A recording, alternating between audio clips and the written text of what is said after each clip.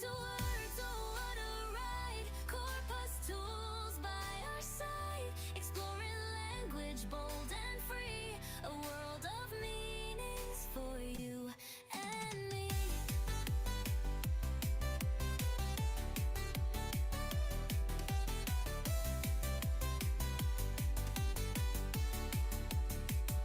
Text and data in perfect flow. In this summer course, let it show.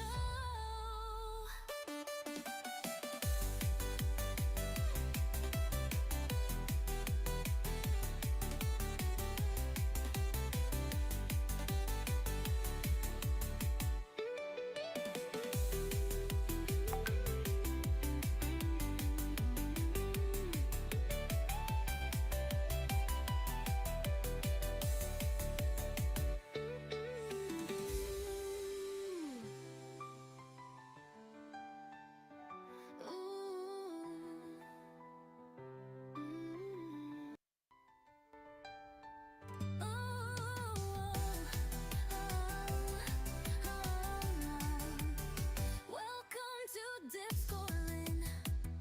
Time to explore. Corpus linguistics opens the door. Patterns in language, meaning so deep. Unlocking secrets that words may keep. Let's dive into words, oh what a ride. Corpus tools by our side, exploring language bold and free, a world of meanings for you and me.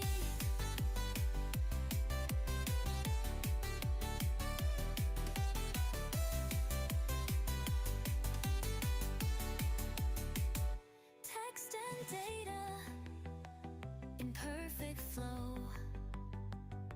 In this summer course, let it show.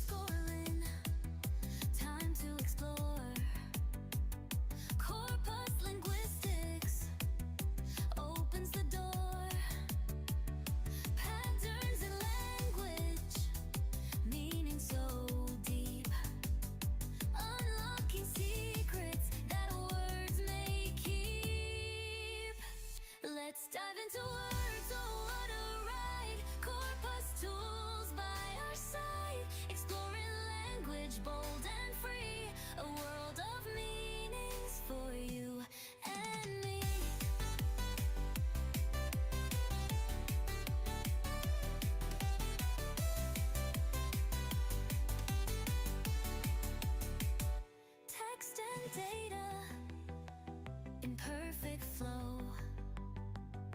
In this summer course, let it show.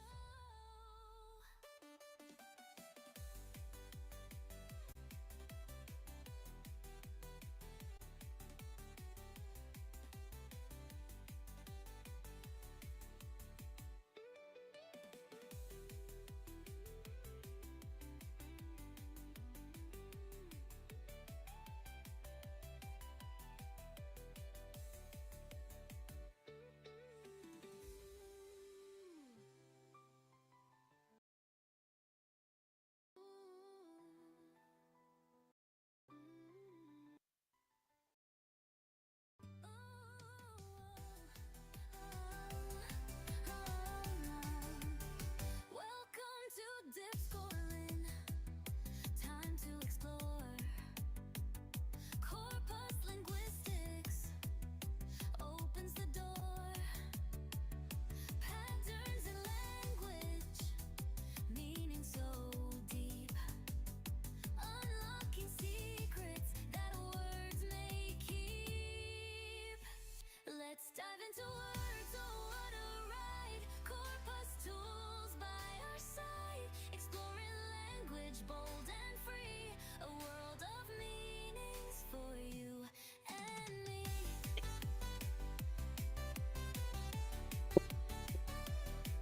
Hello, everyone.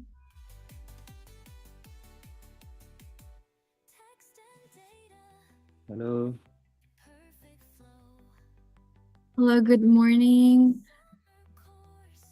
I hope you guys in a good condition right now. I want to greet some of you. We have Ahmad Habibi here. Hello, Ahmad. How are halo, you today? halo, I'm good. How have you been there? We're good.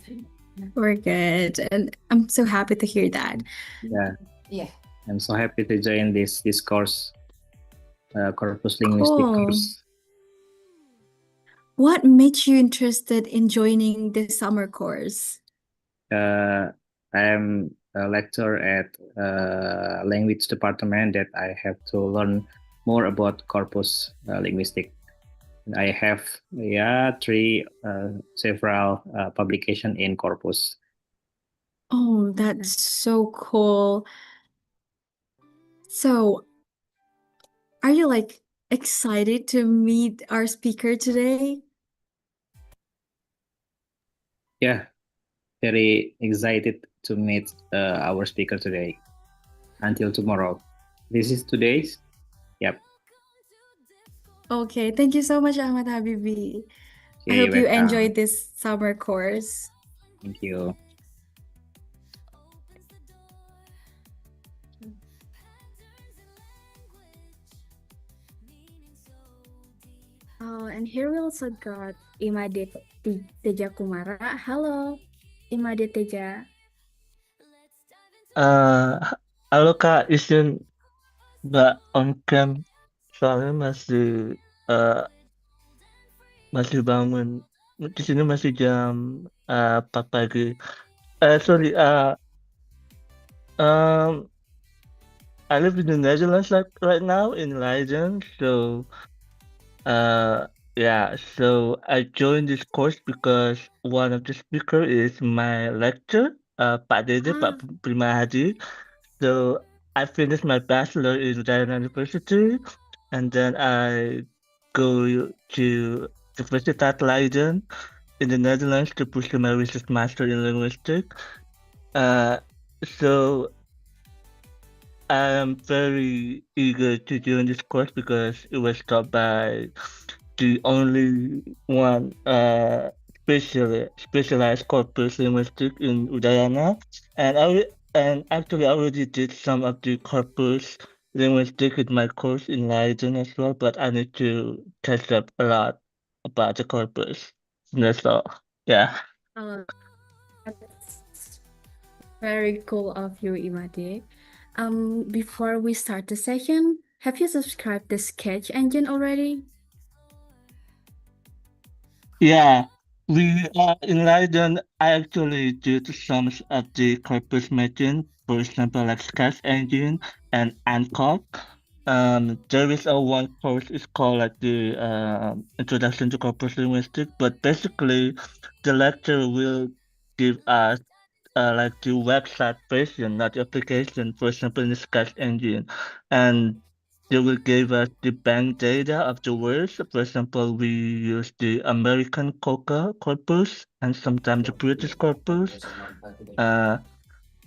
And sometimes the lecturer will ask us to combine it with the Python language or the statistic with our language. So it's kind of, you have to know the basic foundation of the computer science a little bit and statistics fundamental. So it's very important to combine it with the corpus. But I do not have many knowledge about the corpus because for me, study about the R language with Python itself is already very difficult. Yeah, that's why. Okay, we already feel so treated by the way you're explaining how you're so ready for this day ahead. Okay, so for everyone who hasn't subscribed Sketch Engine, you guys can open the sketchengine.eu on the website and you can register yourself and choose trial of 30 days of trial. And congrats, you already subscribed to Sketch Engine. Okay, so in the chat we have our friends. Good morning. Good morning, Sawa. Let's dive into words, oh what a ride. Corpus tools by our side. Language bold and free. A world of meanings for you and me.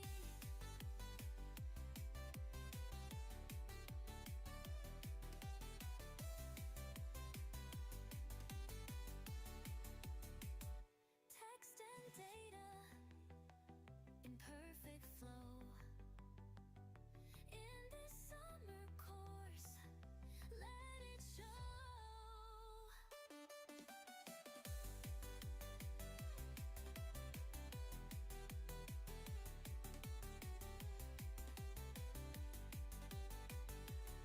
Okay, we want to greet some more of the participants. We have this Antonia. Are you here?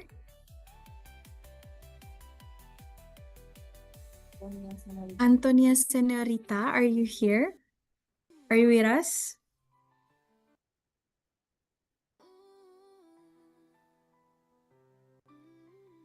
Oh, probably you're not ready yet. We will move to greet another one. We have Akram here. Akram, are you with us?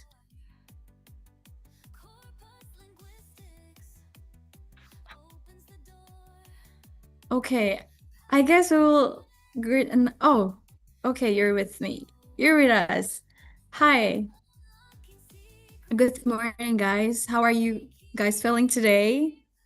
Let's dive into words, oh what a ride. Okay, can you please unmute your mic? Yeah, hello, thank you. We want to talk. Oh, yes, of course. How are you feeling today?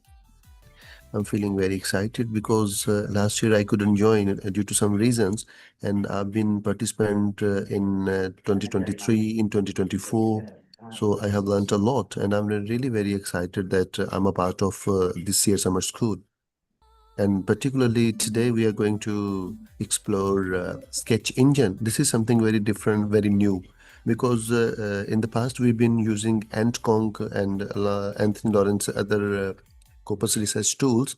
So this time it's going to be very excited, something very different, something new. Thank you. Of course, we will explore something excited today. Yes. Can I ask a few questions? Where are you from, Akram? Yeah, I'm from Pakistan. Currently, I'm working as a professor of English in Government College Puriwala. Oh, that's cool. So, how's the weather there? It's really very hot. Very, very hot. It's very hot. Same in here in Indonesia. It's very hot right now. Yes, agree. Okay, thank you so much, Akram, for joining Thank you. today's Thank you. session. I hope you enjoy our session today. Yeah, sure. Thank you.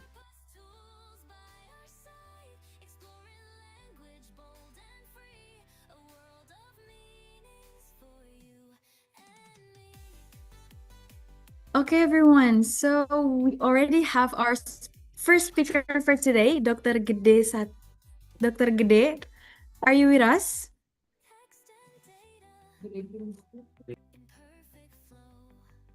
Hello, can you hear my voice? Yes. Okay. Good morning, everyone. Hello, Thank you. hello, for Mr. Gede. attending. How are you feeling today before you... Sorry, Okay, how are could you you feeling repeat? today before the session starts? Great. Just busy week actually this week, so looking forward to this one and another one tomorrow. Yes. Okay, so previously in 2026, you have also been invited as a speaker in DipsCorLing. So how's it feels like to be invited back again in 2026? Yeah, thank you for the trust actually, and also the opportunity to share again with everyone here. I just feel great. It's just a busy week. So yeah, I hope I can be of use for everyone today. That's it.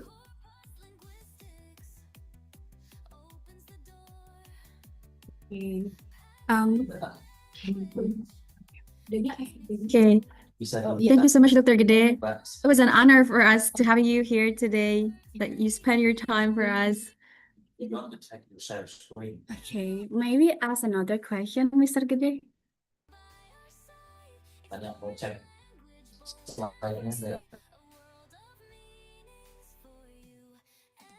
Okay, Dr. Gede, would you like to test the equipment or the share screen before Oh, we yeah. start the session?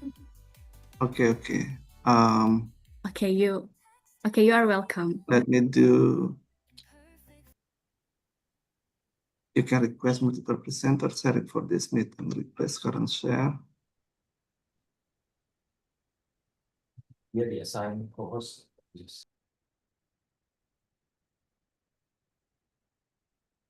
Let me do this. You don't see the screen. Of Do you course, we see can the see full it screen? clearly. Yes. Okay, great. Thank you. Yes. Great. Thank you so much, Dr. Gede. Betul, paham kok. Tapi katanya bukan. If it really is, bukan paham. Katanya bukan. Sebentar.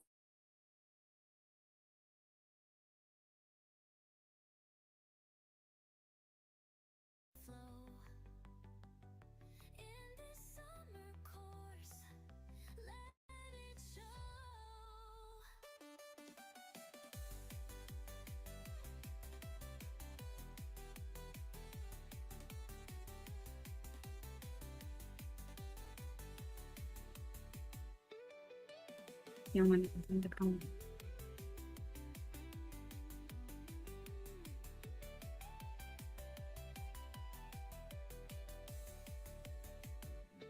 Okay, so everyone, we still wait for our dean to open this course. So now we're gonna ask another participant. Let's see who's with us here. We have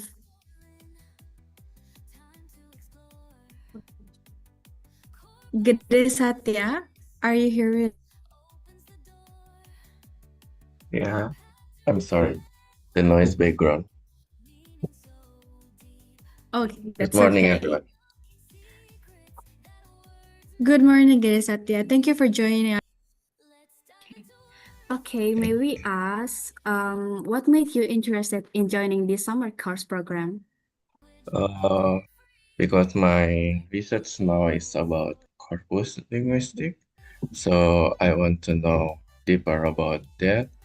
And it is the first time I learned about corpus linguistic because before I just learned about linguistic, but now linguistic computational is more recently growing up, so I need to upgrade my new knowledge. Thank you. Okay, cool of you. Is there any topic you're especially interested in learning about? Because my research is about phonetic, so I want to know how to collect it, phonetic data and how to use it on a classroom, like a learning class. So this is what my interest is about.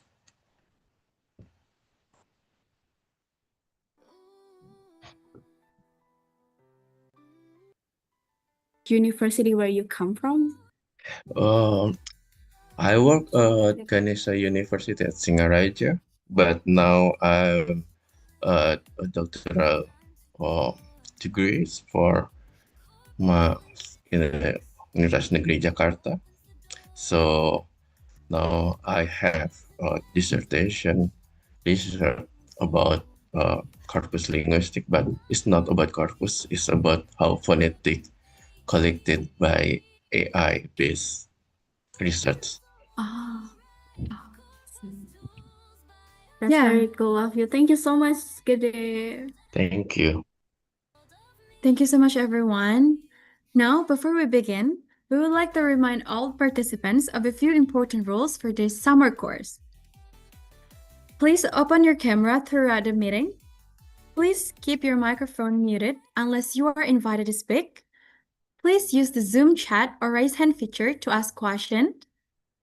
Attendance will be recorded via Google Form shared in the Zoom chat at the end of each session. Please fill it promptly. Please be punctual and rejoin the meeting before each session begins. All session will be recorded for administrative purposes. By staying in the meeting, you consent to being recorded. Please be respectful and professional in all interaction throughout the course. And materials from each session will be uploaded to the DipsCorLing Google Drive folder. Please check regularly.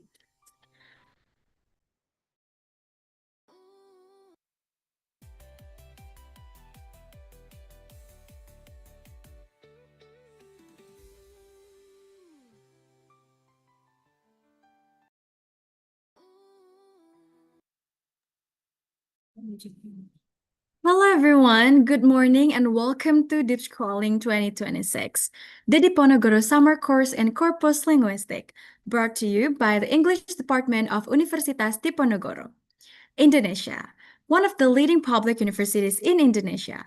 DipsCorLing has brought together international students and scholars from across the globe.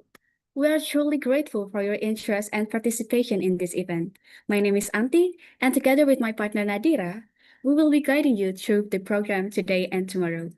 Today is day 1, and we have a full and exciting program ahead, namely opening remarks, the course structure overview, an introduction to corpus linguistic, and a session on concordance. Before we begin, we would like to invite you all to stand and listen or to join us in singing the national anthem of Indonesia, Indonesia Raya.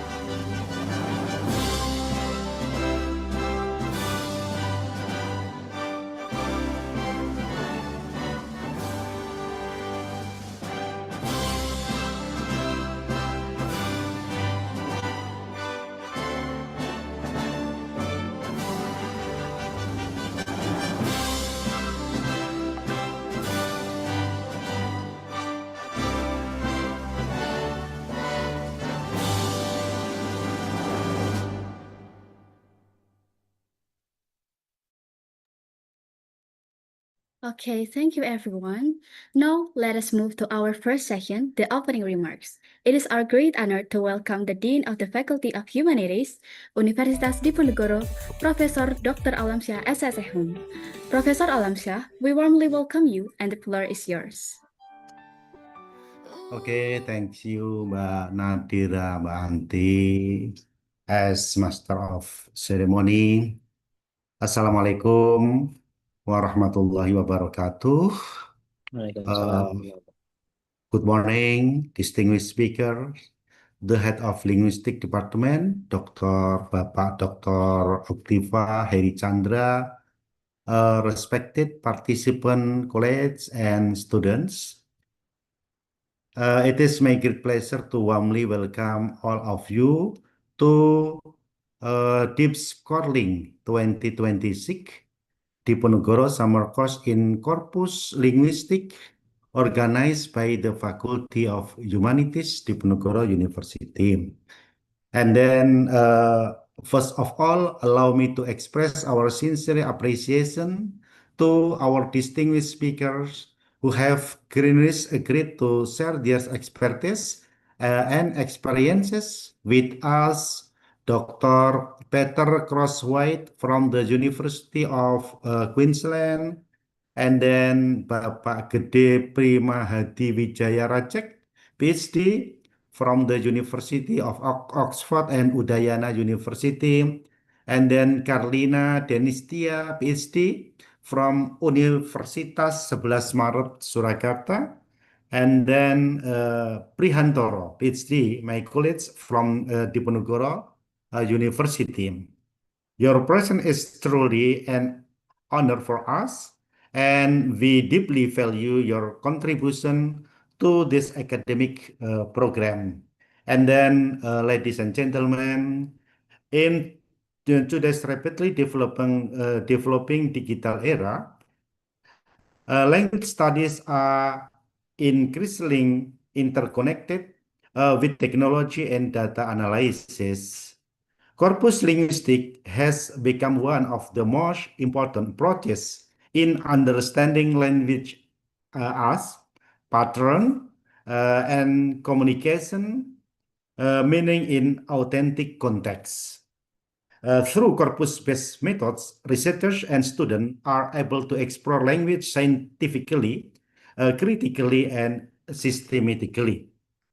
And then, therefore, the summer course is not only an academic forum, but also a collaboration space where participants from different backgrounds can exchange ideas, broaden perspective, and strengthen international academic networks.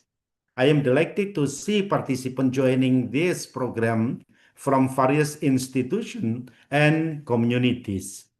This reflects our shared commitment to advancing knowledge, especially in linguistic and digital humanities.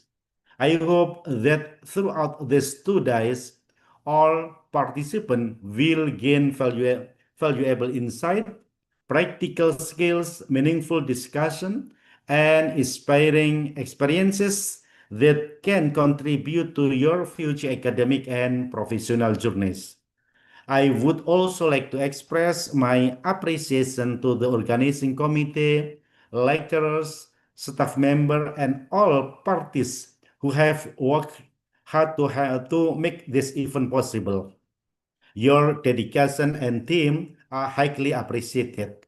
Finally, I officially open this DipsCorLing 2026 Diponegoro Summer Course in Corpus Linguistics. Thank you very much for your attention. Wassalamualaikum warahmatullahi wabarakatuh. Thank you very much, Professor Alamsyah, for your warm and inspiring opening remarks. We truly appreciate your support and encouragement for DipsCorLing 2026. Before we continue, we would like to take a group photo together. Dear participants, could you please turn on your camera? Let us capture this memorable moment together. Okay, everyone, please turn on your camera, and we will be taking the photos in different slides. Okay, we're gonna take the photos in 5 slides. So now we're gonna take the photo for the first slide. Everyone's ready? 1, 2, 3. Okay, we're moving on to the next slide. 1, 2, 3. Okay, moving on to the third slide to the count 1, 2, 3. Okay, to the fourth slide. We're gonna counting 1, 2, 3. And the last one. Okay, 1, 2, 3. Okay, thank you so much, everyone.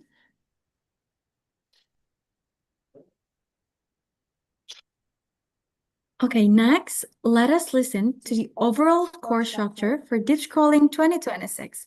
We now invite Mr. Prihantoro, PhD, an Associate Professor of Corpus Linguistic from Universitas Diponegoro, to present the course overview. Mr. Prihantoro, over to you. Okay, good morning, everyone. Thank you very much for Professor Alamsa to have formally greeted everyone. Welcome to DipsCorLing, which stands for Diponegoro Summer Course in Corpus Linguistics. DipsCorLing is an international summer course organized by English Department of the Faculty of Humanities, Universitas Diponegoro. Since its first inception in 2023, the program has brought together participants, researchers, lecturers, students, and language enthusiasts from many countries to learn about corpus linguistics from leading scholars around the world. Corpus linguistics is the study of language through the large collection of authentic text known as corpora. Instead of relying on only intuition, corpus linguistics allow us to investigate how language is actually used in the real-life communication through systematic analysis of linguistic data. Over the next 2 days, we will explore the fundamental concepts and techniques of corpus linguistics, ranging from corpus analysis tools to practical methods for investigating language patterns. In the first session, Introduction to Corpus Linguistics, will be brought by Gede Primadi Wijaya Rajek, PhD. This session provides the foundation of corpus linguistics. Participants will learn what a corpus is, why corpus-based approaches are important in modern language research, and how corpora are used to investigate language patterns and linguistic phenomena. In the second session, Concordance, which will be brought by Karolina Denistia, it will display all occurrences of a word or phrase in its surrounding context. In this session, participants will learn how concordance lines help researchers examine meaning, grammar, discourse pattern, and language use in authentic context. In the second day, the third session, again, Karolina Dinistia, PhD, will be presenting frequency analysis. It will show you which words, phrases, or linguistic features occur most often in a corpus. Participants will learn how frequency lists can reveal important patterns, themes, and characteristics of a text collection. On the fourth session, which will be brought to you by Dr. Peter Crosswhite from University of Queensland, the session will be about collocation. Collocation refers to words that frequently occur together, such as strong coffee or make a decision. This session explores how collocation analysis helps researchers understand vocabulary usage, phraseology, meaning, and language fluency. And again, Dr. Peter Crosswhite will deliver Diponegoro Special Lecture 2026, which presents advanced insights and current development in corpus linguistics and related research areas. It offers participants an opportunity to engage with cutting-edge scholarship from internationally recognized experts in the field. The title is DDL That Yet Not So Fast, Revisiting Early Claims on the State of Corpus Linguistics, DDL, and Generative AI. Before we conclude, I would like to take this opportunity to briefly introduce the master's program in linguistics at Diponegoro University. For those of you who are considering further study, our program offers a number of attractive opportunities. Several competitive scholarship schemes are available, both for prospective Indonesian and international students to fund your studies. Depending on the scheme, the support may cover tuition fees, monthly stipends, and even international airfare. We also offer international pathways through our joint degree collaboration with University of Sheffield in the United Kingdom and University of Otago in New Zealand.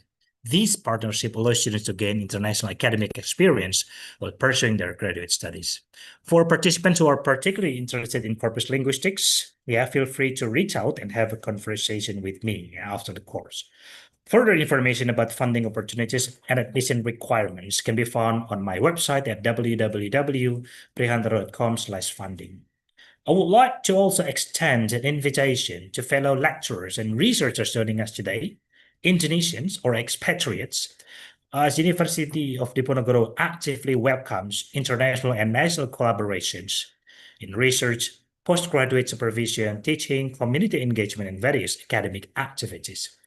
There are several collaboration schemes available, including postdoctoral fellowships, visiting professorships, Undip Global Classroom initiatives, as well as both on-site and online collaborative programs. Depending on the scheme, supports may include APC payment, airfare, visa assistance, accommodation, and financial incentives. If you're interested in exploring collaboration with Universitas Diponegoro or with our research groups, we'll be delighted to discuss possibilities with you. More information can be found at www.prihantoro.com/collaboration. Thank you once again for joining DipsCorLing, and I hope this course will be the beginning of many future academic collaborations and friendships. Over to the MC.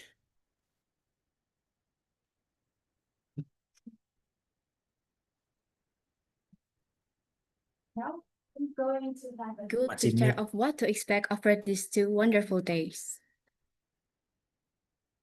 Okay, thank you very much, Mr. Prihantoro. We will now begin our first course session of the day, Introduction to Course. We are pleased to welcome our keynote speaker, Dr. Gede Primahadi Wijaya Rajak, PhD, from Universitas Udayana, Indonesia. Before we hand over the session to him, allow me to read his CV. Gede Primahadi Wijaya Rajak, PhD, is a lecturer in English Literature and Linguistics at Universitas Udayana, Bali, as well as a postdoctoral researcher at the University of Oxford, UK. His expertise spans corpus linguistic, cognitive linguistic, construction grammar, and Austronesian linguistic. At Universitas Udayana, he convenes the corpus linguistic course in the doctoral program of linguistics. His postdoctoral research at Oxford focuses on developing lexical resources for Enggano, an endangered language of Indonesia. Funded by the Arts and Humanities Research Council, or AHRC, UK. He is also well known for his use of quantitative approaches and R programming in linguistic research. If you would like to know more about Dr. Gede, please feel free to consult his full CV. Without further ado, Dr. Gede Primahadi Wijaya Rajak, we now hand the session over to you. Please go ahead. Okay, thank you very much, the MC and also the organizer of this summer course, especially Mas Pri for inviting me to give a session about corpus linguistics. So now let me share some screen.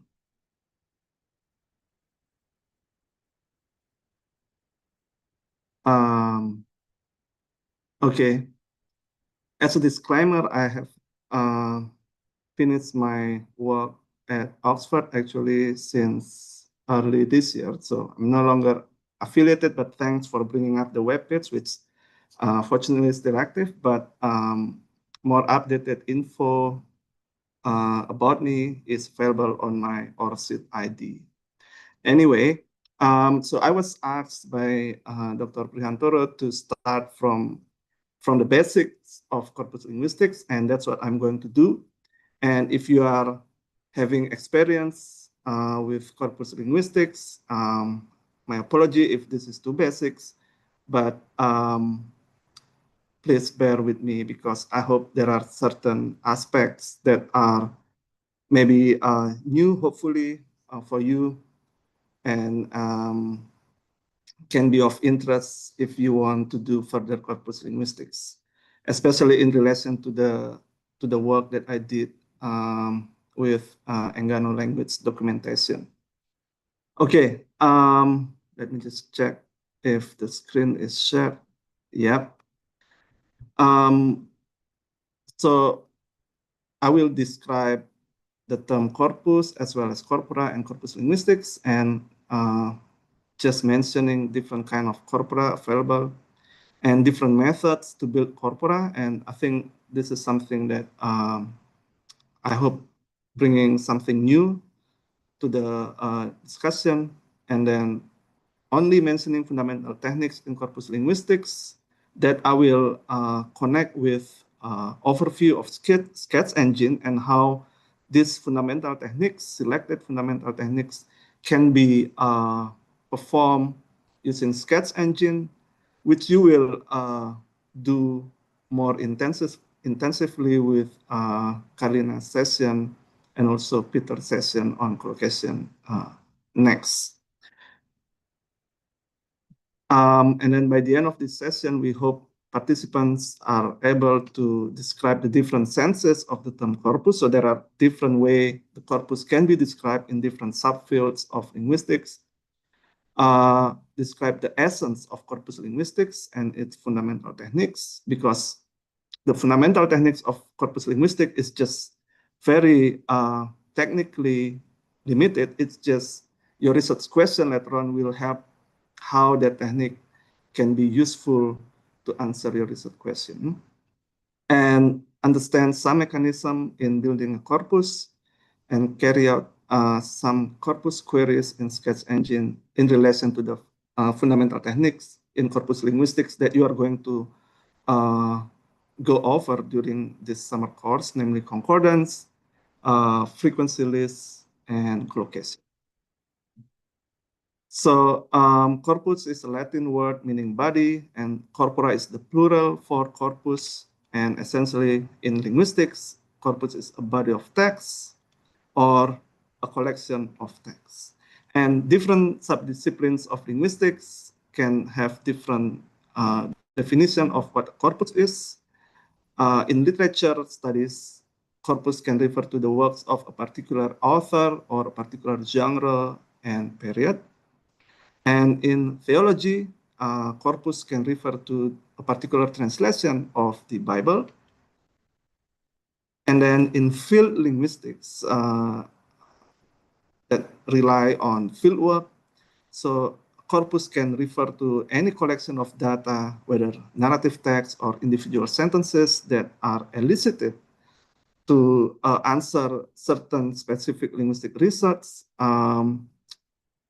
especially that has something to do with mostly grammatical aspect of particular languages. And further description of corpus and with broader perspective can be seen in this book by Barth and Snell, Understanding Corpus Linguistics in 2022,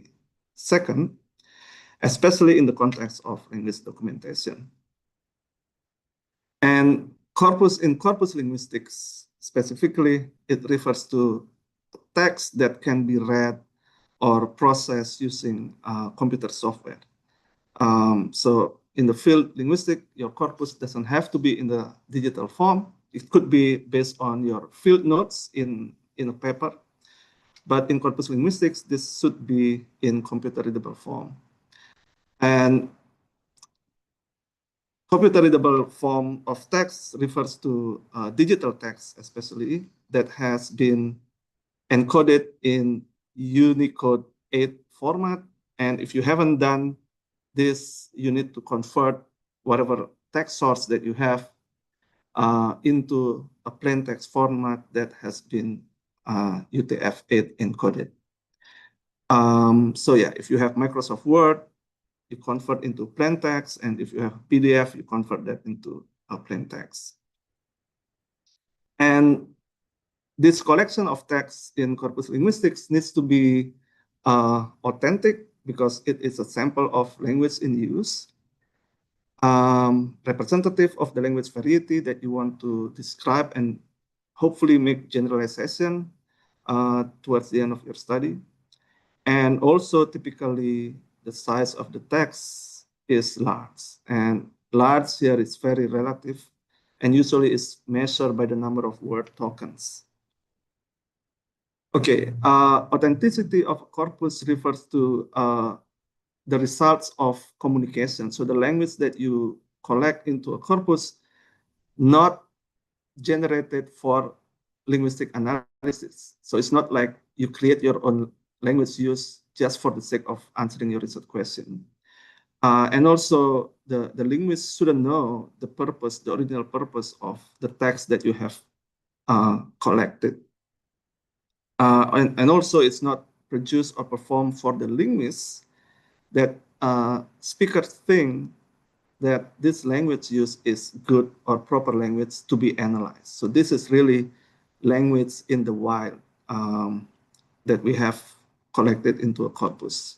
So real life language use. So all in all, the language use that is ideally included in the corpus is an authentic communicative situation. But there are many challenges and issues about this that I'm not going to discuss deeply, but I refer to Stefanovic's open access book about corpus linguistics. His book is published by Language Science Press, so this is open access that you can access and read. What is representativity or balancedness of a corpus? So this refers to the qualitative and quantitative accuracy of the proportion of the language varieties that found in the speech community. So the proportion of any kind of language varieties needs to be represented somehow in the corpus that you collect, because as we have seen, corpus is a sample of language use. So we want to have this sample is reflective of whatever people use in real life. Maybe you have heard from my description, it's really hard to achieve, and it is indeed acknowledged as such because this is just an ideal gold standard and very difficult to achieve in reality. But there are certain kind of corpus resource like Corpus of Contemporary American English that which is available from this link that attempts to have representative corpus for American English that can include spoken languages, fiction, magazine, newspaper, from the web, and as well as academic texts. And if we see the size of each of this genre, the size in word counts, in word tokens, they are roughly equal. Okay, and this is something COCA does to achieve some kind of representativity. So there are spoken languages and also written languages and also languages in the internet.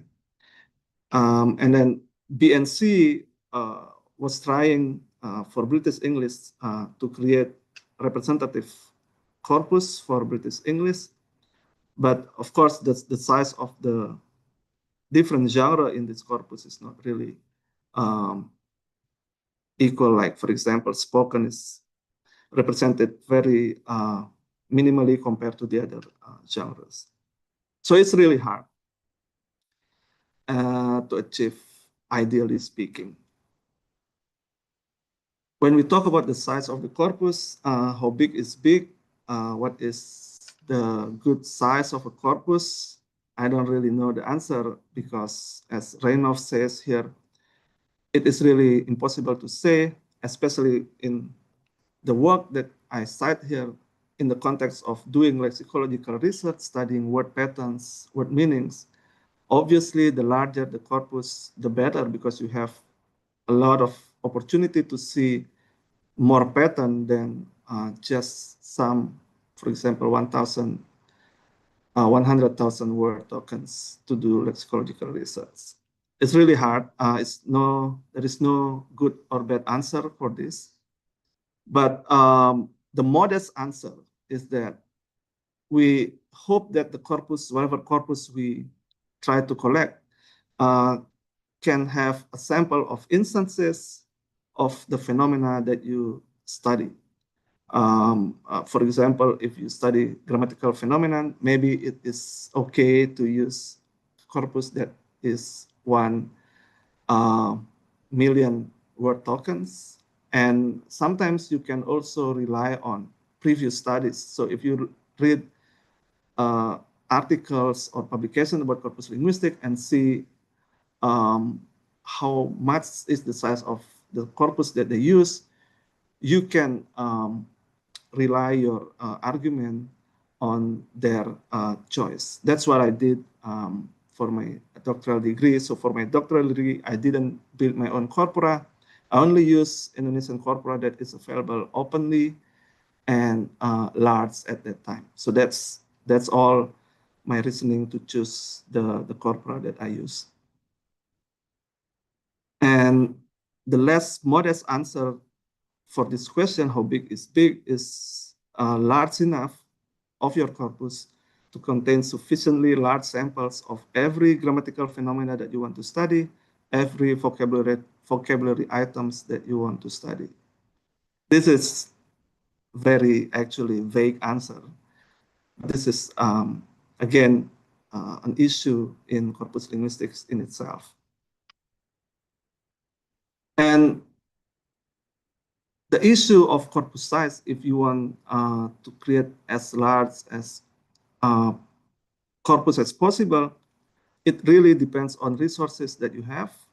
Of course, in this case, maybe human resources that can help you build the corpus or the funding, as well as time. And this is also the case when we try to create corpora for underdocumented or understudied languages. You don't really have, maybe, for example, many speakers that are expert on the language, and you are limited by budget and time. So you may not be able to create, let's say, billion word tokens of corpus. Okay, most of the time, corpora for underdocumented languages can be around 100,000 tokens in terms of the size. But you can check Bart and Snell book where they discuss how you can benefit from the corpus with that not too big size to do linguistic research. Okay, so if you go to this link later on, you will see that englishcorpora.org. So this is different brand from Sketch Engine that you are going to use. So they have a set of collection of corpora, and they provide different sizes of the corpus, mostly in English. And if you know, English is very well resourced languages, so size may not be an issue. So what do you usually include in the corpus or in the corpora that you build? It can be transcribed spoken language, especially in the context of language documentation, or from interview. If you do interview, you record and then you transcribe. And then mostly I think more feasible one is written language. Nowadays we have web pages, online newspapers, online novel, and so on that has been in digital format, so that is more easy to work with rather than from physical book and then you turn into digital format. The current trend is also audiovisual corpora, where you have, of course, this is from audiovisual recording. And in this corpora, you can study gesture because you don't just look at written language, but also facial expression and hand gestures, and sign language corpora. Okay, I'm not expert in sign language, but mostly I work with written language corpora. And then, so that is the corpus sides of the concept. So corpus linguistics is the analysis of very large collection of electronically stored text that is aided by computer software. So this is the basic definition of corpus linguistics. You have digital text, you have corpus software that helps you process this text in order for you to be able to do some kind of analysis that of linguistic relevance, for example. And a more, I think, operational definition is investigation of linguistic research questions. So you have linguistic question, like normal research, okay? And then you frame that question in terms of conditional distribution, like frequency, okay, mostly. You frame that research question in such a way that the data that you have, the corpus that you have processed in the corpus software can help you answer the research question. So I have seen Kalina's materials, and there will be much more practical aspects to carry out this definition in real practice for you to do later on. And this is basically what corpus linguistics is. Okay. Having research question and you answer that using corpus data that you have with the help of computer software, because the corpus that you have is large enough that you cannot do it, that you cannot process it manually. Now I'm going to discuss different kinds of corpora. Some of you may have seen the corpus can be in written form and in audiovisual format, but those are, I think, the mode of the corpora. But we have different kind of corpora from corpus linguistics perspective. The first one is general versus specific corpora, and these two kinds have something to do with the language variety coverage that are included in the corpora. So general corpora aims to be representative for the language that you study. So if you study English, general corpora should be able to capture all kinds of language variety in English, which again, an issue in itself. Specific corpora is kind of corpora that is specialized in terms of the genre of the text. For example, you study text about healthcare, text about global warming. So you just collect text about global warming, but not other kind of text. So that is the kind of specific corpora versus general corpora. The second one, I think, is also important, namely raw corpora and annotated corpora. So raw corpora looks something like this. It's just a text like this one. I did get a postcard from him. This is a mini corpus of one sentence, okay, raw. The annotated version would look something like this. So for example, from this sentence, you can have annotation. So you mark each of these word tokens. For example, for line number 2, you mark the lemma, the base form, the non-inflected form of whatever word you have here. For example, did, you mark this with do, the base form, and so on. Okay. And then we can also mark this word with the word class in the third line. So did is the past tense form, get is the infinitive form, and so on. And you can also have, well, this is something that computer will do, okay, doing this kind of tagging or annotation. You can also have this raw corpus annotated by syntactic relation, like line number 5. So I is the subject, NP of did, for example. And this is the format of annotation for child language corpora, line number 6. Now you see why bother to have this annotation? Well, this annotation can help us search particular form of a verb. Let's say you want to get the past tense form of a verb, you can search for this annotation rather than the exact verb form. Right, so this is the role of annotation here. And then we have diachronic and synchronic corpora that has something to do with historical temporal dimension, whether it is corpus that you collect at the present time or you collect different corpora across different time period. And we can have monolingual versus parallel corpora. Monolingual represents just one language. Parallel represents multiple languages and usually in the form of translation. So you have the source language and then let's say English, you have different version of translation of these English languages that you align into parallel corpora. And this parallel corpora is often used in the study of translation and also comparative language study. Static versus dynamic corpora refers to the size of the corpus. Static, so that means you don't add more of the content of the corpus. It's just enough 1 million words. You never add that more.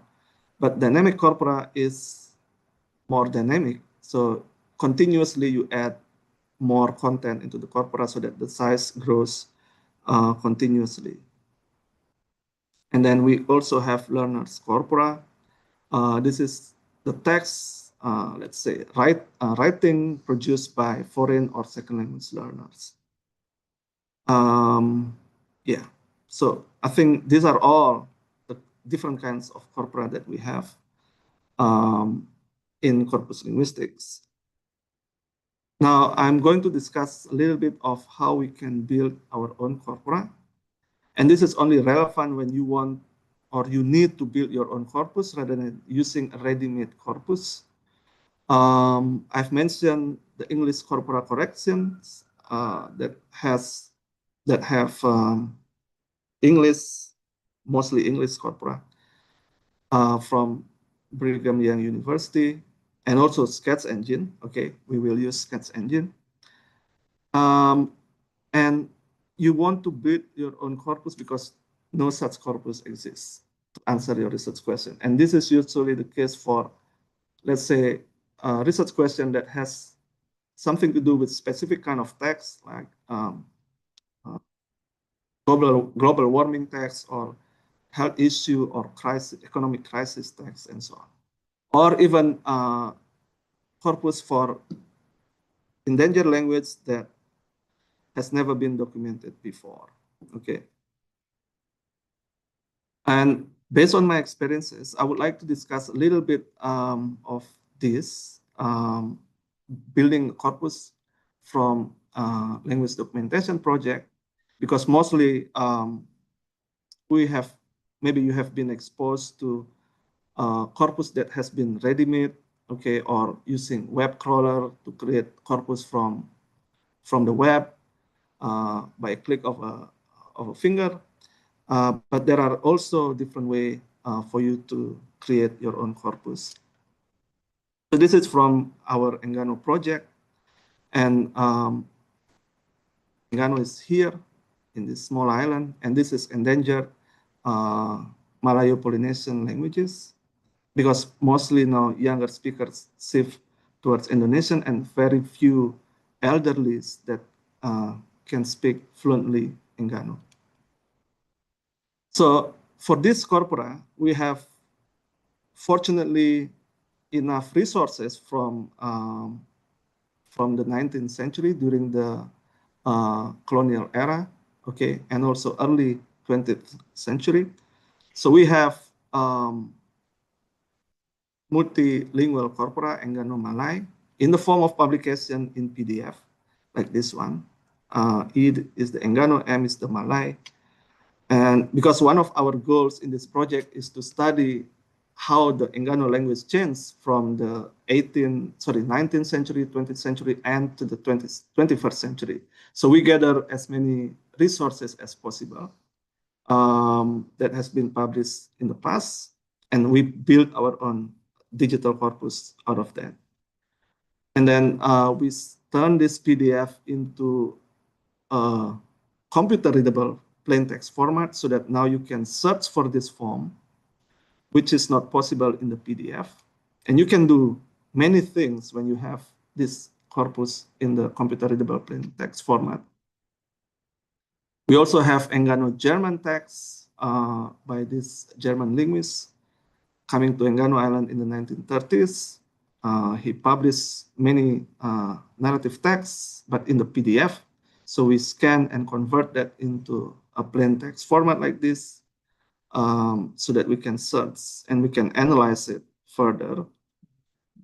So what we do for this one is we rely on existing materials, but not in the format that is easy for computer to process, especially in PDF form. So we convert that using OCR into plain text format, and we need to do further manual verification because the conversion can produce certain strange characters that you need to fix to match the original.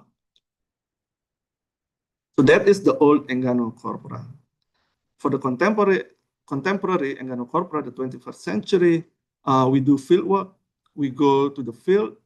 We record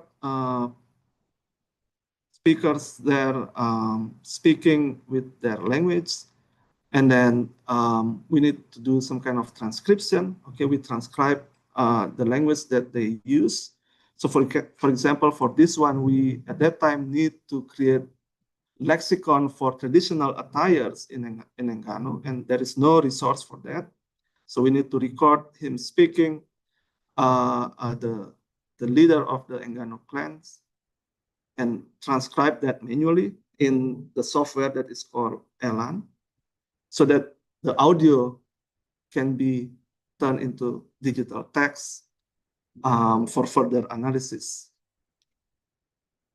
And then also we rely from text that is produced in relation to this textbook, teaching materials for elementary school and junior high school students.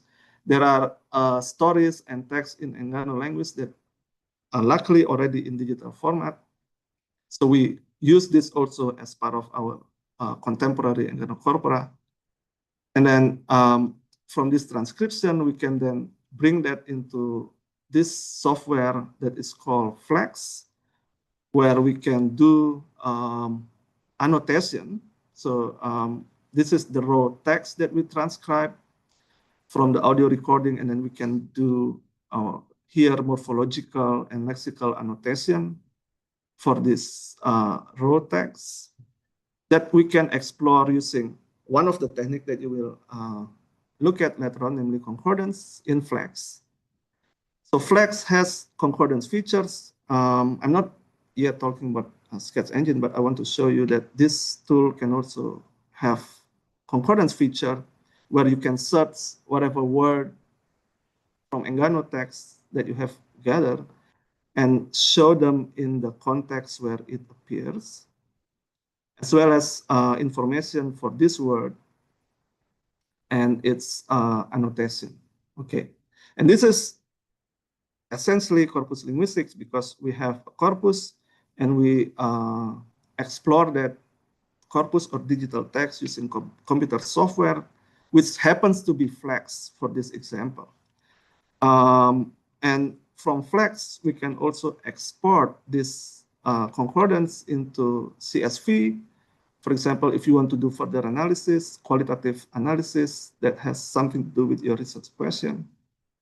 Or you can also export this into different file format, okay, that you can process using your custom computational processing that is not possible in Flex. For example, this text and this annotation, morphological annotation, can be exported into XML file like this. So you have this Enggano text and the morphological annotation here. And this component, this annotation, we can query that computationally using R or Python that is not possible to do, for example, to fulfill your own research goal. And I processed that, for example, at that time into a spreadsheet like this so that it is easy for me to look at the word, the morphological parsing, and whether this word represent certain grammatical feature that we focus on at that time. And this kind of format is easier to look at compared to this one. Why? Because you can do further annotation in Microsoft Excel or in a spreadsheet. You cannot do analysis in Flex as well as in Sketch Engine later on, because Sketch Engine will give you option to download whatever search results that you do into Microsoft Excel so that you can do further analysis there. And we can do some kind of statistics from the analysis of the corpus that we have collected, that we have export from Flex. So just try to show you that corpus linguistic is not only about one click here, one click there, and everything finished, you got the data. But there can be certain processes that we need to do to fulfill and answer a particular research question that we have that corpus tool cannot do fully. Okay. And then from Flex, we can also have produce dictionary from the corpus that we have built. Okay, I think Sketch Engine has that, but I haven't explored that feature. All right, that's how we can build corpus from language documentation project, and also the tools that are necessary for that, like Elan for transcription, and also Flex for morphological annotation, and also dictionary making. For digital text-based corpus, like from newspaper or literary text on the web, you can use specialized tools to web scrape them, like in Lensbox or Bootcat or TextStat. They have features where you can input the URL, click a button, and then they download the text for you. But obviously, from experience, we need to do some kind of post-processing, like cleaning non-content text, such as the headers of the web pages or the footers and so on. So, but these are really great tools, Bootcat, TextStat, and Lensbox, to at least quickly help you gather digital text rather than from audio recording and then manually transcribing that. And these are all going back to what you want to do with your research question and with the resources that you have. Yeah, so in this summer course, you will use ready-made corpus that comes with its corpus query and analysis web application. So these are fundamental techniques in corpus linguistics, essentially. So in my experience, I mostly use concordance, showing words in context. We will see later on. Frequency lists, n-grams, collocation, and keywords. So collocation is basically statistically defined word occurrence in modern definition of collocation in the context of corpus linguistics. And keyword is typical words in particular target corpus that you have in comparison to another reference corpus, usually a more general corpus. Okay, you want to know what is typical words in this specific text compared to the general language as a whole. I think this is not part of the schedule, but we'll see later on in the forthcoming session. Maybe this will show up. But collocation, frequency list, and concordance will be part of the summer course this year. All right. Now I'm going to go providing overview of Sketch Engine and also giving high-level overview of the way Sketch Engine provide us with tools to access the text inside the corpus in the Sketch Engine. And I just figured it out this year that there is no Sketch Engine version in addition to sign up subscription version. And you can go to this No Sketch Engine link to see what is the difference between them. But obviously the No Sketch Engine one is open source and usually is used for specific corpora that is also open source. So like for this one, this is the No Sketch Engine interface of the well-known Leipzig corpora collection. And if you can see, there are features that are not available in the No Sketch Engine form interface, like word sketch. Word sketch basically is collocation. Word sketch different is not available, but some of the others like concordance, word lists are available in this No Sketch Engine interface. And this No Sketch Engine one is only for Leipzig corpora that I have been able to access. I'm not sure the BNC one has the No Sketch Engine version, for example. And then obviously the Sketch Engine one is pay subscription for you to be able to continue beyond the free 30 days trial.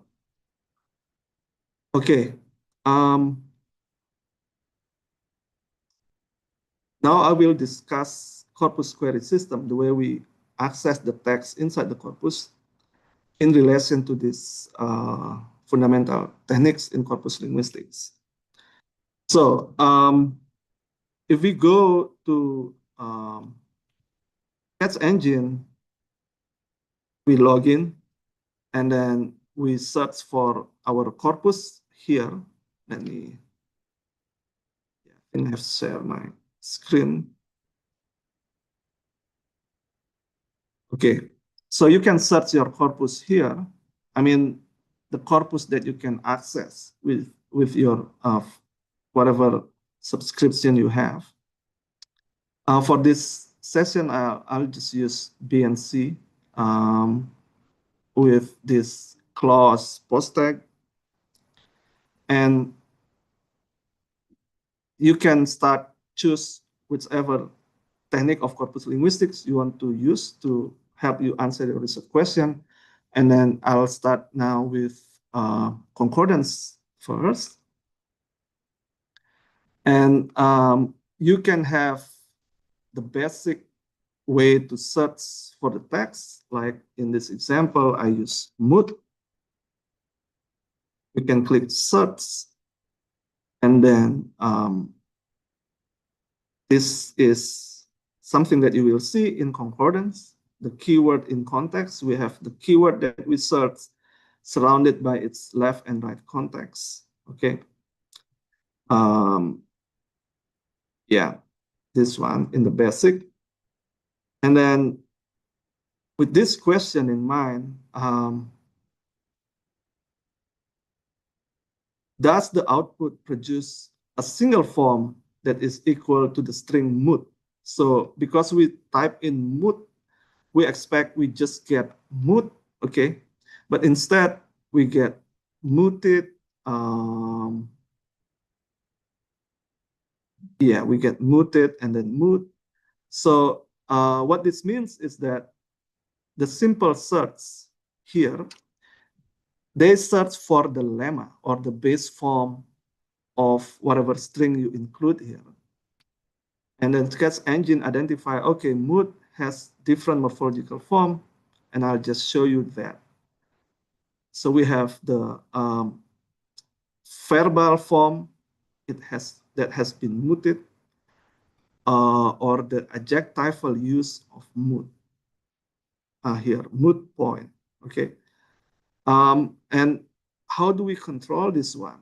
I just want to see mood rather than muted. That is where the advanced query type goes. So when in the simple, you will get the full morphological form of whatever string you search.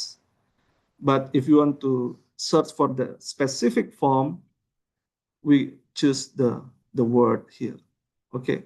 And then select the word class of the form that you search. So we know, for example, mood can be adjective. Then we type in adjective and we select adjective here.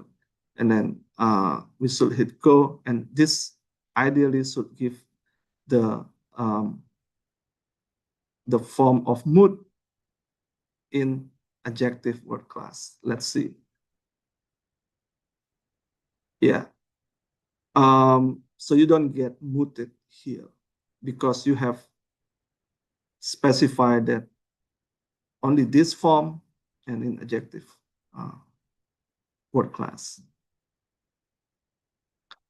Now, let me go back to this simple search. And I would like you to see just the first page. Could you find a recurrent occurrence of mood with other words in its right or left? Can you see a pattern, recurrent appearance of the same mood plus other word in the result? So I'll give you 5 minutes or maybe 7 minutes to do it. And I'll be happy to monitor the chat if you can see recurrent pattern from these results.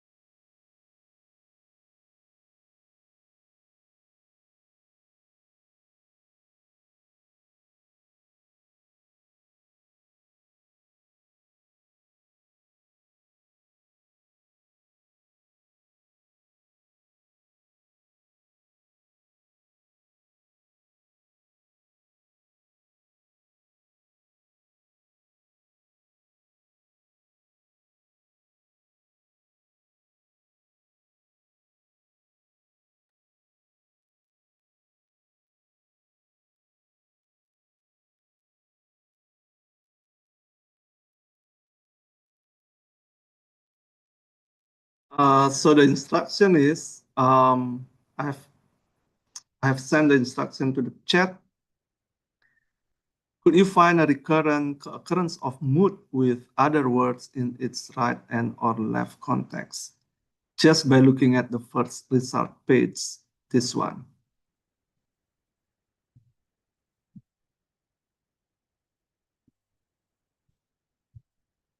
Okay, interesting. Thank you, Arif. Yeah, mood point. Okay. Good. And then, yeah, basically one of the recurrent patterns here is mood point.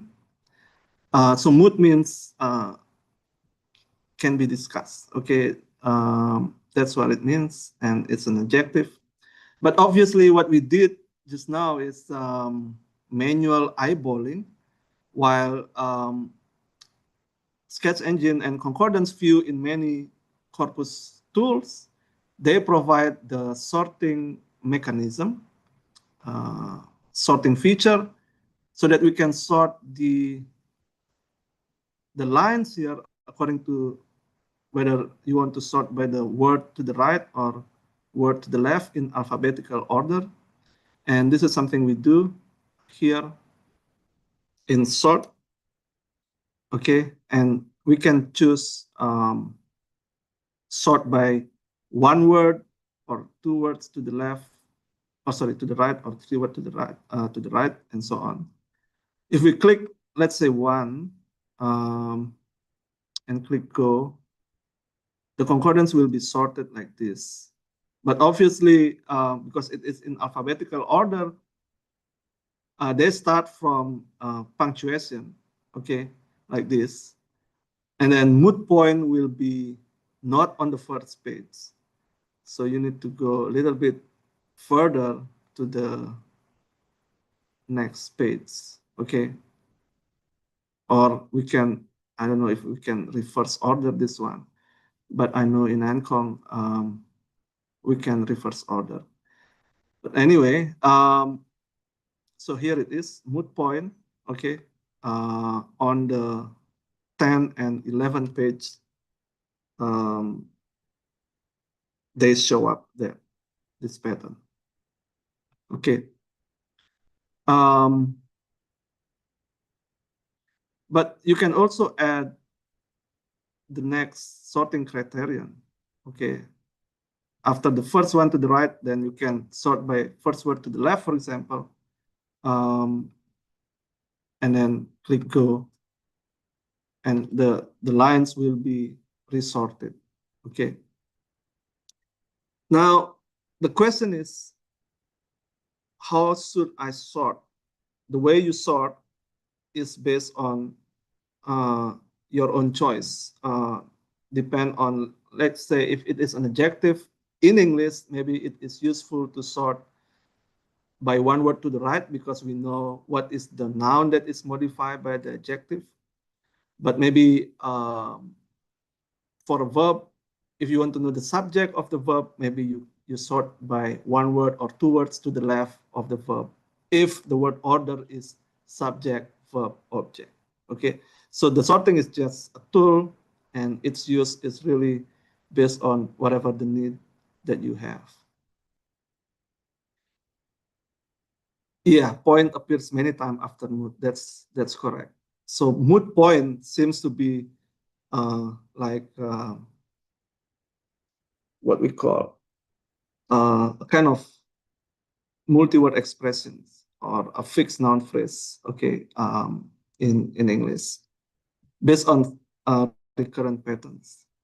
Now we can also do sampling. Okay, here get random sample from the concordance. If we see on the top left, mood appears 280 something occurrences. And if you just want to study 100 occurrences of this mood form, lemma, we can get a random sample here and trim this, let's say, into 50, and then you will get just 50 occurrences of mood. Okay. Yeah. And again, if you want to sort after sampling, there you have the sorting. Okay. So query and then sorting, sampling, those are some kind of sequences that you could have when you work on concordance. And it really depends on your need in terms of the number of the sample, the word form that you search here, okay, whether you would just want to search for the lemma or specific form in specific word class, it is really based on your research question. Oh, one more thing is that this download feature. The download feature allows you to download this concordance, this format, for example, into different file, okay? And then in that file, you can do different annotation, different analysis for further analysis. Yeah, so because concordance only shows you candidate data that you haven't analyzed, okay, further, right? I think that's it about concordance, because more will be discussed by Carlina. And another important thing that I want to discuss is this one, corpus query system, that is more advanced. We have seen the basic search just now with word, and then you specify the word class. But there is a cool feature in Sketch Engine, I would say, the CQL, Corpus Query Language, that allows you to take advantage of annotation. If you remember annotated corpora, the corpus that has been tagged by word class or part of speech, and that has been tagged by the lemma of the word form. So those are annotations that you can access using CQL if the corpus in Sketch Engine that you work with has that annotation. If they don't have that annotation, then basically you only work with raw corpus, just the word form. So you need to check whether the corpus that you work with has that annotation. And for BNC, in Sketch Engine, you can go to this corpus info in your dashboard.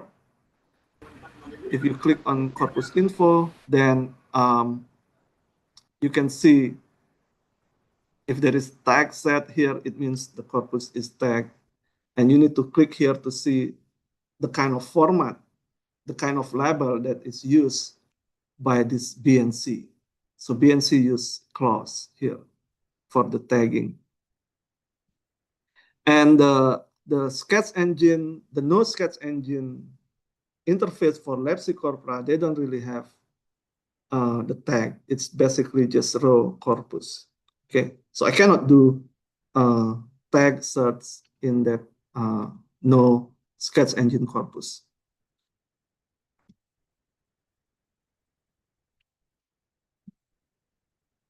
Okay, I'm still in the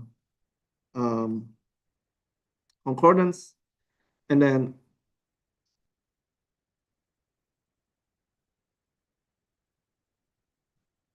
so the way we search for this or use CQL is looks something like this. So we define the attribute, okay, and then the value. So this is the tag for a verb, tag for possessive determiner, followed by the word way, followed by preposition. And do you have any idea what kind of linguistic expression in English that this will generate? Verb followed by possessive determiners like him, his, their, our, and then way, and then preposition. If you could guess, you could share in the chat.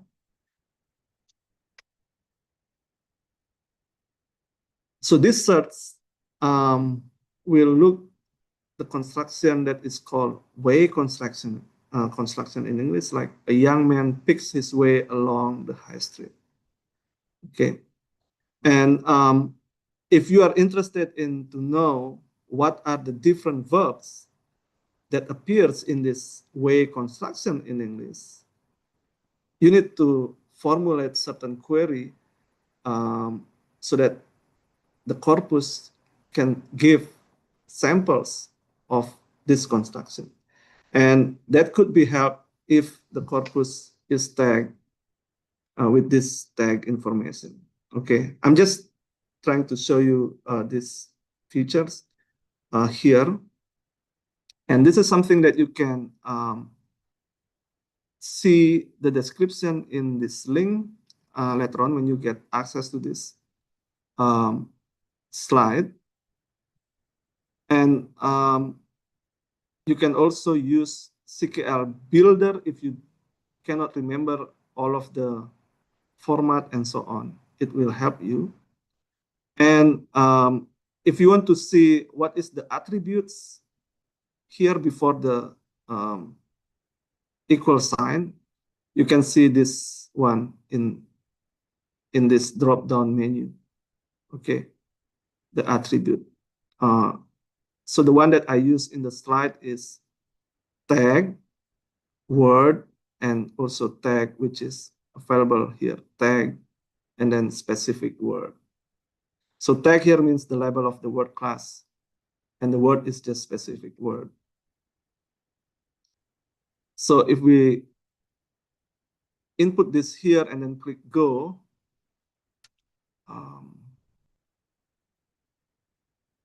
this is something that is produced, found its way into, making its way under. So this is the kind of query that is flexible enough by benefiting from the annotation that is available in British National Corpus. But if you don't have this available in your corpus, you need to find a way to do that. And that is also really depends on what kind of grammatical structure that you want to search for.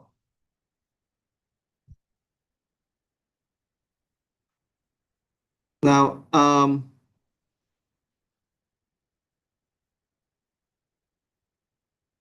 could you guess what this CKL will produce? So the A until Z here stands for any single lowercase character from A to Z. The star stands for 0 or more occurrences of the preceding character. So that means one or more of A until Z, and then the string is, and this needs to be in adjective word class. So if you have any opinion about what this CQL will generate, feel free to comment in the chat.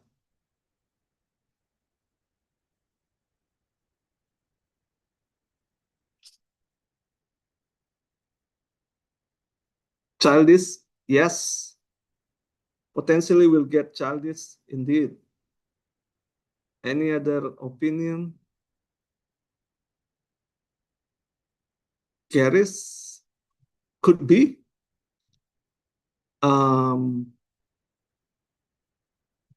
So in general, selfish, yes. Okay, so in general, this is a search pattern to search for a word form that is adjective ending with ish. So like selfish, childish, foolish, for example. Okay, so this is a kind of high-level search patterns if you want to do morphological research. Okay, if you want to know what is the root form of adjective that ends with ish, this is something that you could do in using CKL. CKL feature. So let's see. Yeah, garish. Okay, I didn't know garish is an adjective. Obviously, I'm not an English speaker. But anyway, so yeah, hopefully all of these are adjectives that ends with is. And we can see there are around 7,000 something tokens for this search query. Bookish, stylish, yes. Cool. Thank you. So frequency lists. Now, frequency list is basically a list of words and the number of times that word appears in the corpus that you work on. Now, in Sketch Engine, we can generate frequency lists from the concordance. What does it mean is that, let's say we have this concordance view, like what we have seen here. This is a concordance view. And then what we can generate the frequency list of is the frequency of the node word. So the frequency is in, where is it? Here is the logo for frequency. And if we click here, now you can, you can generate the frequency of the words to the right of the node or words to the right, to the left of the node words. Well, let's say we want to do frequency list just for the word forms. So we want to know what are the words that ends with Garis, is, and how many times its word appears in the corpus.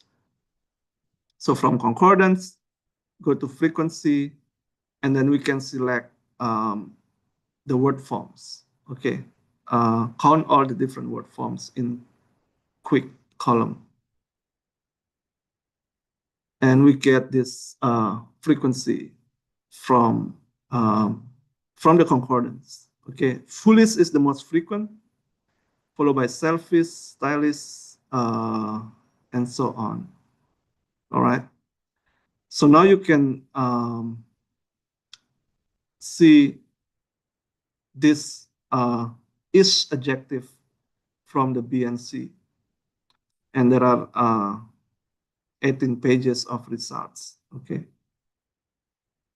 That you can also download the frequency list into Excel.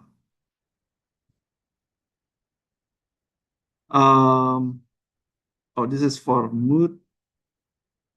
But it just happened, the one that we work on now, the is word is already specified as adjective.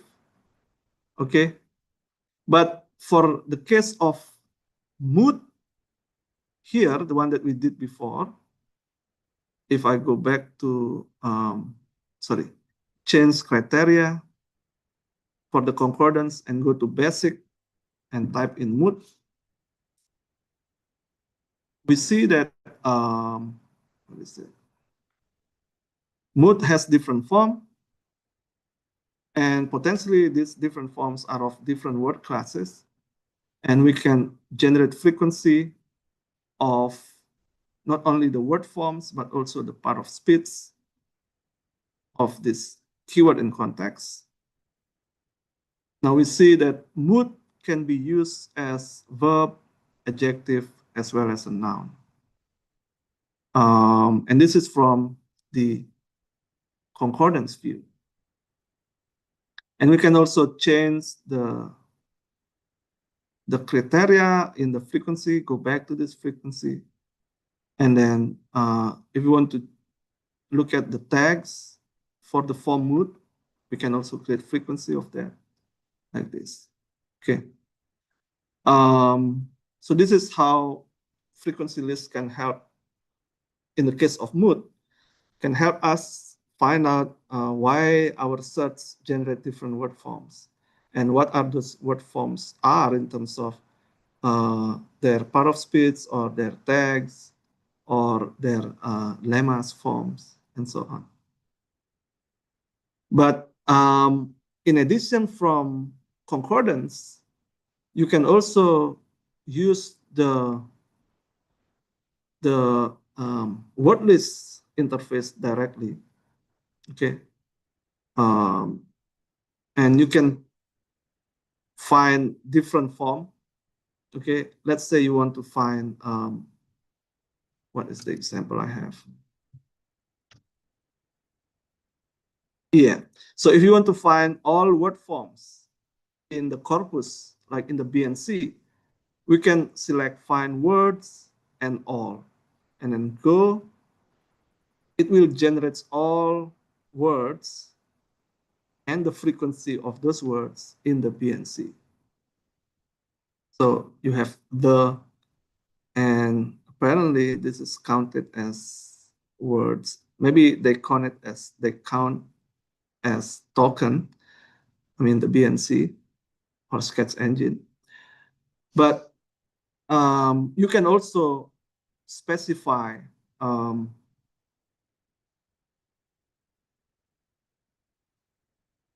oh yeah, what does the relative number of, okay. Let me go back. 003.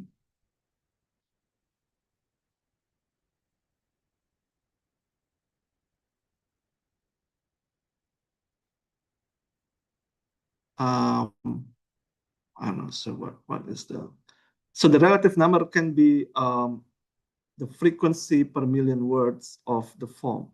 Maybe that is from the, I'm reading question from the chat.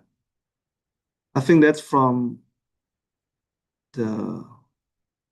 this one.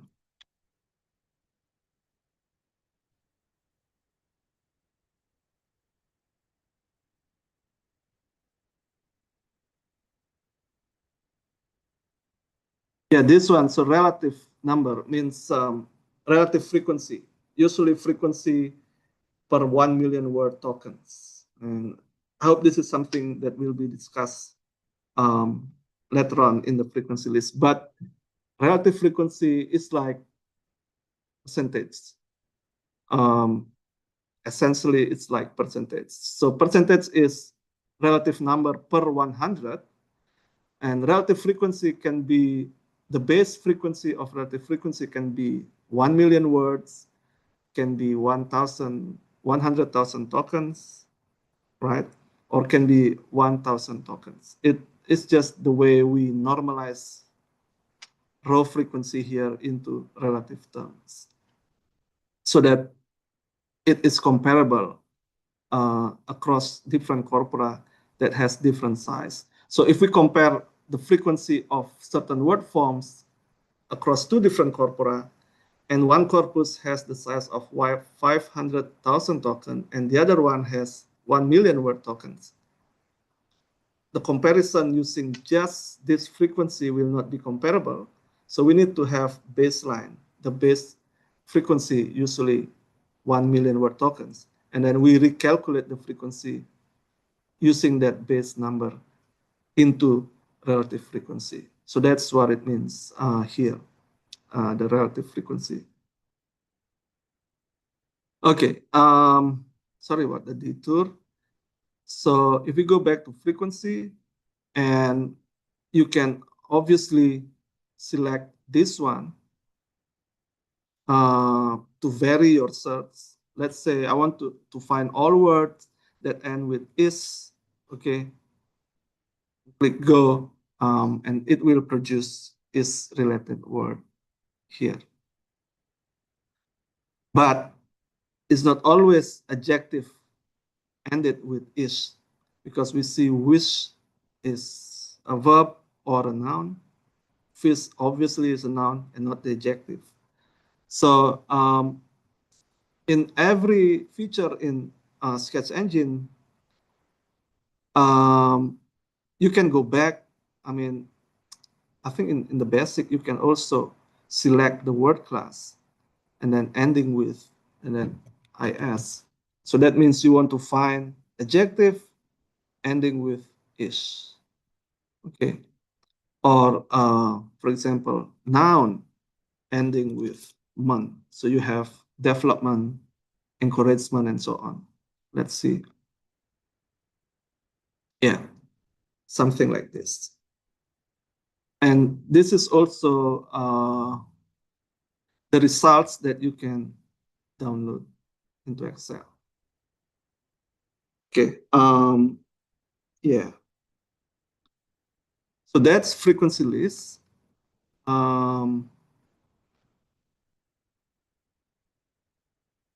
Okay. Now, if we look for words, all words, okay. I'm not saying the part of speech, and start with disk. What do you think is the most frequent word beginning with disk without checking the corpus? If you have some intuition, feel free to drop comment on the chat. What would you think in the British National Corpus, the most frequent word starting with disc? Our summer school is DipsCorLing, but this one is disc for the word disc player. Cool. All right. Any other idea? Discourse. Thank you.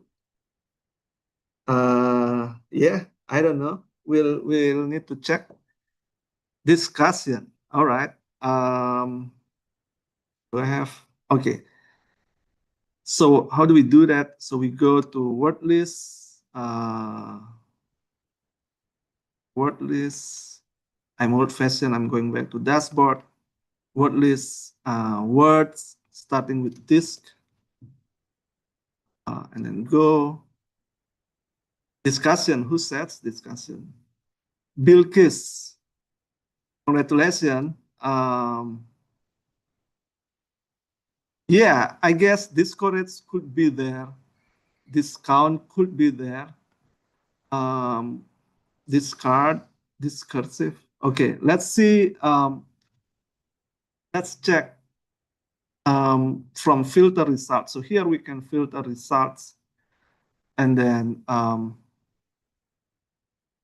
not changing this. I'll just try to search for discursive from Arif. Yeah, there are discursive. Do we have disclose? Yeah, we do have disclose. Do we have discount? Obviously, people like discount. Discomfort should be there. Yeah, cool. So great. So you can search based on words, starting with, ending with, containing, or limit the part of speech. Okay, that you can search. Now, this is the last one.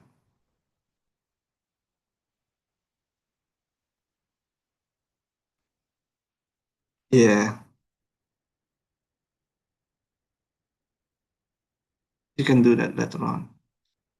Yeah, you can later on explore word lists that end with particular string of interest. I have mentioned that word lists can be useful for morphological phenomenon, but I think Kalina will discuss other things that I've seen from her slide, not only word forms, but also phrases. And it is used by a collocation algorithm, to determine statistical association of a word with another word. And this is something that I'm going to go on now as the last feature of Sketch Engine I'm discussing. So collocation is labeled as word sketch in Sketch Engine. And when you want to compare two words that are related to one another, you can compare them using word sketch difference. Okay. The label for comparing collocation of two words. Maybe most of you have heard the word collocation, but in corpus linguistics, this is operationalized as statistical tendency of a word to occur with certain words around it. And collocates help analysts to qualitatively inspect the meaning potential of a target word. Like semantic preference, semantic prosody, which will be discussed in the next sessions. Now let's look at the word or the verb lemma, lick in English. So if you go to word sketch, then I use the advanced here. And then we specify that this lick needs to be verb. Okay. You can also do that, the basic, I guess.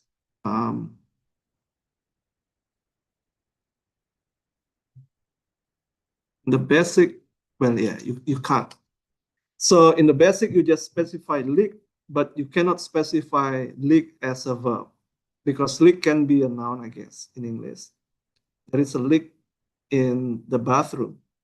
That's a noun. But I just want to see leak as a verb. So we need to specify that here and type in the lemma leak. Okay. Because in the basic leak, it will also include collocation of leak as a noun. But if you want that in your research question, that's fine. But if you don't want that and you have specific research question that leak collocation as a verb, then you need to specify that here. Go. So now you can see here leak as a verb. And this is the cool thing about a sketch engine, I have to admit. So it, especially if your corpus, like in English, they can identify the syntactic relation between words in the sentence. And I think for Indonesian, Mas Pri or Dr. Prihantoro has created certain syntactic parsing that is included in Sketch Engine. I've never tried that, but you could if you work on Indonesian, and you could ask him. And here we can find the sketch of the lemma leak as a verb, and it's collocated when leak as a verb, and then the collocates of leak, the subject collocate of leak. What is the subject collocate of leak? We can see here. So roof can leak, your pipe could leak, okay. News can leak, okay. So from this list, we could already see that leak can be used metaphorically, where the subject is news. News is not water, but it can leak, okay, metaphorically speaking. And then when we look at the object collocate of leak, we can see another non-watery noun like document. So you could leak a document. Okay, that is metaphorical senses. Metaphorical sense of leak. A secret, okay, leaking a secret. This is also metaphorical sense. So the idea here is that this list of words can help us identify the sense or the meaning of a word that we are interested in, okay? And another cool thing about this is that we can generate the concordance, the keyword in context display that we see before, from the collocates, from the word sketch feature. Let's say from news, if we click on these three dots, select the first one to see the concordance, and it will generate the concordance. Okay, cool. And you can do that with the other collocates. Okay, one last thing is word sketch difference. And here, basically you compare two words that are potentially synonyms like angry and mad. Okay, what is the difference between angry and mad, or joy and happiness, for example? Okay, start with angry and mad, and we can click go. Well, I don't specify the word class because I think this is quite obvious. Angry is already in the form of adjective and mad too. But I may be wrong, but I'll just go with this. Now, the word sketch interface looks like this. So the color here indicates the association of these collocates with this word. So these words here are collocates typical of angry, and the red one is collocate typical of mad. Yeah, and the numbers here indicates the frequency of occurrence of this word with angry, and the frequency of this word with mad. Now we can see, for example, so angry and frustrated appears 17 times, but never mad and frustrated. Okay. Usually either mad and bad or mad and passionate. Okay. So and is this one, and relation. Okay. And we can do the same like before. Click here and see the concordance. Oh yeah, frustrated and angry. That's how it goes. So here that means bad and mad. Oh, mad or bad. Okay. Mad, comma, bad, right? So word sketch allows us to see that even words that appear to be similar in terms of its semantic domain, like angry and mad, they could have different usage occurrences. And this is indicated by this asymmetry in frequency differences and also the association of these words with each of these keyword.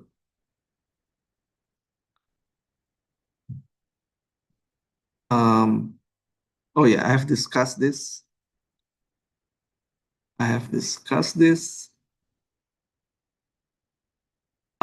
you can obviously, for the sake of safety and precision, you can go to advanced and then specify this is adjective only, okay, not as a verb or not as a predicate, for example.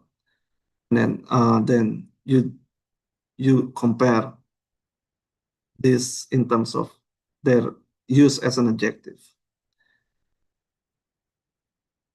Okay, later on you could explore on your own joy and happiness, for example, or other words that you are interested in at your own time. And then I will conclude now. So corpus linguistics relies not only on the availability of large texts, but also computer softwares to process them. I put S here because computer softwares for corpus linguistics is not only sketch engine. Certain corpora need to be built from scratch, given their inexistence and given their role in certain research questions or research code. And we, as a linguist, need to operationalize our research question in such a way that whatever techniques in corpus linguistics that we use and the way we use that in our query techniques can help us answer our research question. Okay, so I personally see corpus as a tool rather than as the end of itself. Okay, I think that's it. I'm sorry if this takes too long. And if you have questions, feel free to pop on the chat or directly.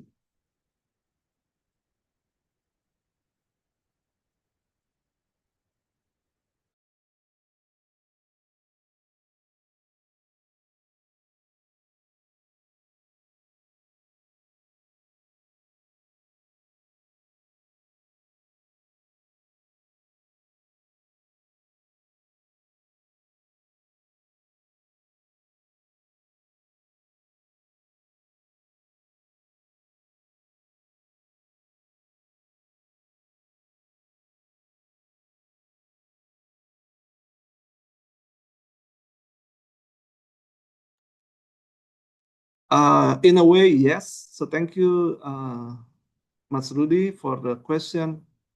I would say yes, because there is frequency involved there. But we can also do corpus study without any quantification. So there is two ways to use corpus. The one is corpus illustrated study. So we just rely on corpus data to retrieve example to illustrate particular phenomenon. And then rather than using our own intuition to generate data, so we use corpus to find certain examples to illustrate particular phenomena without committing any statistical analysis. And in that sense, I think that is not quantitative, but it is corpus illustrated. So we use corpus to give illustration. But if we rely on generating collocation data, and then the collocates data itself, the one that we see with WordSketch, it contains quantitative information. And that is, I think, the quantitative aspect. But then when we interpret them, categorizing the collocates into categories of semantic domain and such, that categorization is qualitative aspect. It's like content analysis part of the words that are generated from the collocation feature, collocation technique.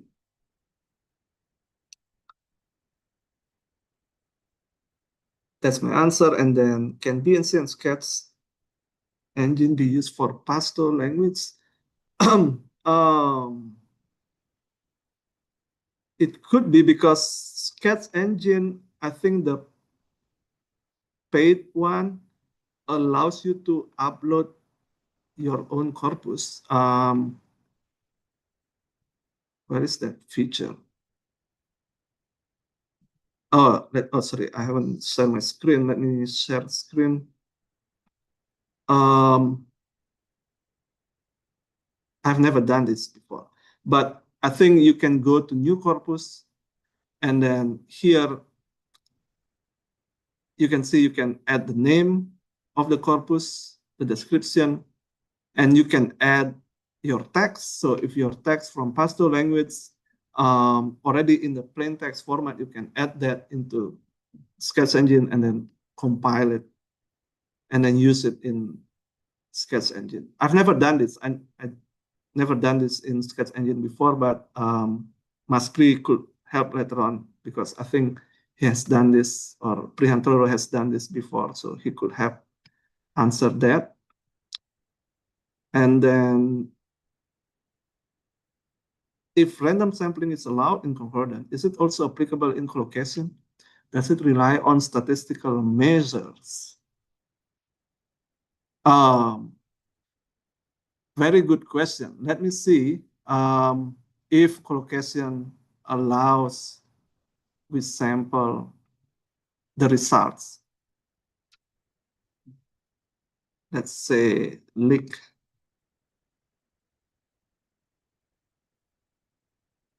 So they don't allow us to sample the results. The good thing about collocation is it prevents us from prevents us from creating random sample and manually analyze what the collocates of the verb or the keyword that we are interested in. That's because, well, in Sketch engine, the word sketch or the collocation feature is generated by the tool that is available there computationally. So we don't need to do it manually. Because it is done by computer, the computer can take the whole data and generate the collocates from the whole data without any sampling. That's I think, what maybe people think as quick way to do linguistic using corpus linguistic, because you can just do, go to WordSketch, type in the word that you are interested in, specify the part of speech, for example, and then hit go. There you have the results of your collocation.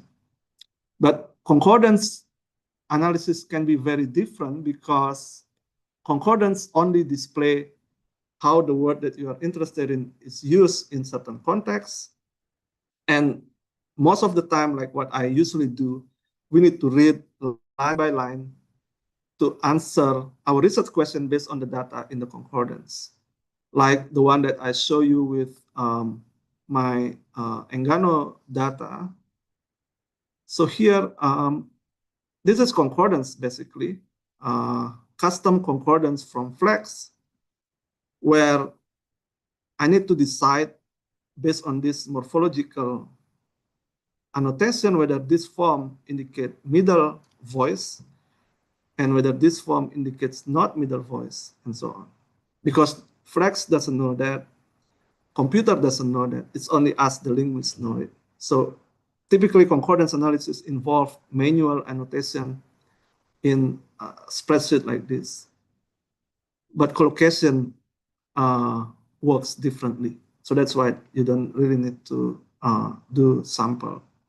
And yes, collocation relies on statistical measure.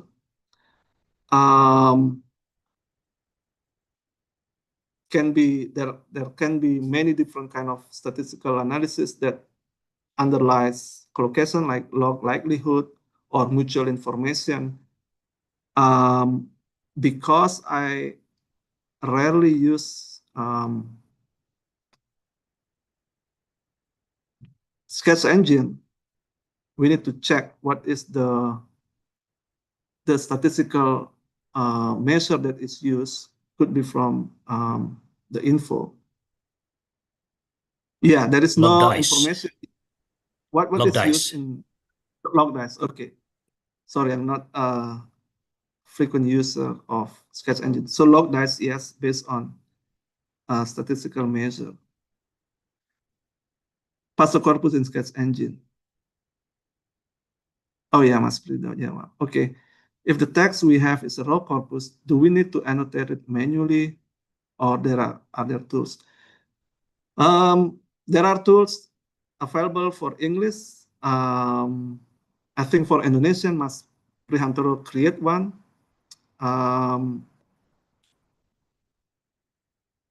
For Indonesian, I think it's maybe Dr. Prihantoro could say a little bit whether those feature is available. I mean, the Indonesian part of speech, Yeah. or not available in Sketch Engine. Yeah, so in Sketch Engine, they use my parameter file, so you can upload your Indonesian corpora to Sketch Engine, Yeah. and they will annotate and lematize the corpus automatically for you. In addition to Sketch Engine, my parameter file or my system is also used in CKP Web and Langsbox. So if you use CKP Web, Oh, yes. if you use Langsbox, yeah, to lematize and post-tag Indonesian language corpora, yeah, feel free to cite my paper because they use my parameter file. Yeah, but the question is, what kind of annotation that you require? If you Yeah. require part of speech annotation or lemma annotation, you can use my software. But some people want to do discourse or pragmatic annotation, which is quite, I don't think there's any software for Indonesian language we can automatically annotate pragmatic which can perform annotation at discourse or pragmatic levels. So at some cases, you might want to do it on your own. And there are several software which can help you perform annotation beyond word level, like speech level, not speech, but segment level, yeah, combination of words by sentence, by utterances. Yeah, there are some software which can help you that, but it's semi-automatic. It's not fully automatic. So again, it depends on what is the purpose of the annotation, and it boils down to the very heart of this topic, which is what is your research question? Do you need the research question to be annotated? Do you need the corpus to be annotated to answer your research question? And if yes, what kind of annotation is required? Yeah, I think that are some considerations which I can offer. Thank you, Dr. Prihantoro. I mean, I want to reply to Labika Banin. So Labika, I have replied to your chat. There are two books that I like about corpus.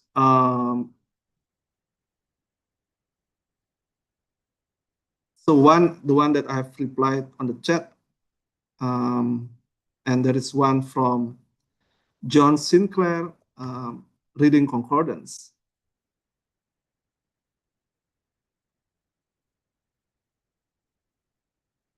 So the one on the chat is Corpus Linguistic Investigating Language Structure and Use. And another one is from John Sinclair, Reading Concordances, an Introduction. Because they help us not only with computer tools, but more of the what you can do with the just with the concordance. There are a lot that you can do linguistically from data that you can get from, that is displayed in the concordance tool. Collocation is like, it's very quick. You just need to generate a list of words, and then you have the result. But actually, it's more than that. Collocation also needs to be interpreted, need to be further analyzed qualitatively. That can help your research question. So there is more of qualitative aspect involved in corpus linguistics, because you need to think about research question, and then after you get concordance or you get word list, you get collocation, you still need to interpret that in light of whatever research question you have. And those two books are very insightful, at least for me, for a starter. There are many that you can read, but I think those two are good starting points, especially reading concordances. So reading concordances give us, so they provide practical questions. They give us concordance, and then they give certain questions for us to inspect from the concordance that they give. So it's practical, actually. Is it must to compare the results? Yeah, you're welcome, Labika. Is it a must to compare the result from your own corpus with reference corpus? Oh, in what situation we have to do so as well as otherwise? Thanks. I see someone raising hand, but I don't know who. But let me just, Muhammad Arif. I'll answer Arif Hussein first. You don't have to. It's not a must to compare the result from your own corpus with a reference corpus. If your research question doesn't have any component of comparison with general corpus, with the reference corpus. So let's say if you study how people talk about global warming, you need to look at the general language that don't include discourse about global warming, for example. Unless your research question requires you to do so. And yeah, I've never done any such thing. What I usually do is compare corpus result with experimental result. Whether what we see, whether the frequency pattern that we see in the corpus is reflected in the linguistic knowledge of the speaker. Because in cognitive linguistics, for example, frequency is related to entrancements, how deep certain pattern is entranced in your linguistic repertoire, and whether that is converged between corpus and whatever you have in your mind. That's something that I do, but that is also based on research question. So it's not a must. In principle, I think it's not a must, but in research context, that's something you can play on with your research question. Maybe I will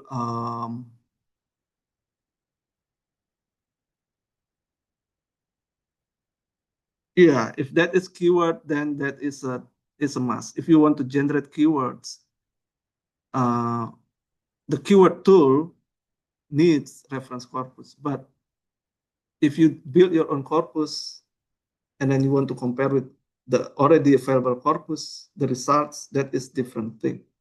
So maybe I want to hear from Muhammad Arif, who raised hand, what question he has. Okay, thank you very much. Am I audible, Pak Gede Primahadi? Yes. Okay, thank you very Yes, much. you are. Um, well, I'm currently doing a research. I depart from ESP, by the way. I love ESP, but then I found, if I want to embrace more details in terms of the needs analysis, genre, and of course corpus linguistics is the one I need to embrace. I have concern currently doing a research in the specialized lexis for maize industry, for export business. But then I found my corpus database is I'm not sure if this is small or not, but the business works like multiple kinds of documents, and then it is going to that forms like the environment in maize export business. But the document I have currently consists of, as I said, multiple documents, but I just have one document for each kind of document, each type of document. Meanwhile, in your presentation, you mentioned about representativeness, which I think is one thing that we should take into an account. I'm just wondering, I'd like to hear your opinion. Would my corpus be representative for my research?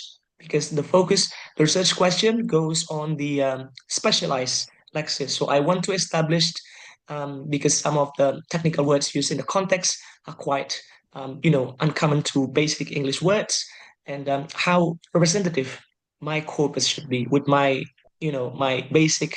current database sufficient for the analysis for the representativeness, do you think? Thank you. Yeah, that's difficult question to answer. But if you just want to study specialized lexis in that business, is that business report that you say, or business export business? Export, yeah. Well, maybe the business export text is not easily available openly, for example. And those are the resources that you have at the moment that you can access. Then in terms of what you can access with the resource that you have without involving purchasing business document from the company, for example, then you could try to use that as a starting point for your research. Unless you can get permission, let's say, or permission or consent from different companies already. Sorry? I have the documents already. Oh yeah. Yeah, so if you already have the document and then your research question is about specialized lexis in export, then that is already enough for your research question, I guess, because you already have the text about export and you want to know specialized lexis in export discourse. I think you could say you have representative corpus in a way. That makes sense. Thank you very much. Yeah. Let other people think about your research later on. If they have different export documents that are not included in yours, then that is a future study for people to do it. That makes a great sense. Thank you.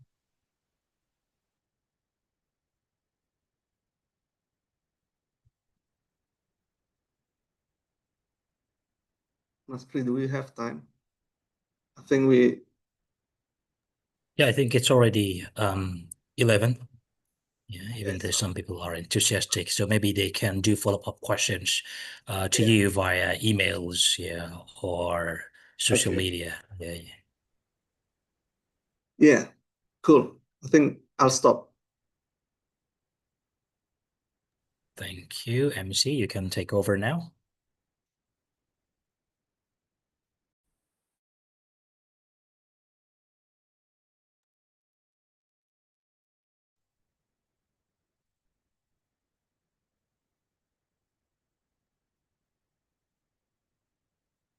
Okay, thank you so much, Dr. Gede, for your enthusiastic and insightful session. It was a wonderful start to DipsCorLing 2026. Let us give a big round of applause. Okay, everyone, a quick reminder, we have set the attendance form for Dr. Gude's session in the Zoom chat. If you have not yet filled it in, please do so now, and we will keep the form open for a few more minutes before closing it. Thank you so much, Mr. Gude. We will now take a lunch break. Please take this time to rest and recharge. We will resume our program at 1 p.m. Jakarta time. So please make sure you are back in the Zoom by 12:30 so we can start on time. See you soon, y'all. Okay, bye-bye. Thank you. morning. Thank you, everyone. Really appreciate your attention. Thank you, Pak and Gede. Thank Yeah. you very Thank much. you, Pak Gede. Okay.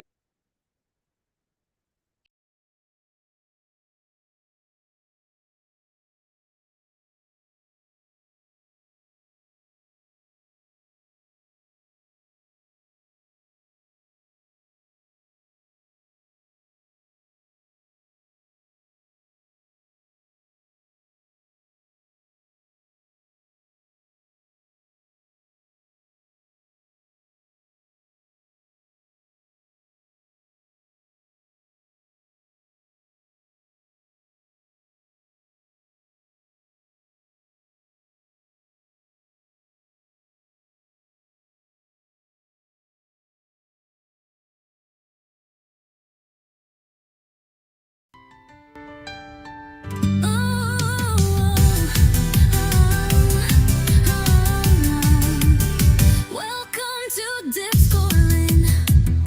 Time to explore corpus linguistics. Opens the door. Patterns in language, meaning so deep. Unlocking secrets that words may keep. Let's dive into words, oh what a ride. Corpus tools by our side. Exploring language, bold and free. A world of meanings for you and me.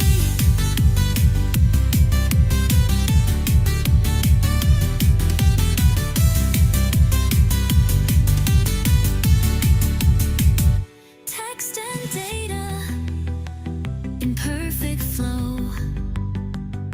In this summer course, let it show.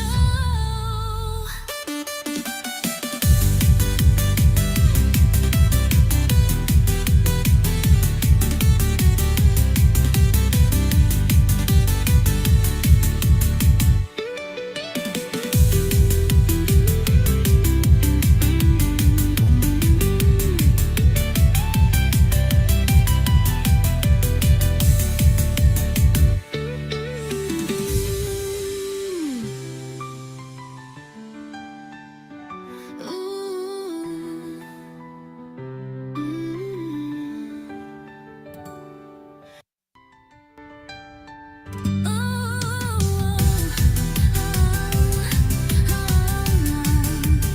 Welcome to DipsCorLing.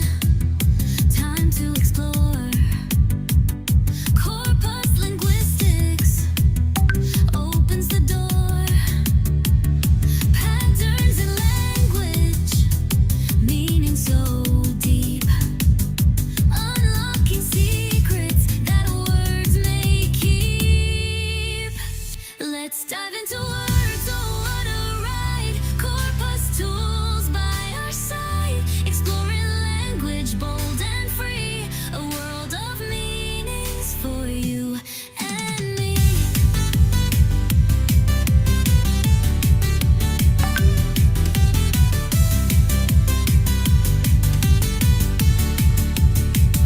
Text and data in perfect flow. In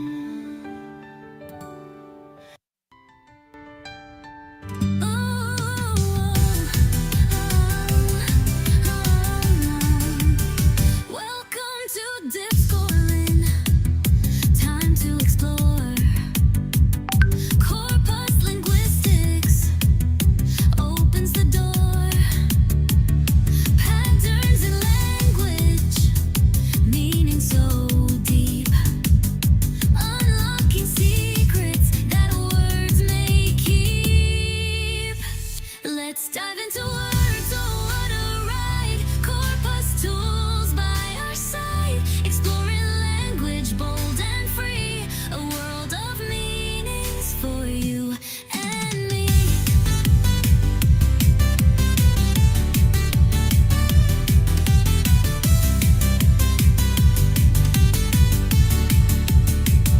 Text and data in perfect flow. In this summer course, let it show.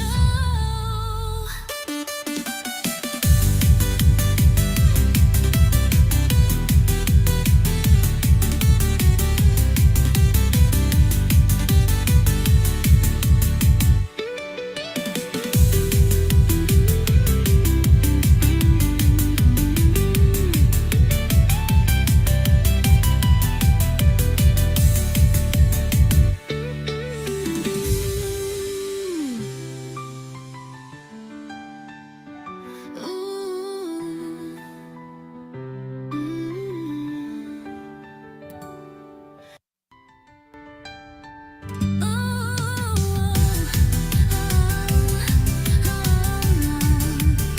Welcome to DipsCorLing. Time to explore corpus linguistics. Opens the door. Patterns in language, meaning so deep. Unlocking secrets that words may keep. Let's dive into words, oh what a ride. Corpus tools by our side, exploring language bold and free, a world of meanings for you and me.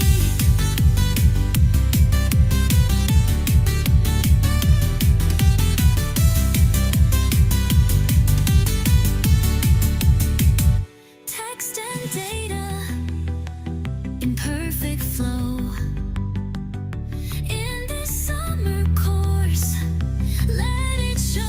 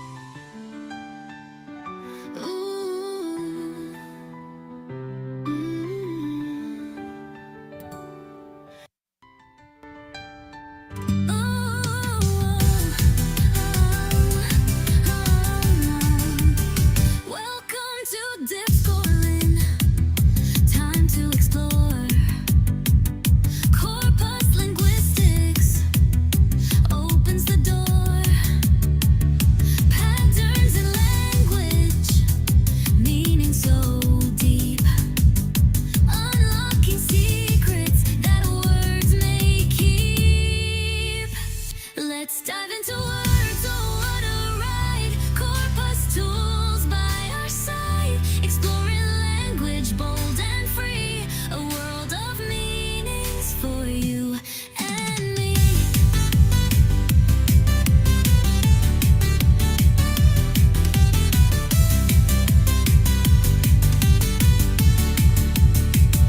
Text and data in perfect flow.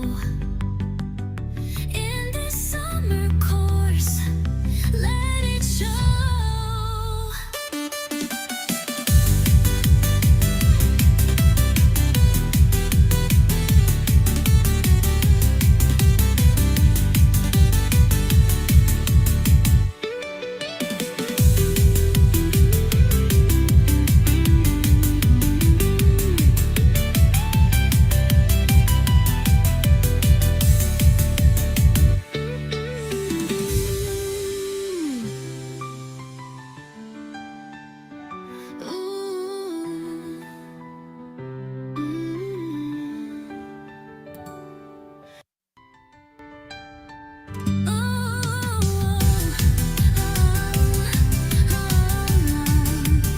Welcome to DipsCorLing.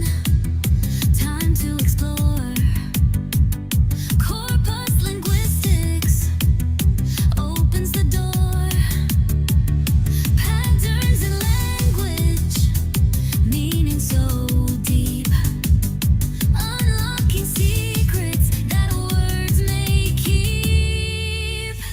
Let's dive into words, oh what a ride. Corpus tools by our side, exploring language bold and free, a world of meanings for you and me.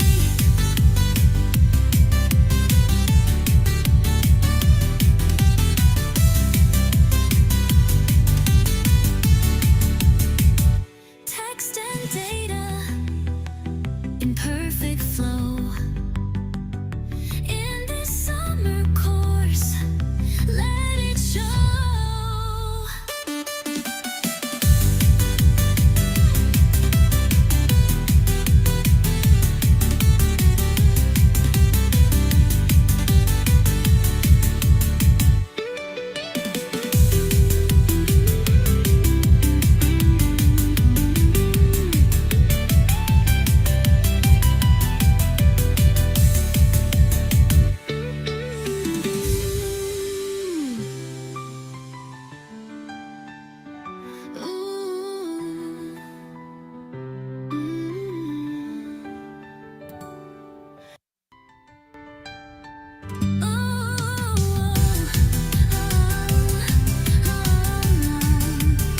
Welcome to DipsCorLing.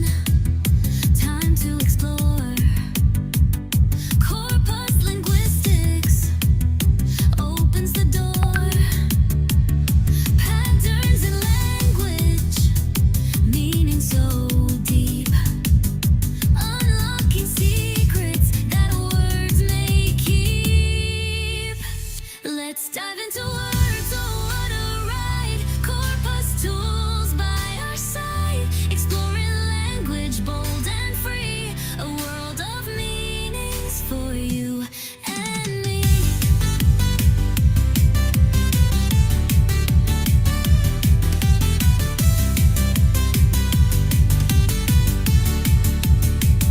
Text and data in perfect flow. In this summer course, let it show.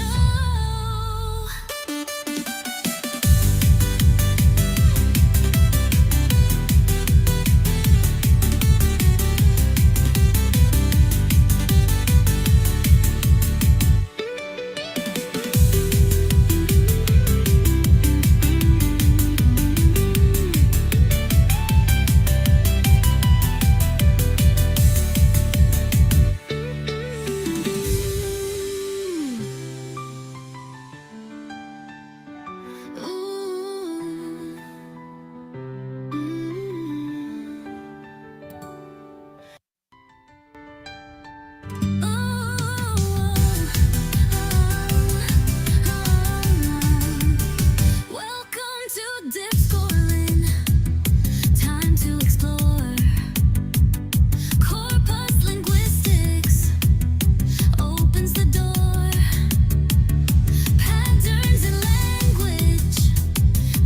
so deep. Unlocking secrets that words may keep.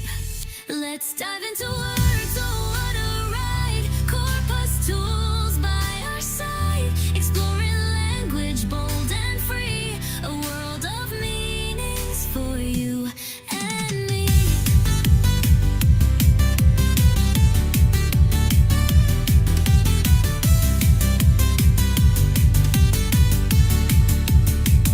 Text and data in perfect flow. In this summer course, let it show.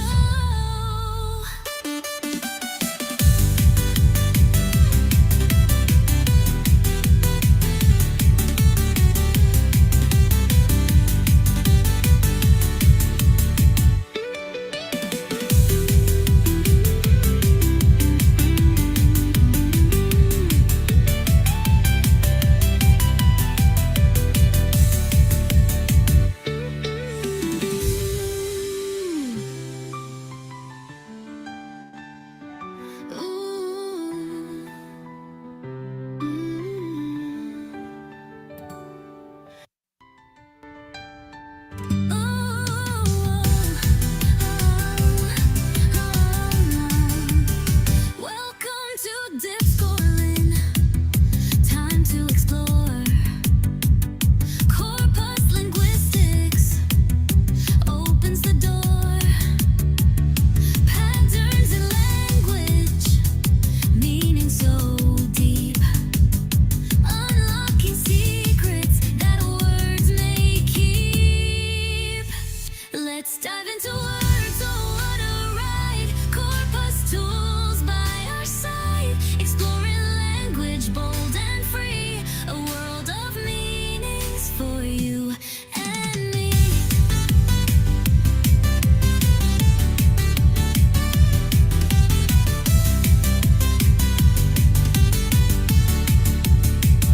Text and data in perfect flow. In this summer course, let it show.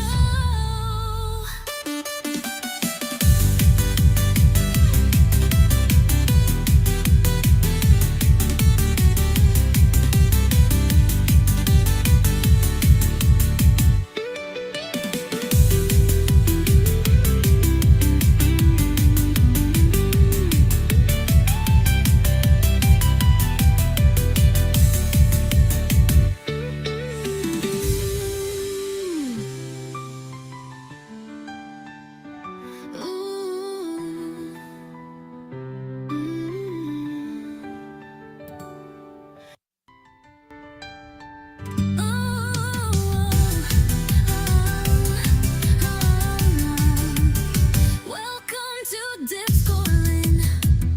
Time to explore. Corpus linguistics opens the door. Patterns in language, meaning so deep. Unlocking secrets that words may keep. Let's dive into words, oh what a ride. Corpus tools by our side. Exploring language bold and free. A world of meanings for you and me.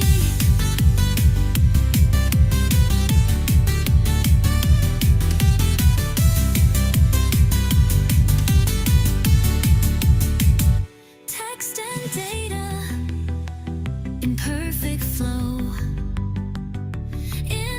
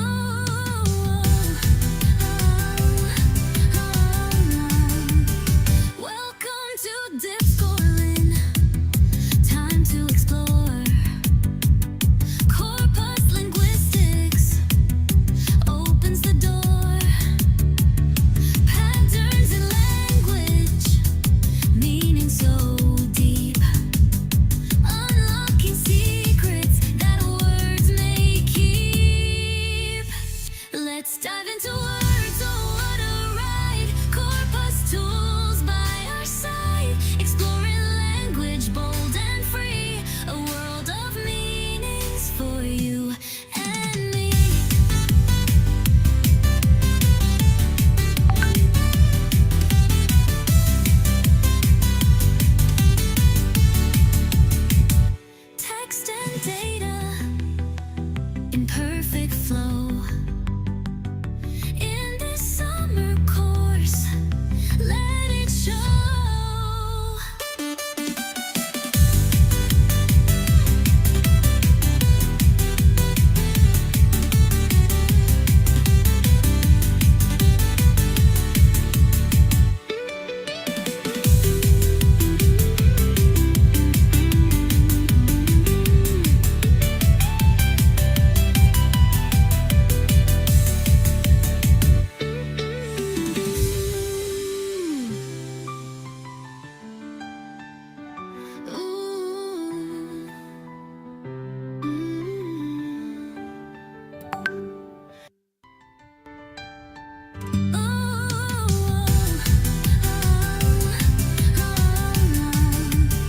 Welcome to DipsCorLing. Time to explore corpus linguistics. Opens the door. Patterns in language, meaning so deep. Unlocking secrets that words may keep.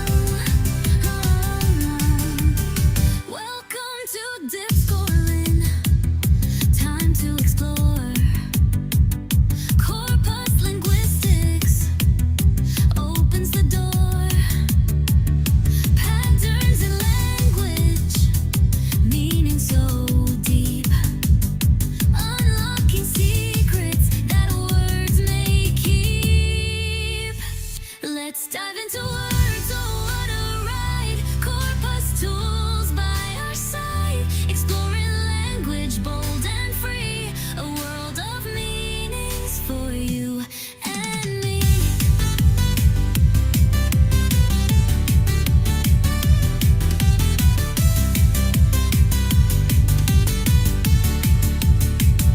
Text and data in perfect flow. In this summer course, let it show.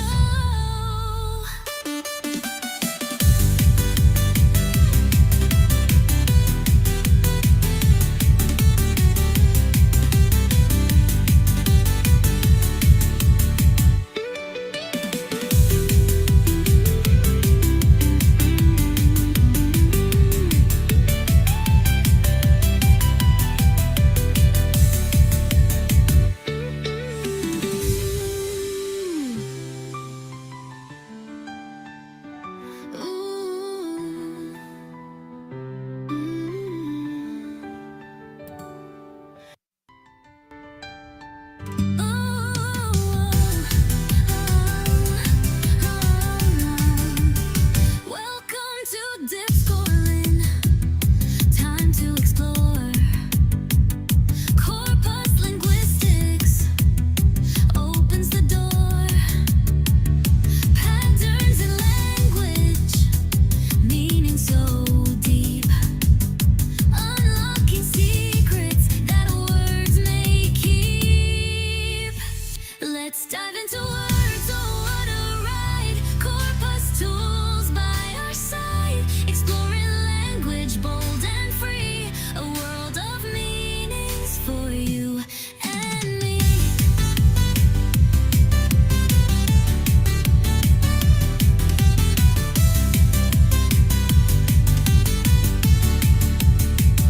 Text and data in perfect flow. In this summer course, let it show.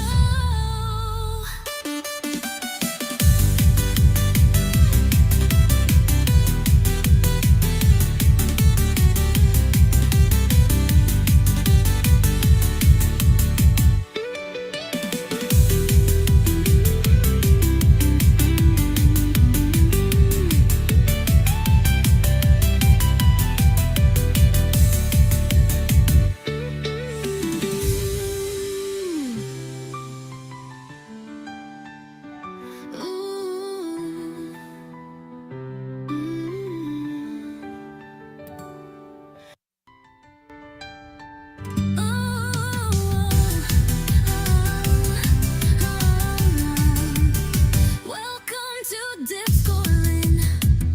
Time to explore. Corpus linguistics opens the door.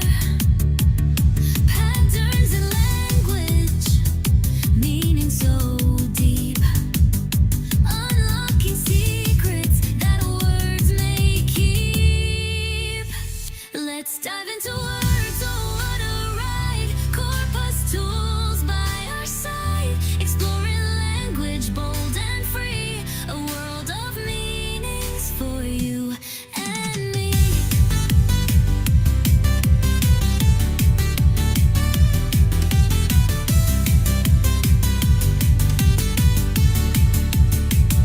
Text and data in perfect flow. In this summer course, let it show.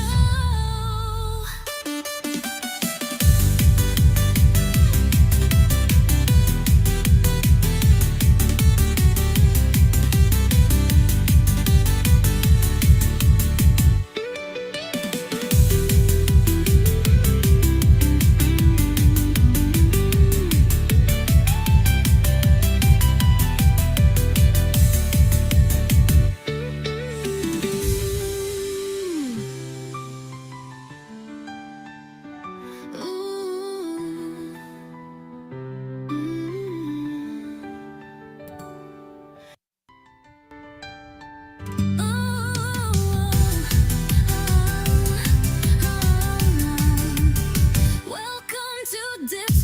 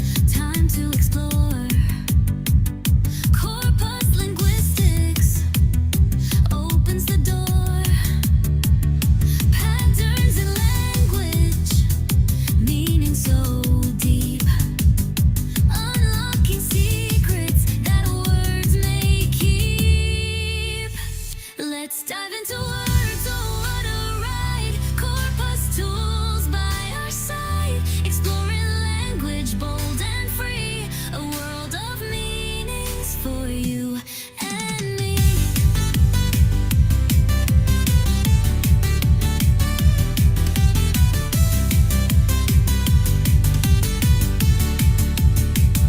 Text and data in perfect flow. In this summer course, let it show.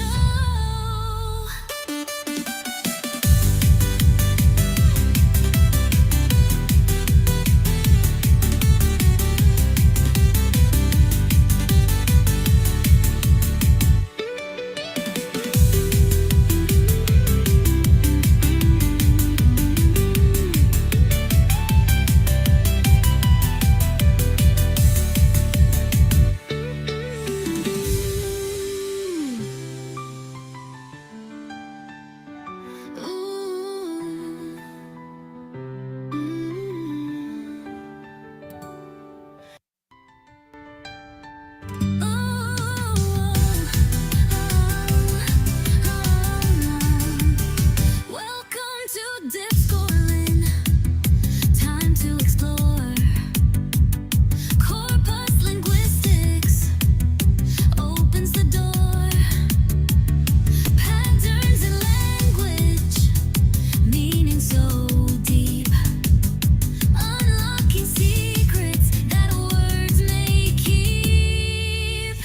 Let's dive into words, oh what a ride. Corpus tools by our side, exploring language bold and free, a world of meanings for you and me.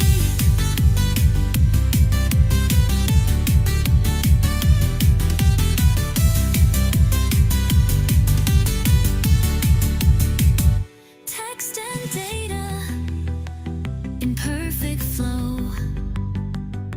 In this summer course, let it show.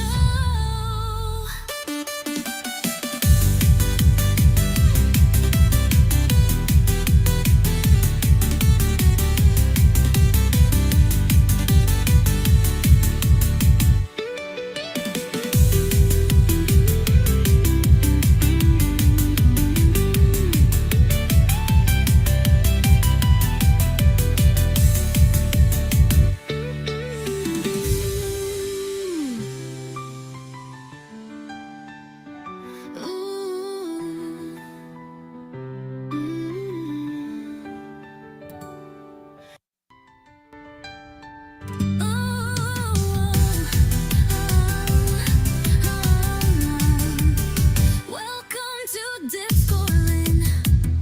Time to explore corpus linguistics. Opens the door. Patterns in language, meaning so deep. Unlocking secrets that words may keep. Let's dive into words, oh what a ride. Corpus tools by our side, exploring language bold and free, a world of meanings for you and me.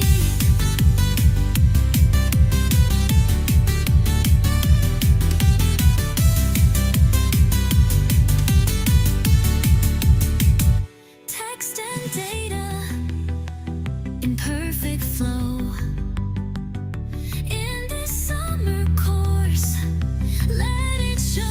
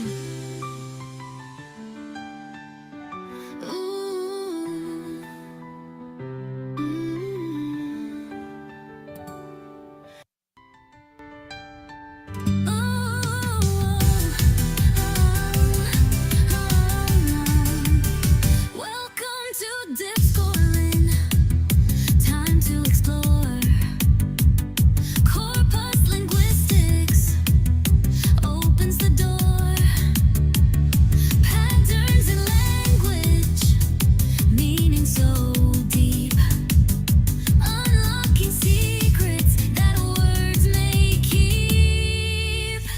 Let's dive into words, oh what a ride. Corpus tools by our side, exploring language bold and free, a world of meanings for you and me.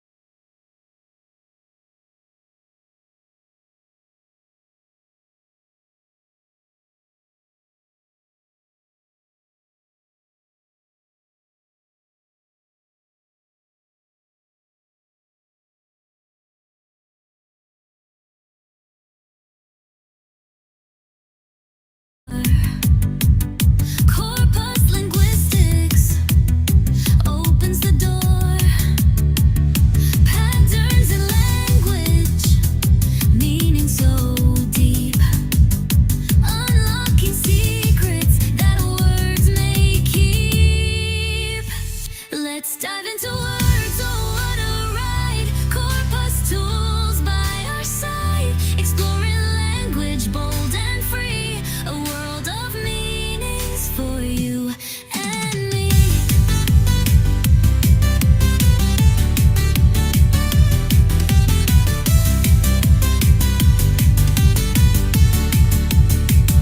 Text and data in perfect flow,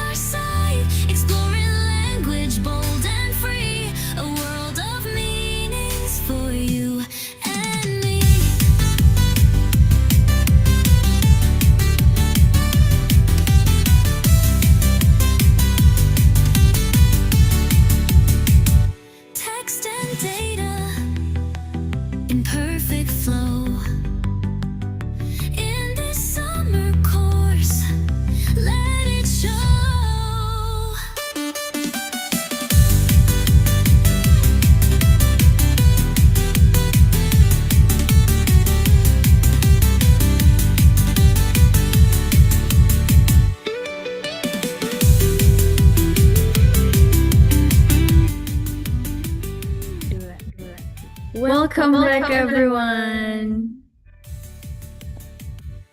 Okay, we've seen that there are some of you guys who already joined the Zoom back. And before we actually start our next section, we're gonna ask some of the participants that already been on this Zoom meeting.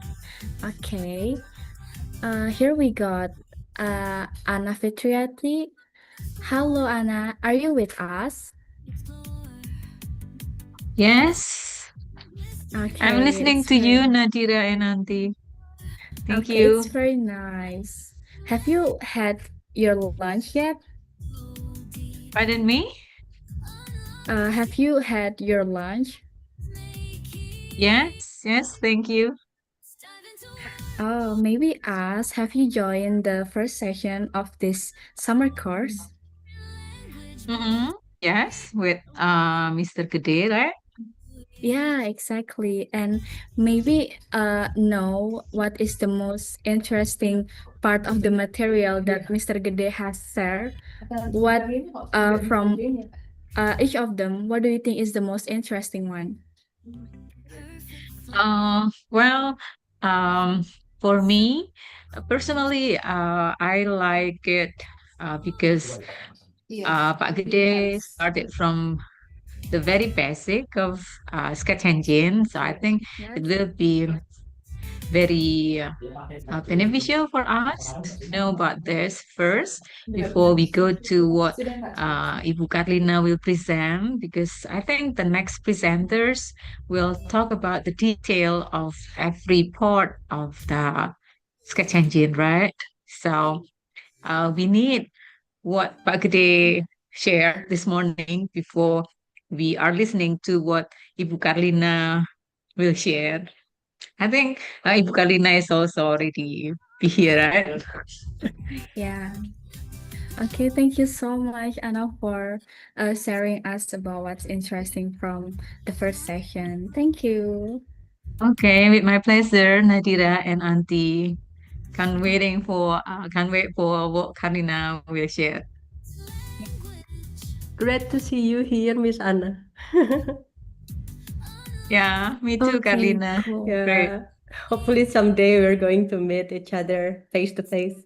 Of course. I'm waiting for you here at Sanada Dharma. Yeah.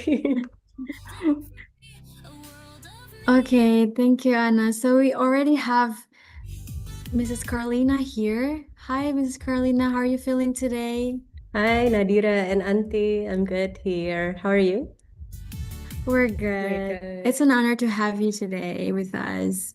Likewise, it's a pleasure to be invited and to share what I know here. Can we ask a few questions? Yeah, okay. So, how it feels like to be invited and coming back in DipsCorLing Yeah, as a well, speaker? for sure, I remember that I became one of the keynote speaker in DipsCorLing 2023, so it's been 3 years.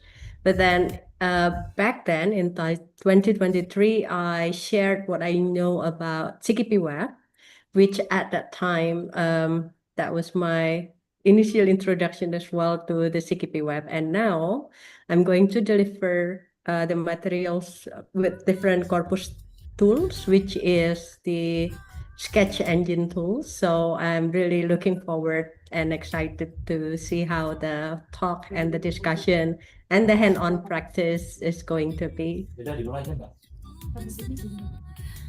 Okay, that's very cool. So there's a difference, like from 3 years ago and now, yeah, Miss Carolina.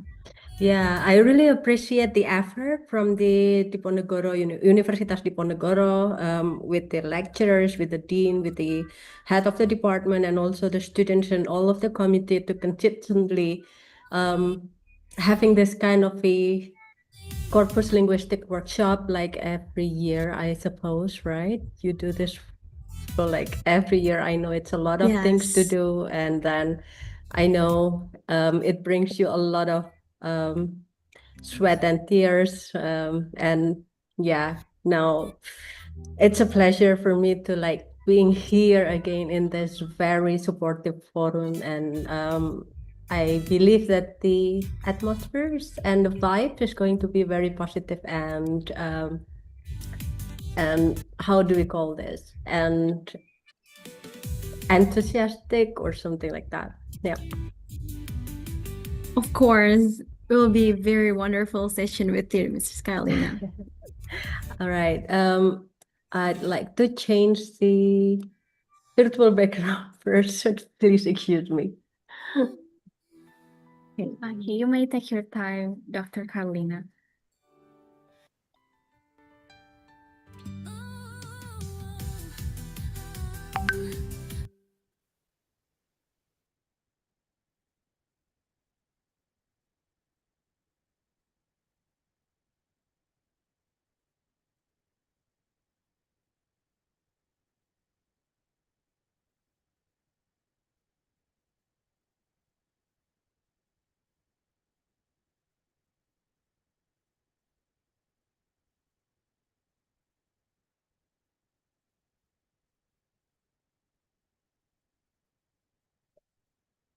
Hi again.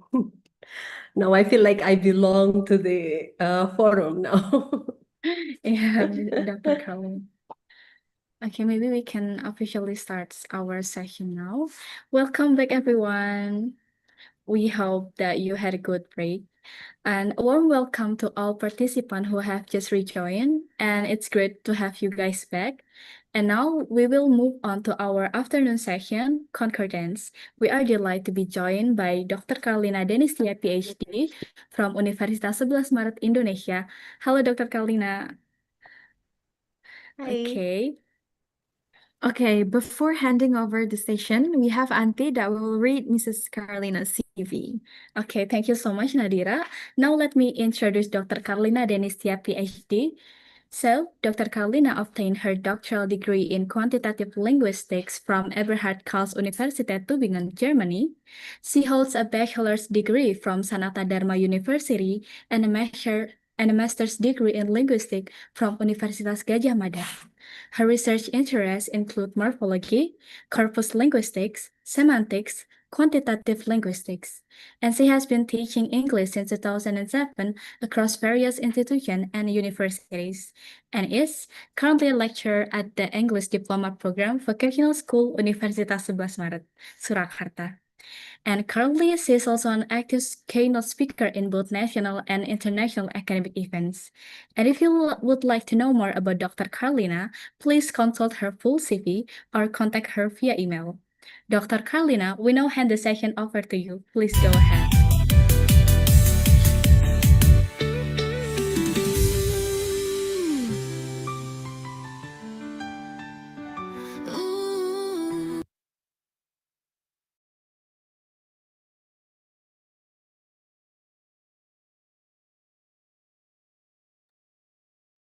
Okay, so I hope now you see the full screen of my materials. Is that right?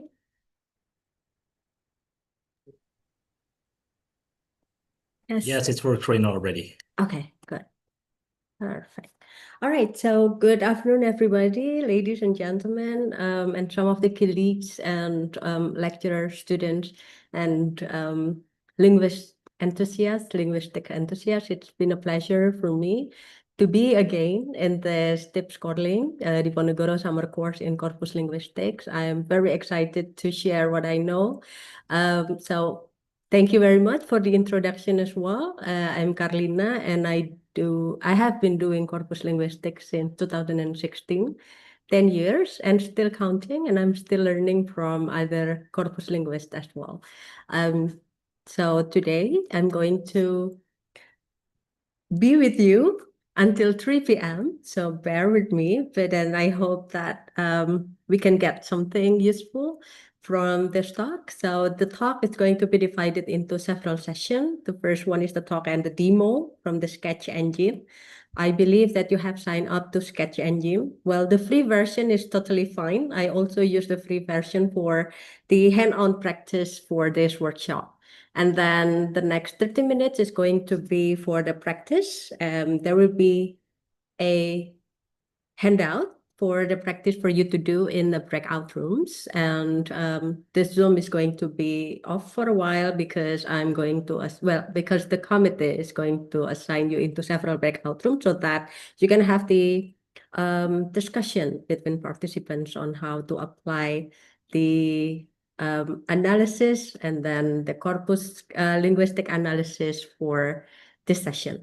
And then the next 30 minutes is going to be for the Q&A and then discussion. The talk is about concordance for corpus analysis. I think Gede has already presented some basic analysis for the corpus linguistic, and one of them is concordance, and then the second one is frequency list, and then collocation as well. So I'm going to explain this very slowly.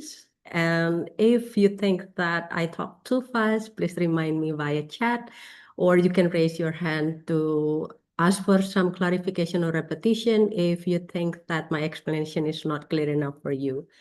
So the basic foundation of what concordance is, it is actually a display that puts a word back where it belongs. So what I noticed in some of the linguistic analysis is that there are some linguists who examine the word isolatively. So they provide no context. They only analyze the word without the context itself.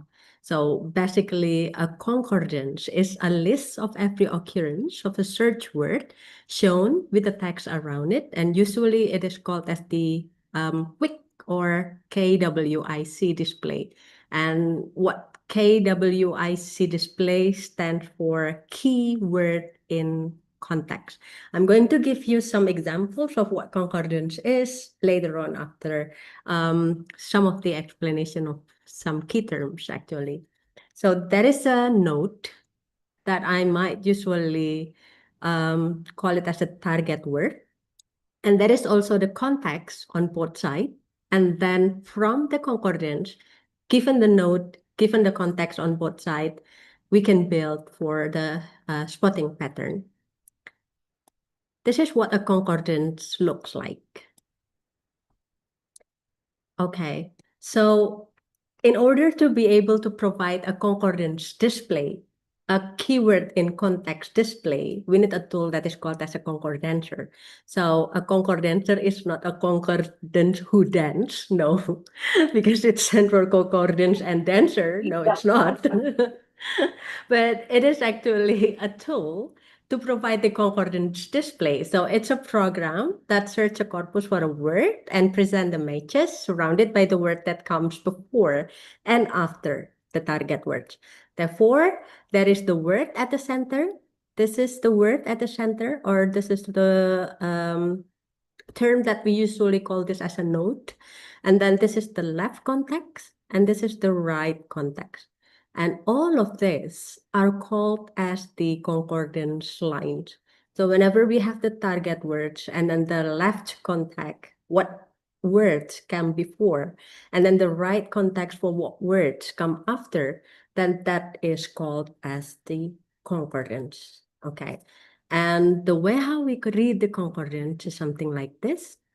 So every quick or keyword in context line has three zones: the left context, the node, and then the right context. So the node is the word or phrase that you search for. For instance, in this case, I search for the concordance of the word recipe. And then it is going to be the center of every single line. So the concordance will not only display you one line, but it will display you like 100 lines. It really depends on the size of the corpus. It could also provide you with 1,000 lines or even million lines. Let's say, for instance, if we have the node with the article or an, of course, the concordancer is going to give us the result of like million lines. But then the node is still the center of the phrase or the word that we are searching for. And then there is the left context. It is the word on each side where the meaning and the pattern live, because we are going to see the word in the context. And then there is also the right context. And there is something that is called as a span. Span is the window. And for concordance analysis, we usually, how do we call it? We usually set the span to 5 to the left or 5 to the right. But we can actually narrow the span. It really depends on the research question that we have. For instance, here, the span is 3 to the left and then 4 to the right, because we have 3 words to the left and then 4 words to the right of the recipe. So there is a span, and this span or window of the concordance need to be reported in the paper if we use the concordance analysis for the corpus linguistic. So all in all of this, the only sure recipe for disaster is panic, is called as the concordance. It is one complete row, including the left context, the notes, and also the right context. So this is actually how the concordance might look like. It will not display only one line, but it might display several lines, 10, hundreds, or even 1,000. So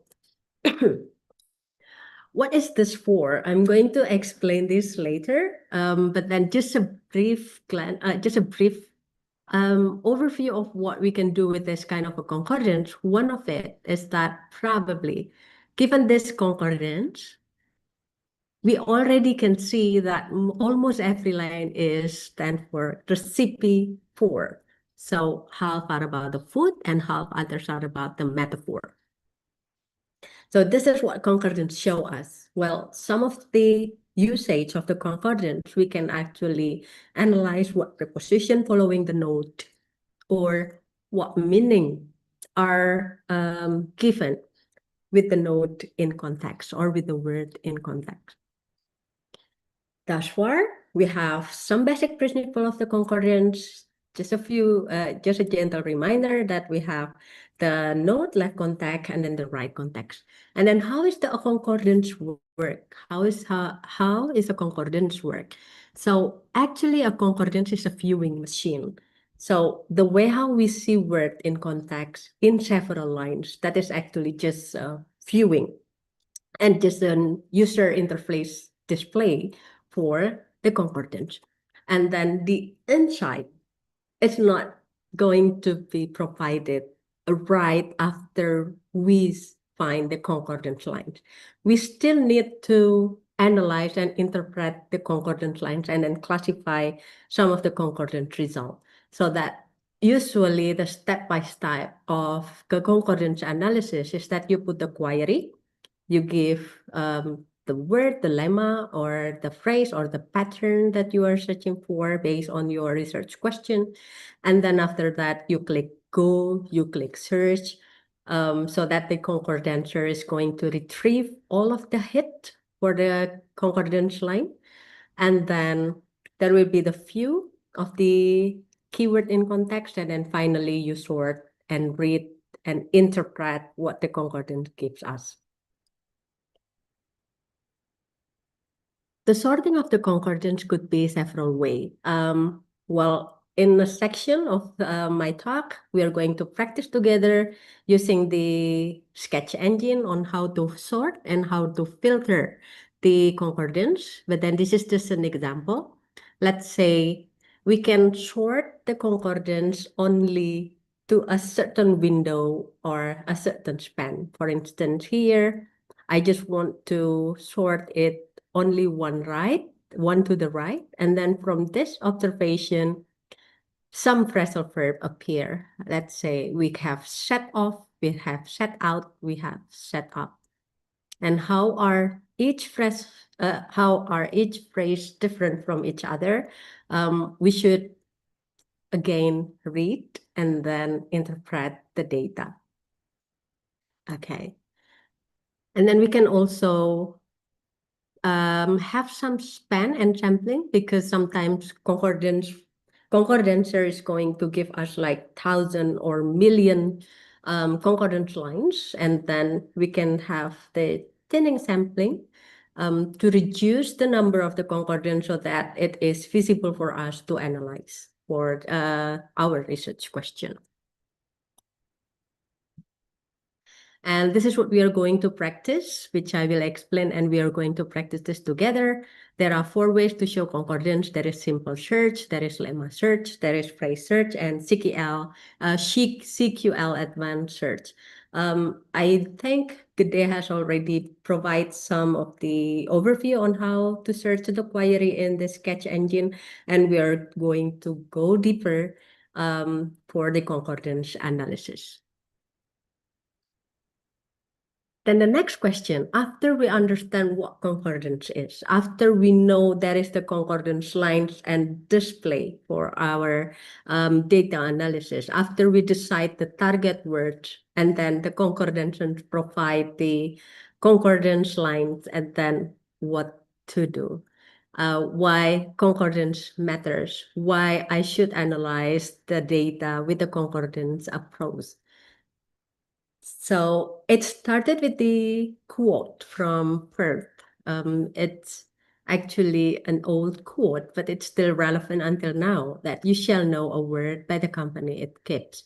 So a dictionary might provide the meaning of a word, but then what actually the word means is what actually the neighboring words are exists in the context. Let's say, for instance, last month I've just submitted an article that analyzed the word kill in Indonesian corpus. So based on the dictionary, the word kill is just to kill, to murder. But then given the concordance analysis, we find also that kill is not always literally to kill, but the kill itself can also mean something else. Let's say we have killing the time, killing the boredom, or we can also kill the image. So it's not literally killing an object and make it die from the living creature. So this metaphorical meaning is one of the interests for the concordance analysis topic, actually. So in brief, we who do the analysis of the using concordance believe that we cannot analyze the word without knowing its context. So we really need to include the context, like how many words to the left or how many words to the right, and then analyze the word itself, not isolatedly, but also analyze them from the neighboring word. These are some examples of the usage of the concordance analysis. For instance, in lexicography, we can add the meaning or the sentence of a word by looking at the concordance, or sometimes we can also have the language teaching by looking at the concordance. This is what I also usually do in my class. I provide the corpus and then ask the students to list some preposition that might follow a certain verb or some object that might follow the certain noun, and it's actually a data-driven learning for language teaching. And we can also use concordance in translation to check the real usage and to find the equivalence. This is what I also usually do in semantics. We can use the analysis of meaning in use. We can reveal the disambiguation. We can investigate the semantics prosody. And what I usually do is we can also analyze whether synonym are true synonym. Let's say, for instance, in Indonesian, we have menyebabkan and mengakibatkan for the English causing. And it turns out that menyebabkan and mengakibatkan, those two words, which were claimed as the synonym, it turns out that actually those two words are different in their context and their distribution. Concordance analysis when the corpus is tagged, it can also use to analyze the syntactic pattern. So here are some examples of the usage of the concordance analysis. For the lexicography, for instance. So this is some example of the word recipe. There are several concordance lines that you find that you read here. The perfect recipe for a homemade pasta, for honey mustard, for cocoa, and for pollo alla vesuviana. I'm sorry if I pronounced this incorrectly.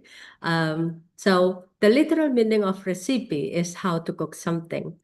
But then in the corpus, we also have some metaphorical meaning. So it's not only related to the kitchen thing or cooking thing, but from the concordance, with the note recipe, interestingly, there are also some recipe which is not related to cooking. For instance, his recipe for an effective movie, or recipe for disaster, or recipe for gridlock, or recipe for weight loss. And it exists. I mean, given the context, given the concordance, we can see some potential other meaning rather than what is written in the dictionary. And in lexicography, given the real example, then there are two meanings of the recipe for cooking, and then recipe for a set of a condition for an outcome, and which result in the two listing of the meaning in recipe here. We have the first meaning, and then we have the second meaning. And then the example here, we can also add the concordance as the example for each meaning. So basically that is one of the usage of the concordance for lexicography. And then this is for the teaching. Let's say we're asking to the student, hey guys, what is the preposition follows interested and recipe, for instance? So interested what? Interested about, or interested from, or interested of, or what? Then they can ask and they can check the concordance with the keyword interested, and then there are several prepositions that might follow interested, interested in, interested to, and mostly it is interested. And how about recipe? They're going to find that recipes are followed by for, and then I think that's it. Oh, in, the recipe is in it. But then it is not a phrasal verb. Well, it's so much fun to have this kind of a teaching data-driven learning, because we ask them to note and we ask them to observe the real language used from the corpus. And then they are going to hypothesize something, and we have the discussion to confirm whether a certain pattern actually exists or does not exist, or it's like a kind of doing a language detective using the concordant lines, and then they hypothesize, they observe, they take notes, and then finally we discuss and we come to a conclusion. It was just so much fun to have this kind of a concordant lines as one of the teaching methods that we have in class. And then for the translation, we can also check the real usage and find the true equivalent, because sometimes we can also, sometimes there are, or the corpus tools provide something that is called as a parallel corpus. So in Sketch Engine, oh yeah, this one. In Sketch Engine, if we check the corpus, they're going to provide us some information about the corpus, and we can also select the advanced select corpus. And over here in the free version, you also can click the parallel corpus over here, and then it will provide us what language that we are going to analyze. For instance, here, I search the word judgment, and then I want to see the parallel corpus of judgment in English and what is its equivalent in German. And the Sketch Engine is going to provide us some concordance. and how the word judgment is used in English, and it is marked by the red color, and then how's the equivalence in German? This. Okay, so those are some out of many usage of the concordance. We can use it for a translation, we can use it for teaching, we can use it for a semantics, syntax, and also lexicography. Right, so now how can we analyze, and then what can we analyze using the concordance? From one concordance, some analysis can be done. We can analyze the meaning in context, which hence is in play, or then we can also analyze the semantics prosody, whether a word or a target word has a positive, neutral, or negative semantics. And we can also analyze the register or genre, grammatical pattern, as well as if we have the annotated corpus. And last but not least, probably the phraseology. I've never done this before, but I know that it is also useful to use concordance in phraseology analysis. Okay, for instance, in Sketch Engine, when we type the note crane, there are some of the concordance lines. Well, I just put some sample in this slide. So one spelling crane could mean more than one, actually. So meaning in context, we can, from the first line, the tall yellow crane lifted the steel, and then the second line, the operator of the crane swung the heavy load, are one crane. And then the other crane is an elegant gray crane stood in the marsh. And then the last one is a flock of cranes flew over the lake. So there are two kind of cranes. And we know this from the concordance. So there are two senses of the crane, the machine and also the bird. The machine is indicated by the word lifted, still, and load. And then the bird is indicated by the mash, flock, and then flew. So given these two senses, this is the bird and this is the machine.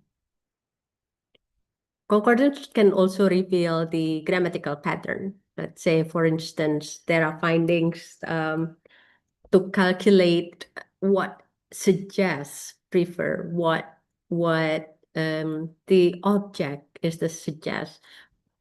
Does the suggest prefer? Let's say there are some classification of the concordance. So suggest is followed by WH clause, suggest is followed by ing, suggest is followed by noun phrase, and also suggest is followed by the that clause.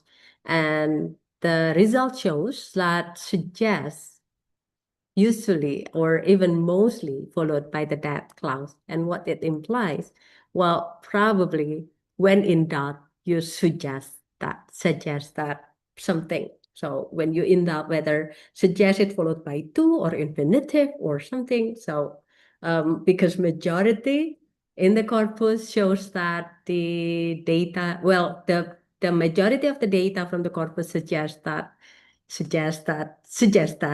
is most frequently used phrase. So yeah, when in doubt, you suggest that. This is actually how the concordance can also reveal the grammatical pattern or the collocation. And then we can also reveal the semantics prosody. Let's say here I have the word cows as the noun, as the note. So I just want to know what semantic prosody of the object this word, this cause means. So just a tip that concordance analysis is not always one step procedure. I mean, given the concordance display, then okay, we can analyze this. Well, actually, what I usually do is I download the concordant result and then I add several columns to classify, to categorize the information, the linguistic information that I am interested in. So let's say in this case, what we are going to have from downloading the concordance are only the left context, the note, and the right context. And this semantics is the classification that I myself made. So this is not going to be provided in the concordance analysis. In the concordance display when you put the note. So this one is the additional column based on my research interest. In this case, I just want to know whether the causing is something positive or something negative. So given this classification, we might come to a conclusion of a very small observation that the semantics prosody for the word cause can have the negative prosody. It can also have the positive prosody. So for the negative prosody, several examples are listed here. It can cause harm, damage, and then problem. And for the positive prosody, it can cause celebration, success, or the change. All right. So the semantics prosody can also be analyzed using the concordance analysis. And then can we analyze the register or genre variation using the concordance analysis? Well, some research have done that. Let's say, for instance, when we have the word cat here, and then we compare two corpus, the corpus of the spoken corpus and corpus of the academic writing corpus. In the spoken corpus, cat like almost everywhere. It has a higher frequency rather than if we check the word cat in academic writing. Well, the reason is that in spoken conversation, it is commonly used. Get is a short word and it is easy to pronounce. It's informal and it's like a very high frequency verb because it has several phrases: get it, get going, get a taxi, and other kind of phrases that usually occurs with the word get. Meanwhile, in academic writing, get is rare because it's usually replaced by obtain, receive, or become. Well, get means that actually get is used more often in the informal register rather than for the formal register.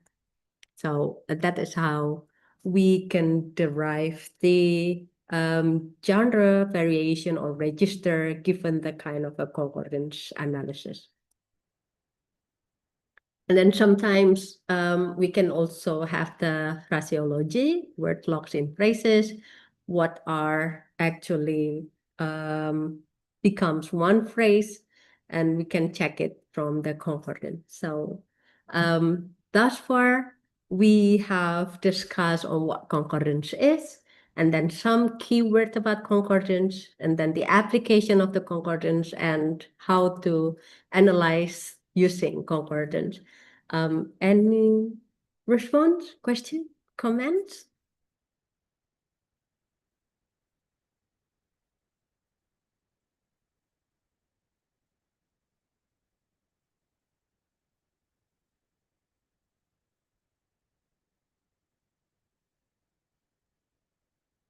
All right. If not, then I think we can continue for the pop-up quiz. So please write the answer in the chat column. I'm looking at it right now. There are 4 quizzes. Yes, there are 1, 2, 3. Oh, 3. There are 3 questions just to check our understanding from my explanation. The first one is, what does quick stands for? Keyword in corpus. Nice. Yes. Okay. known word in corpora. That's also an interesting abbreviation. All right, good. So the answer is yes. B. Thank you very much. Gede Satya, Virko, Noimai, Adil Khan, Intan. Hi, Intan. And Taat. Hi, Mas Taat. Bilkis, thank you. So, quick is keyword in context. It's not known word in context, no. Or it's not also the keyword in corpus, no. Okay. Then the second one. In a corpus, pollution can cause health problem. What is cause? Nice. Oh, good. Yeah, I think the question is too easy to answer. Or, yeah, everyone's paying attention to the explanation, and then I'm so happy that everyone can get what I am delivering. Thank you so much. It is C. So the cause is the note. Then the last question. A word tendency to attract a positive or negative collocates is called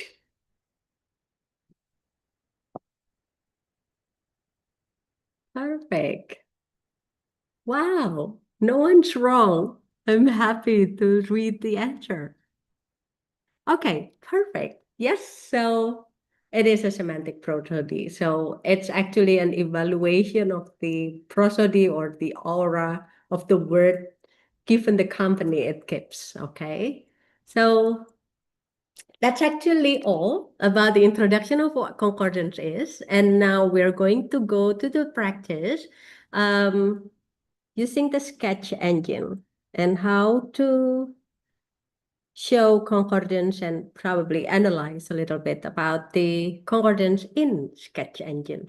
So please log in to your sketch engine. I'm going to have a demo, and I hope that you can also follow the demo exactly as what I do. And if you find different result or if you find some troubleshooting, please raise your hand and then we can have the troubleshooting and discuss why it happens, why it doesn't happen as we expect, along with my explanation. Okay, so this is my concordance display. Hold on.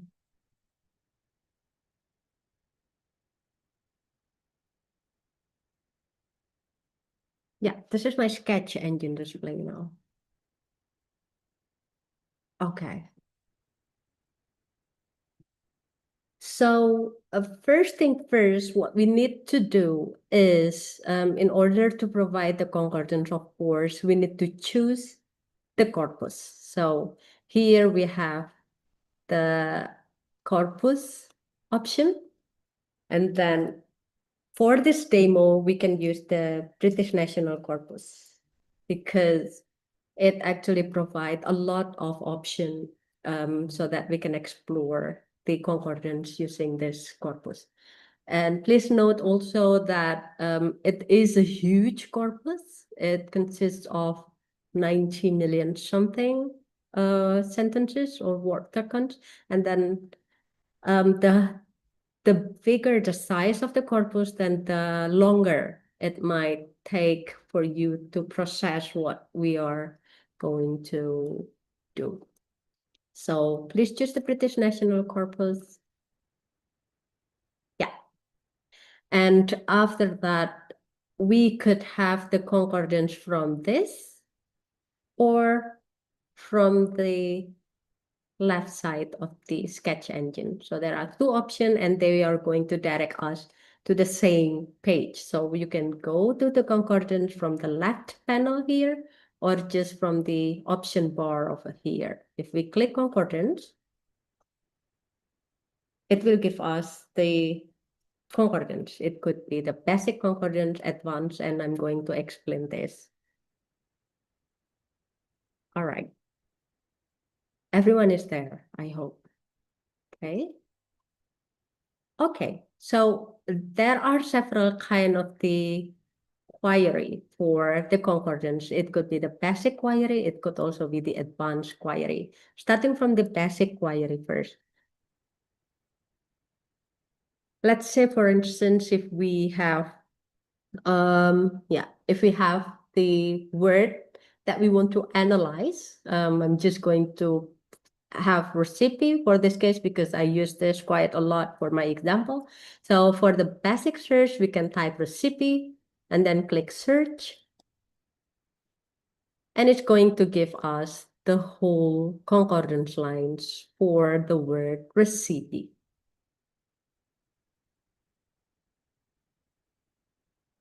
And that is the information of what the simple recipe of how many simple recipe concordance are derived from this British National Corpus.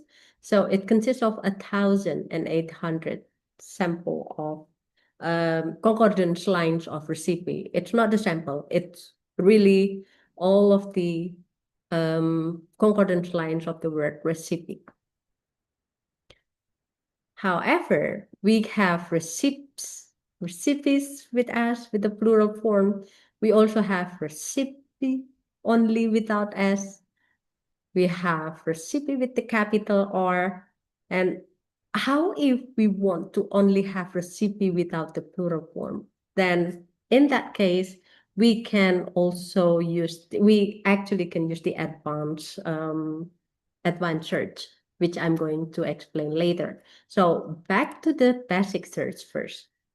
So we actually type the word recipe and then we can, sorry. Before we put this, if we click the question, this is weird. So the simple search, actually this one, so well, I'm going to go back to the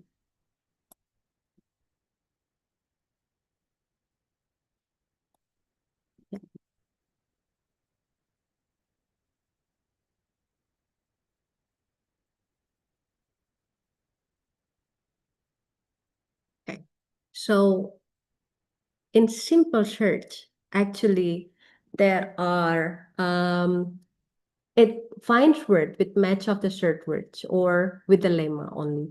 So it is not case sensitive. This is what this sketch engine actually told us. In simple search, we do not care whether the whether the word is capitalized or not. We just ignore the case. And then sometimes we can also use the asterisk or then the question mark. And this is the meaning of what we are going to have with the asterisk or with the question mark. Let's just go back to the sketch engine.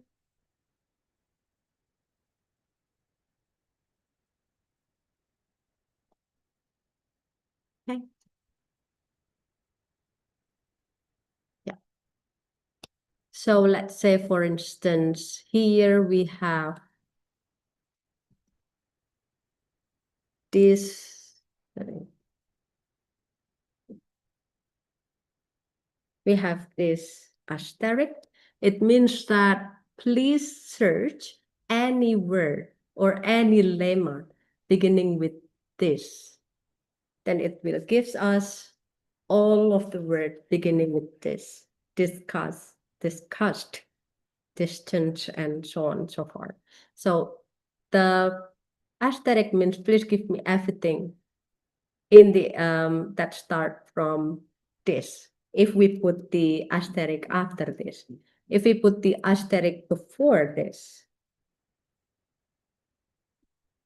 then it will give us whatever word or lemma that ends with the word with this, including this.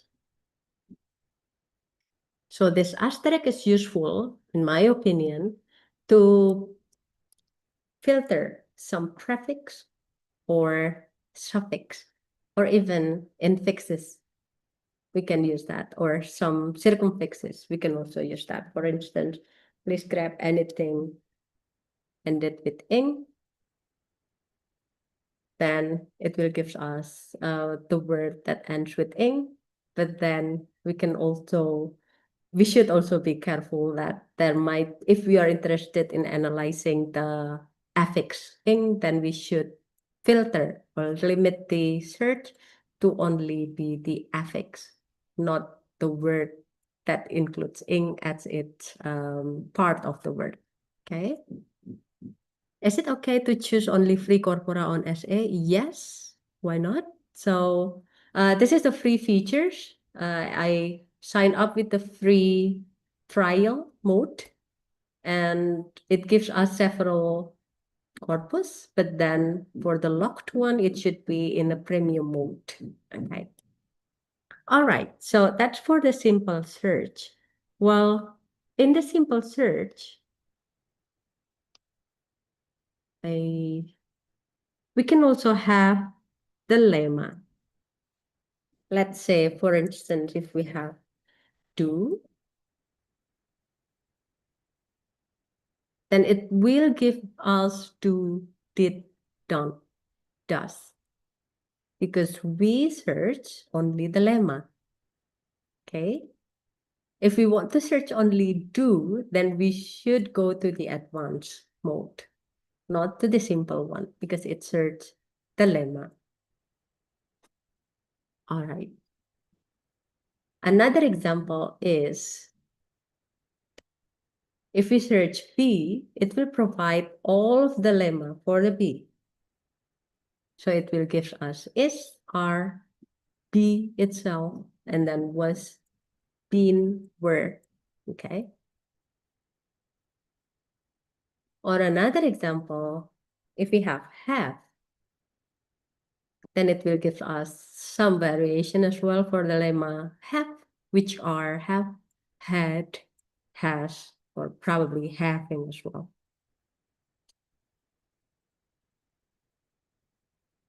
That is for the simple search.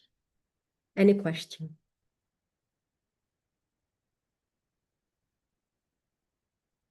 Not yet. All right. So now we can go to the advanced search. So we have discussed the simple search. In advanced search, we have several query type. We could have lemma, we could have phrase, we could have word or character, and then CQL. And for each option of the advanced concordance or advanced search, I'm going to show you. Yeah. It will lead us to different result. Okay. So for instance, if we have lemma, we could also have the part of speech option, whether you want to have the lemma in any kind of lemma or a certain part of speech of lemma.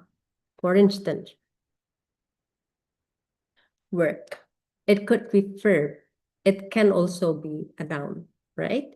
So in any, if we choose any, it will give us the result of any word class of the word.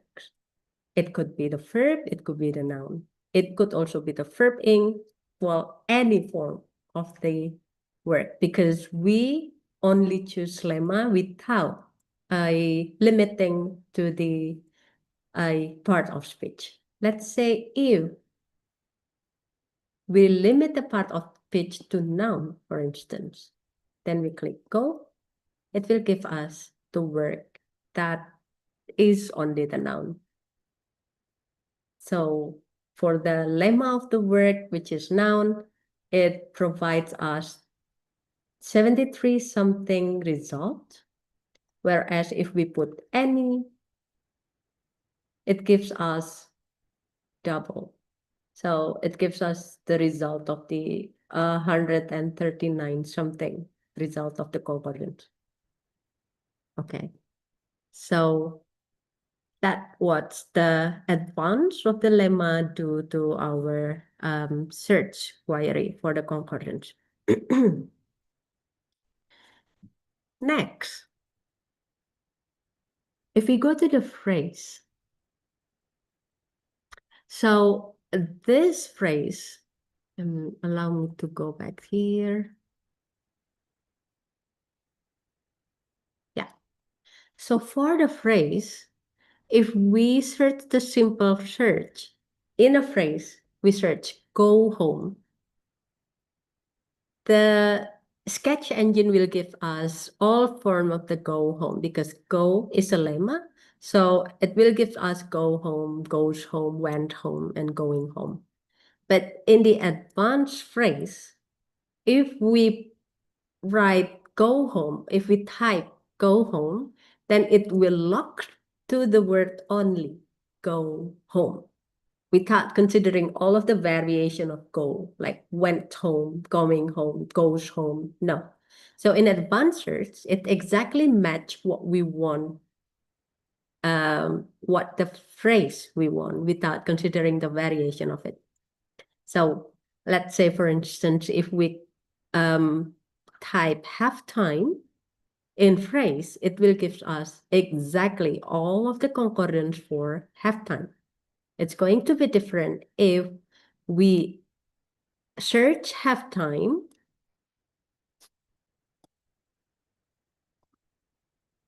yeah, it's going to be different from if we search halftime and we put the simple, we click go.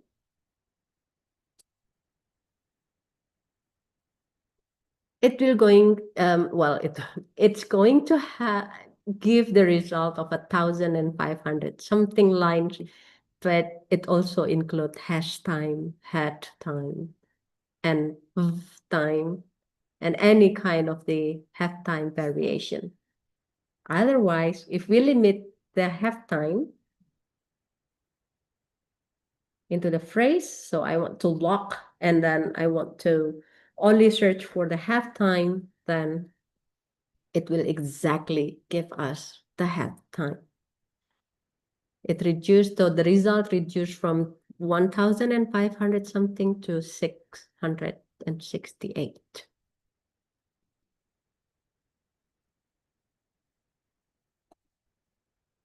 All right, okay. And then the next search is for the word. It's actually the same as the phrase. So in the word search, if we search go, it will give us go. But then in simple search, if we type go, it will give us go, goes, went, going, and gone. So if that is a word that is exactly the word that we are going to match to the concordant line, then better for us to use this advanced search and then the word one. This is for the example. Oh yeah, this is the example of the character, the next one. So this is the word for the word. And then there is also the character search. This character search will show us the concordance lines of any word that has the character in the node. For instance, I type way, then it will give us all the word with fey in it. Very, pavement, there is fey here, and then even, there is fey here, and then aventus and involves. So that is for the character.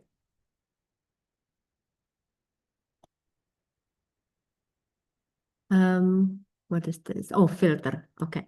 So, and then for the CKL, we can use the question mark and then the asterisk to actually direct the sketch engine to search what we are interested in.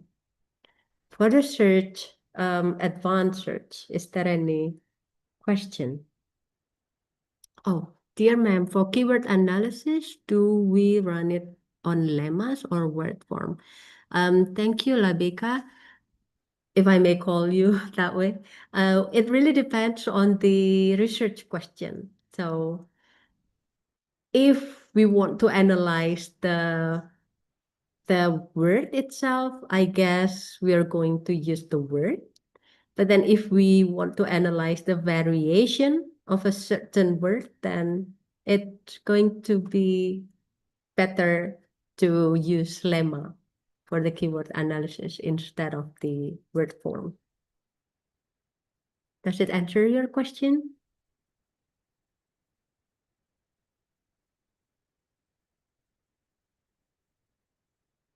Okay. All right. So now we're going to move to the filter context. Where is it? Okay, so this is the concordance. Yes. There is something here, a features of the filter context. And if we click to the down arrow, it will give us do not filter, lemma context, or part of speech context. What does it give us actually? So yeah, let's see. Let's have a data-driven teaching method. Okay, so we do something and then we observe and then we conclude. If we put lemma context here and then we add, let's say, for instance, a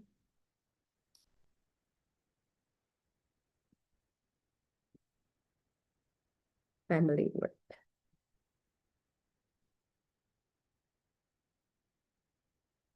Within 5, and then the tokens, right? Yeah. So here, I choose all. Well, actually, there is all, any, and none. And I type lemma separated by space, and then I type family, space, work, within 5, and tokens to the right. And oh yeah, I need to also put simple here, verb, and then have. Okay, so in the advanced concordant search, I want to have the concordance lines of the word have, for example.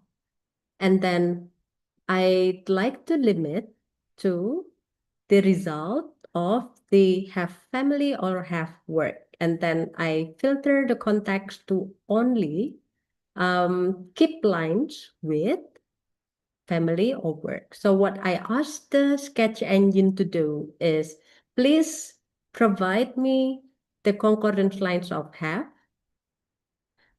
followed by family and or work in the window of 5 tokens to the right. I'll repeat this. What I asked the sketch engine to have is, please provide the word have that only consists of family and work within the 5 window span to the right. So if we click go, it will give us only 15 example for the work, and then 1,800 something for the family. So it will give us this work and family, work and family, work and family, and so on and so forth. Okay. And if we want to use, how about the context of work and family only, then we can click here and it will give us those 1,800 display of the concordance line.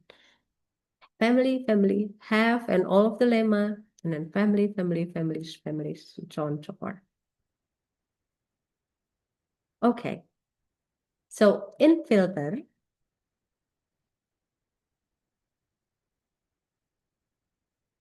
in filter context, we can also have the part of speech context. For instance, oh yeah, okay. I'd like to have what preposition follows the word recipe, for instance. Then I filter the context to part of speech only. And then the recipe for, I limit this into the word because I don't want recipes or recipe as the verb. So I limit the advanced concordance to the word and to the noun. So I want the recipe as the noun and only recipe, no other variation. And then please also provide and keep the lines only with the recipe. And then we can scroll here. It provides preposition within recipe and then blank, because the preposition that I expect the concordance line to show is, let's say, the one word right after recipe. So I will set this into only one to the right. Okay, I'm going to repeat the setup here, what I want the sketch engine do to me. So I want to know what the preposition followed the word, the noun, recipe. Therefore, I put the advanced search using the word because I want the concordance line exactly match what I want it to be. And then I limit the part of speech to the noun and what the word is, recipe.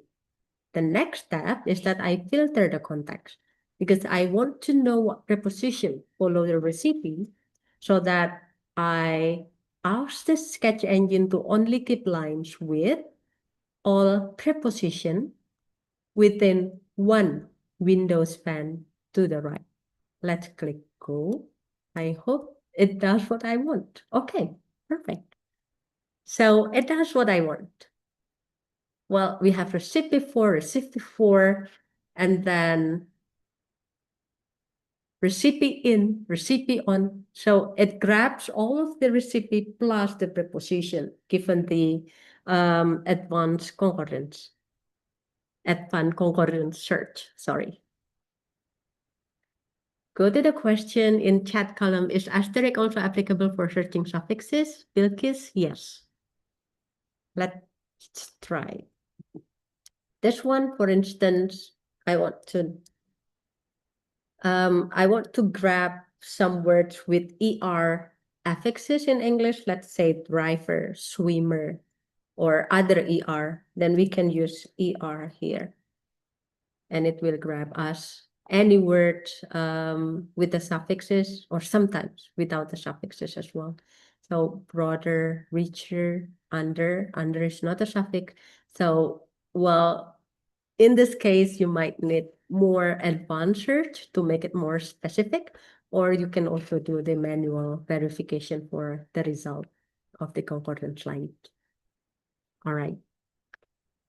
Okay. And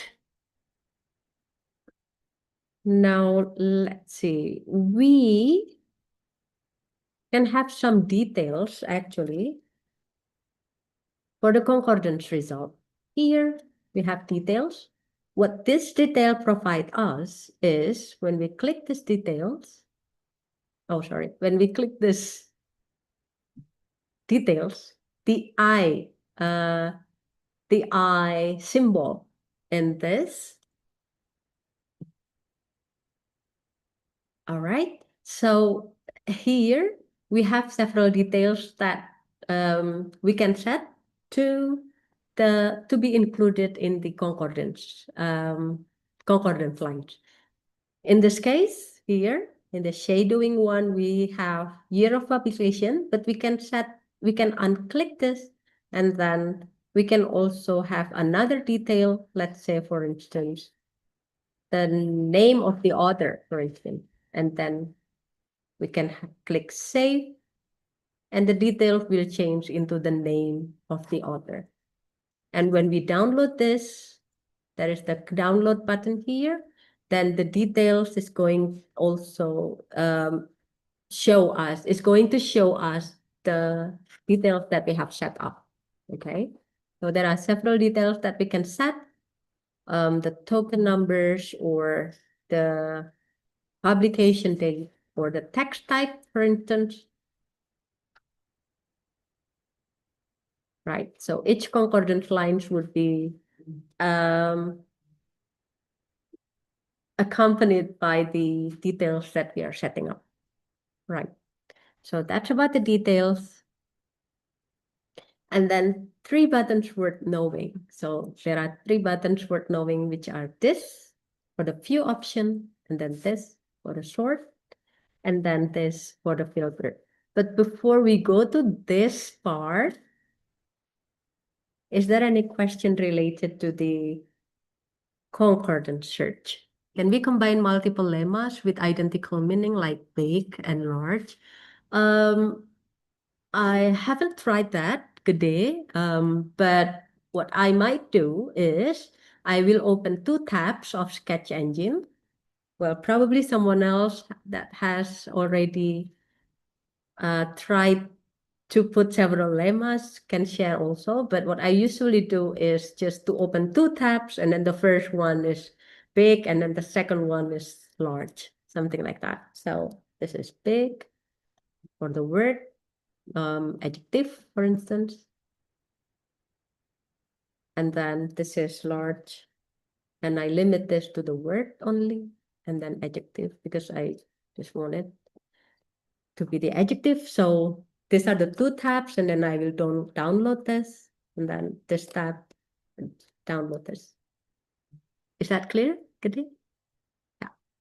Okay, thank you.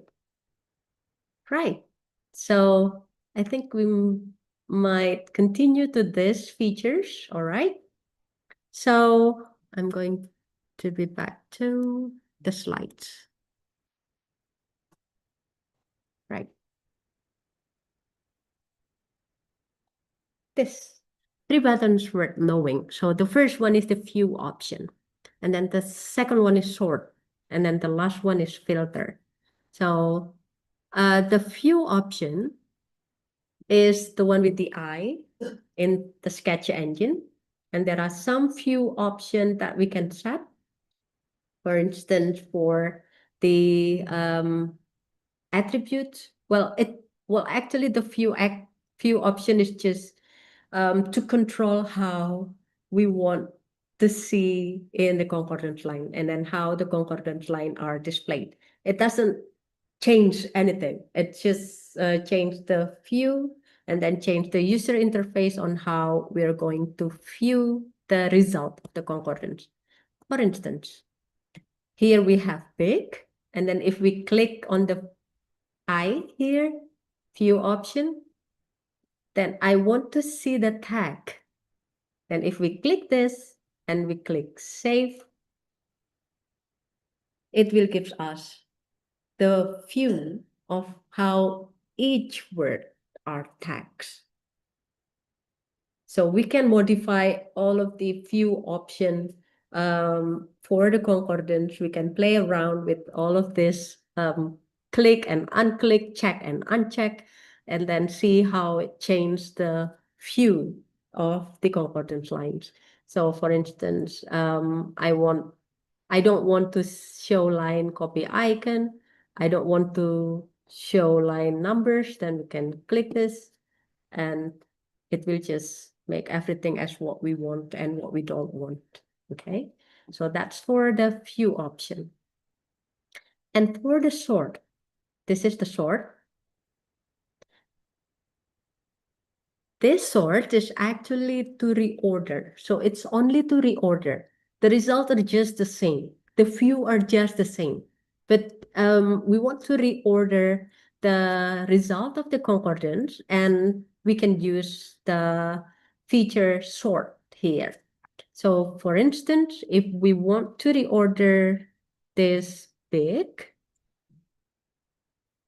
based on the tag, well, no, it won't work because I limit the tag only for the adjective. I'm going to use another example. Have time, for instance. Right, and then sort. And I want to sort this based on the tag.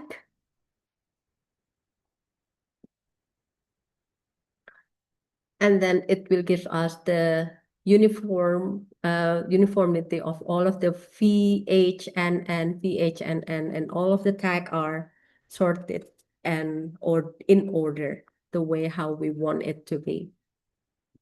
And we can actually add another sort, let's say at next criterion, and I want to sort based on the right context, for instance, and I want to sort the right context based on the word.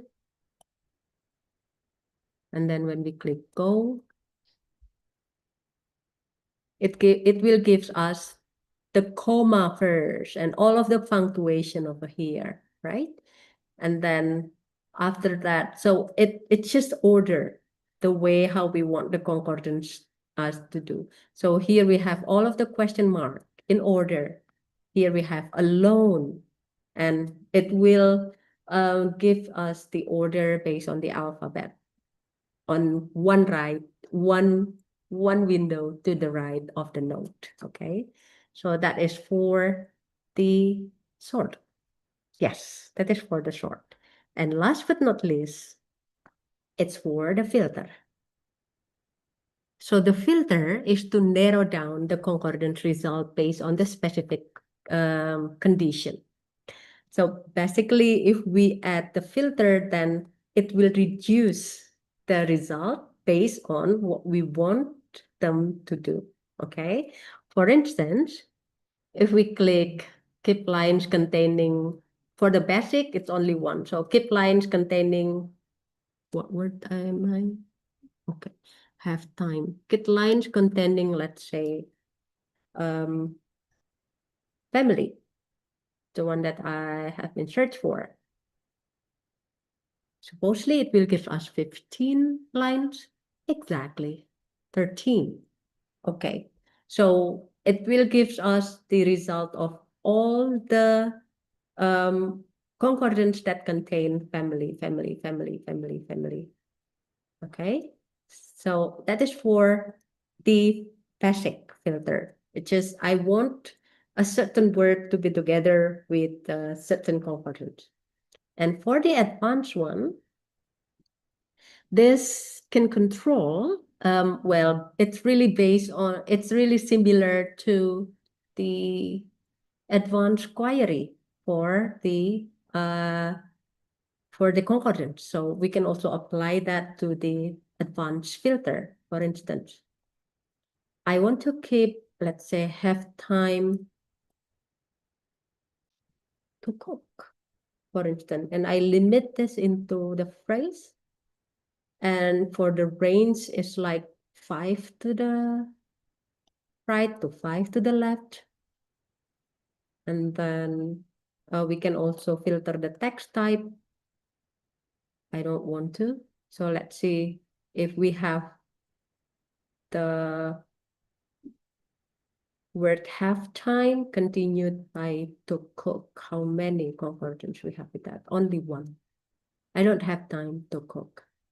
So this filter will narrow down our concordant result based on a specific condition. Wow. So we have the demo already on how to search in the concordance based on the mode. We have basic and then advanced. And then we also have explore more on the 3 buttons that were to note. We have the view option, sort, and also filter. And if you want to know more about the concordance, you can click learn here, and there are some YouTube tutorials that you can follow. Well, basically it's just the same as what I have explained today. Okay. Any question?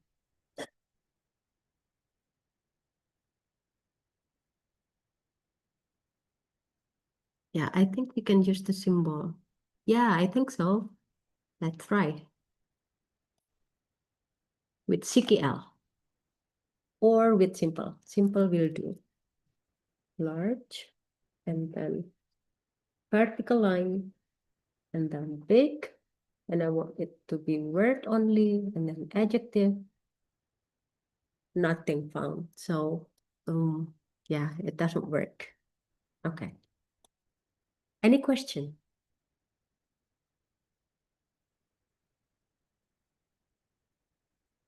If you don't have a question, then it's your turn. So it's your turn in Sketch Engine. Run real concordance, sort them, read the pattern, try to observe, analyze, and have fun with the data. So what I want you to do is to differentiate delicious and tasty in BNC corpus. Given what nouns follow each word, are they the same kind of nouns? Let's say, what are described by the adjective delicious? What are described by the adjective tasty? Are they the same noun or not? And then what adverb precede each word? So are they the same intensifier, or are they the same adverb? So given the materials that I've given, I hope that you are going to be able to answer these two questions in half an hour, in 30 minutes. And have you got the handout of the practice already? I think I've shared that to the committee.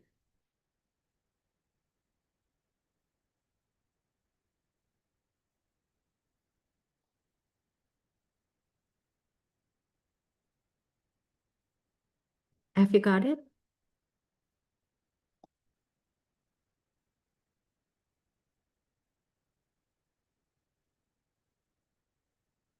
Should not, then fine. I'm going to send this to the Zoom chat. Yeah, thank you, Mas Pri. This one. Okay. So for the committee, could you please put the participant into 10 breakout rooms, so that one breakout rooms might be around 7 or 8 participants in it, and so that they can also discuss what to do. So if you open the practice handout, I have tried my best to provide a step-by-step this one. Yes. Okay. To provide a step-by-step procedure on how you could try to enter the nouns and the adverb. Just forget about the register. We're not going to go that far. Getting started, and then these are the step-by-step, and then some of the observation that you need to take down here, and then to note, and then finally you can go to the similarities and some of the differences. Hopefully 30 minutes is just enough, and then you're going to be back to the main room, and we are going to discuss and continue to the question and answer session. All right, so that's for the talk and for the demo. So please, for the committee to send the participant to the breakout rooms. And I'm looking forward to seeing you again in the main room within the next 30 minutes. Enjoy and have fun.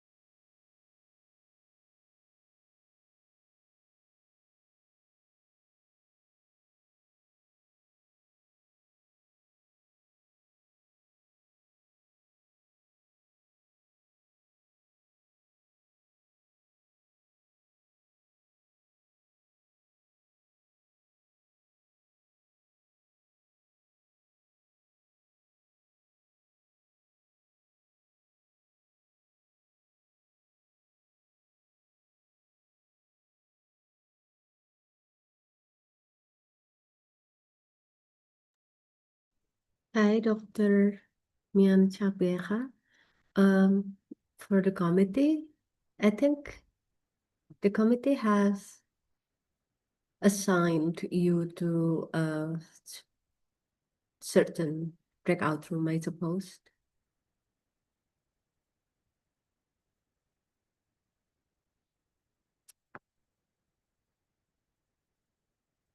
Oh yeah, okay, so I will assign you to room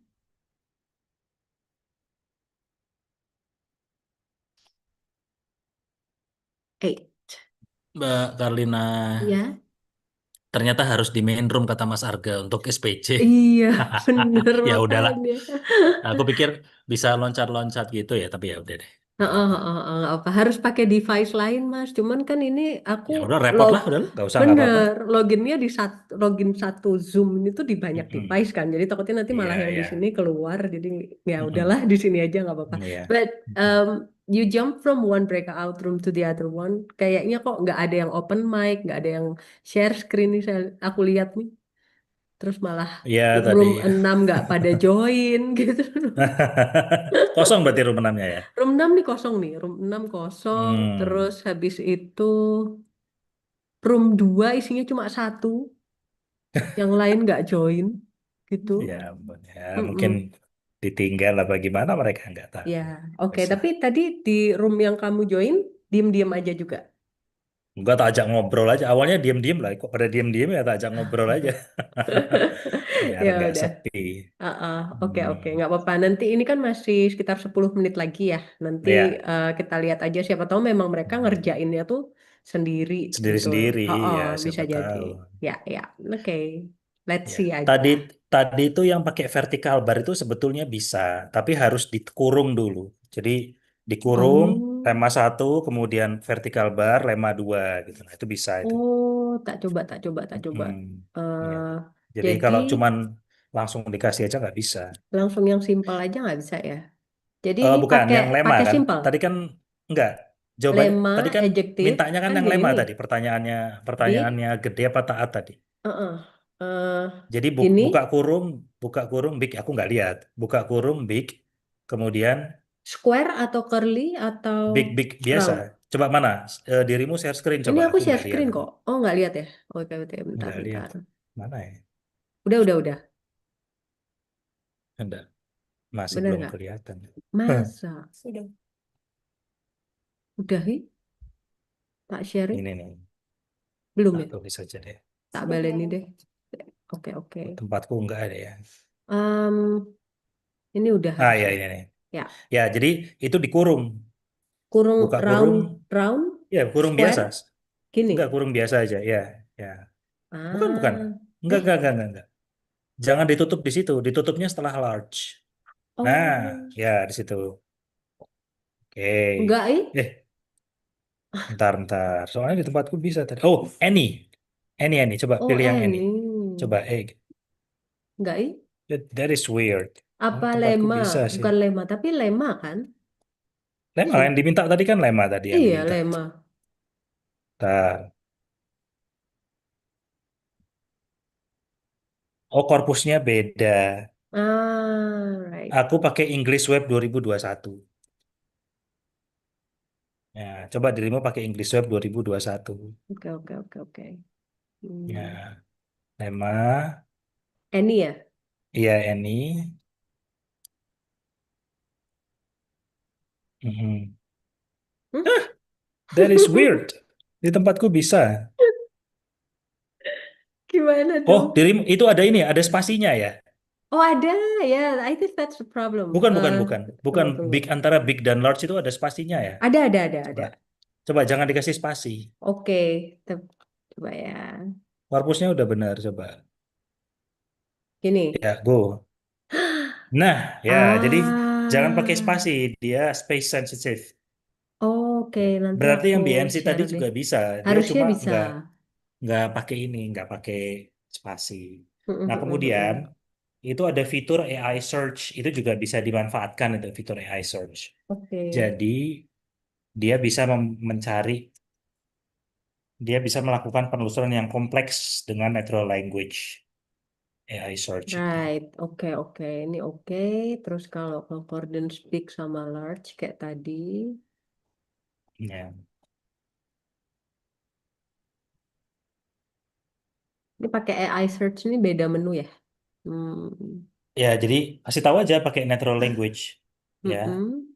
find me words whose lemmas are big and large misalnya.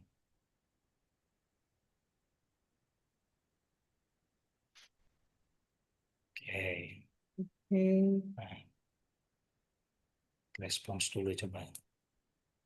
Nanti dia translate itu ke AI. Ah, Nah, right.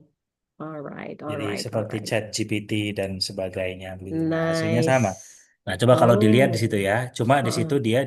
dia menggunakan CQL. Jadi translate-nya ke CQL bukan simple search. Oh gitu. Ya itu nggak Ya, perlu tak jelasin nggak sih kayak backgroundnya atau apa yang penting kan mereka bisa ini ya. ya, Oke. Jadi bisa aja. kita bisa kalau CQL kan soalnya pakai curly bracket lah apa-apa tag Ya, yang word tadi kayak itu, gitu. Oh, ya yang di benar. atas yang agak agak kompleks itu. Mm-mm, Nggak usah, benar nggak apa-apa, agak nanti kompleks aja. ya. Oke. Iya. Perfect. Thank you Mas Pri. Nanti tak Iya. tak jelasin deh di forum. Mhm. Oke, tadi Oh gimana iya, penjelasanku menurutmu? bagus, bagus. Ya, Ya, semoga bisa dipahami ya. bisa. Oke. Nanti yang Mhm. frequency list soalnya lebih kompleks lagi kan. Aku kayak Mhm. semoga mereka nanti bisa eh, digest sih. Karena ini kan masih awal Mhm. banget. Tadi pas sesinya gede, em, pertanyaannya banyak.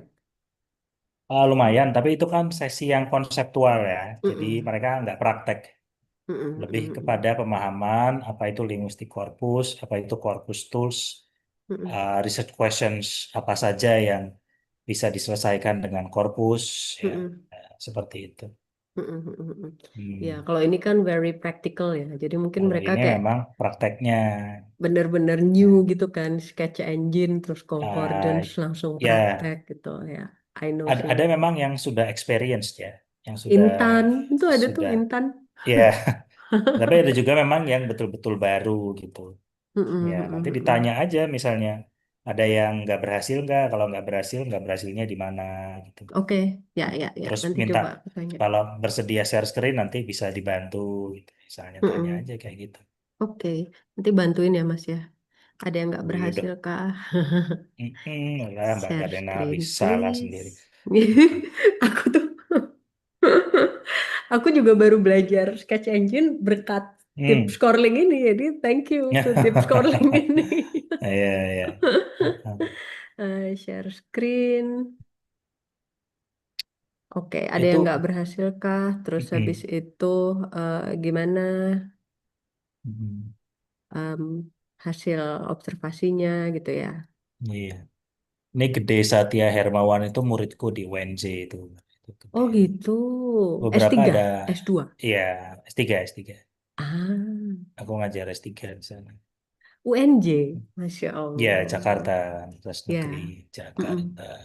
mm-mm. Ya. Mata kuliahnya korpus linguistik. Mata kuliahnya linguistik komputasi. Ada muatan linguistik korpusnya. Wow. Berarti tagging ya komputasinya. Ya, salah satunya kan. Salah Heeh. satunya kan ada tagging, ada secara umum misalnya membuat software itu gimana gitu. Oh my God. Sampai dari perencanaan sampai jadi debugging, Ya. evaluasi, mengukur performance. Tapi ya Oh. gitu loh, masih baru jadi ya masih anak-anaknya juga belum ada background jadi ya pelan-pelan lah. Java Apa. atau apa?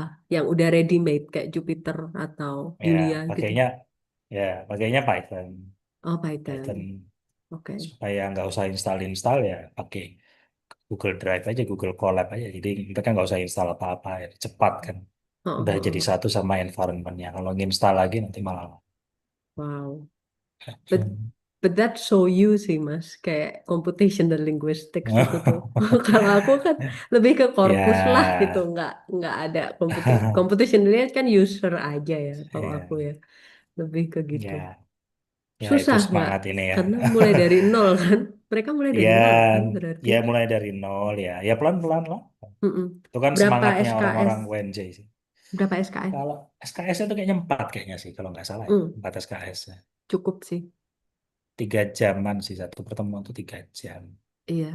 Ya, sama bikin papernya juga ada tugasnya bikin paper. Mm-mm. Mm-mm. Mm-mm. Hmm. Wow, akhirnya bisa mengajar. Kok berarti baru mulai ngajar tahun ini yang computational Udah linguistic ini. tahun ketiga sih sebetulnya sih. Lagi ini. Tahun ketiga. Ini malah kalau yang tahun ini ada tambahan. Kalau Mm-mm. ganjil itu kan genap ya. Kalau ganjil itu malah kalau ganjil itu S2 mata kuliahnya language technology, ya, kajian teknologi kebahasaan. Hmm. Itu baru, kalau itu baru ini, baru bikin itu Mm-mm. NJ. Oke. Hmm. CPL-nya mereka apa sih? Maksudnya kayak profil lulusannya mereka? Kalau Nggak tahu. profil lulusan ya nggak tahu ya. Oke. Kita kan dalam rangka memenuhi profil lulusan aja. Salah satu Iya, bener. kebutuhannya yang aware terhadap teknologi ya itu ada mata kuliah itu. Right, oke. Ya. By the way, ini kayaknya udah bisa ditarik lagi nggak sih? Boleh, Ah, boleh kalau mau ditarik lagi. ya. Ya, tolong ini ya dikembalikan lagi ke main room semua. Kapan-kapan kalau aku ke Semarang tak kabar-kabar ya, Mas ya. Oh iya iya, ya silakan silakan. Nanti aku ke Solo juga tak kabari. Iya Silakan silakan. dong, harus dong. Udah kangen tuh Firman sama Ya. Mas Tri. Yang Ya sertifikatnya ya. ketinggalan di toilet. Bisa. Ya ya ya. Ada salah deh sama Mas Firman ya. Nanti tak sampein. Ya ya ya.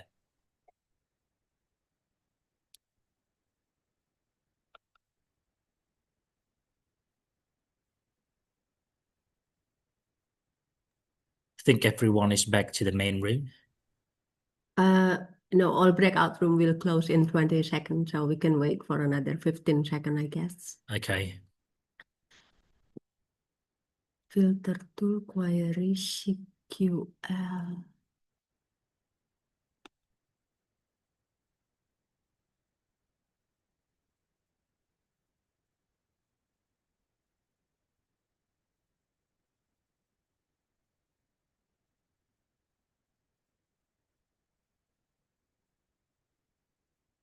Filter tools. Let's say searching. Filter. Advanced CQL. Hi, Hasin, are you here? Yes. Halo ya. Oh yeah, okay. So I see your chat and you got a problem in CQL advanced filter. Could you please share screen what you did until you get this kind of an error? I'm going to stop my share screen. Okay. Let me share my picture.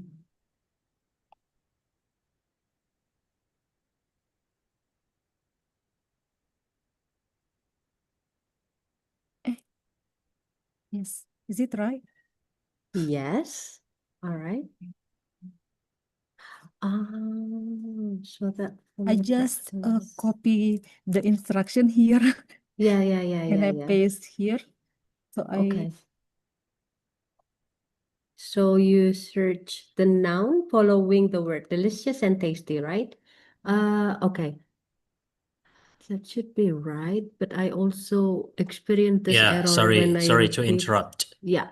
Sorry, this is a common problem because only straight quotes are accepted in the CQL because you copy paste that from the PDF. So it's not straight quotes. So maybe change that to straight quotes. Then and no space between equals sign. Okay, so straight quotes, straight quotes, right. straight quotes. This one. So Yeah, that one. yeah, that one. And Yeah. Carry on. Sorry, I forgot the And dot dot dot asterisk And try quote. and then strike quote and click go. Bismillahirrahmanirrahim. Yes. yeah. Oh, okay, thank you. Yeah, you're welcome. So basically, if you copy paste that, the format might actually change. So I would recommend you to to type instead of to copy paste. Okay. Thank you. Yeah. No, Nolimai, I hope it's already sold. So you should type that like one symbol and then letter by letter. Okay, welcome back, everyone. Glad to have you back here. We still have another 10 minutes, and I want to ask whether you have some problem that you encountered during the step-by-step procedure from the practice handout. Has Sina and Nolimai has shared them. It's related to the issue on the CKL search, but then it's solved. Is there anyone else that might encounter a problem during your practice?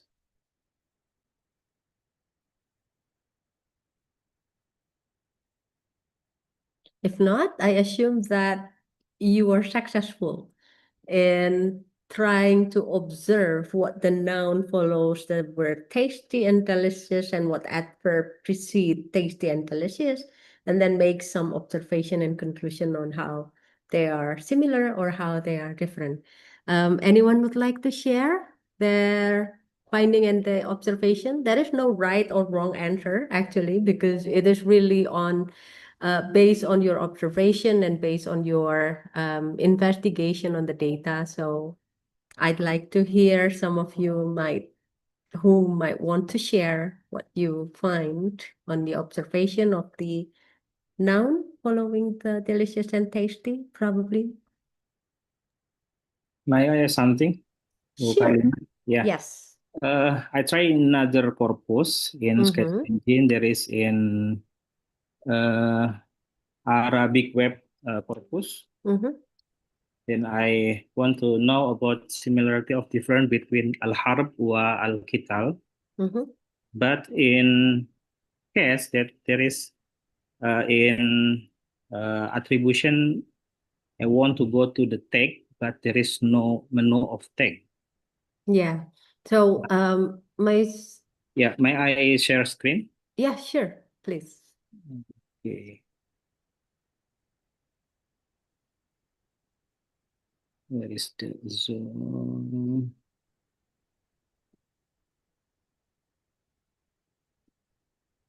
What's the name? Arabic web.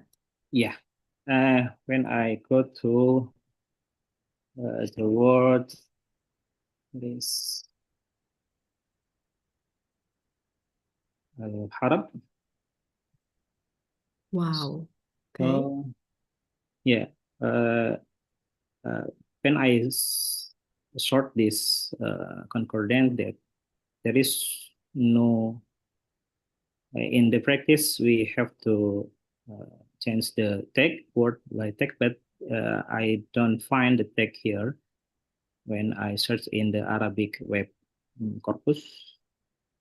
Probably it could be part of speech tag. Well, you can try to sort attribute, and there is part of speech tag. Oh, part of speech tag. Oh, okay. Yes. There is different in other corpus. Yeah. Yeah. Thank you. You're welcome. Nice. So you try to explore with the corpus that because is your interest. And in Arabic linguistic, then I try in another word context in the corpus linguistic. Okay, cool. Nice. Thank you, Ahmed. Anyone else would like to share their experience in exploring concordance in Sketch Engine, or probably want to share your observation related to the exercise?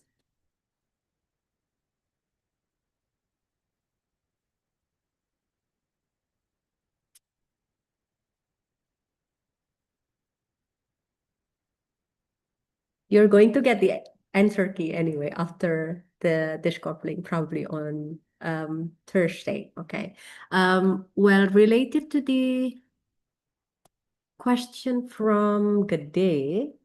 So during your breakout rooms, Mas Pri and I tried to find a way to search for the lemma or the word big and large, and then compile them into one window, and then we figure out that we can use word and then adjective, and then we can use this form big, and as suggested by Taat, but without space, big, vertical lines, and then large, closing bracket. So this would actually do the concordance and give us the big and large here in one concordance.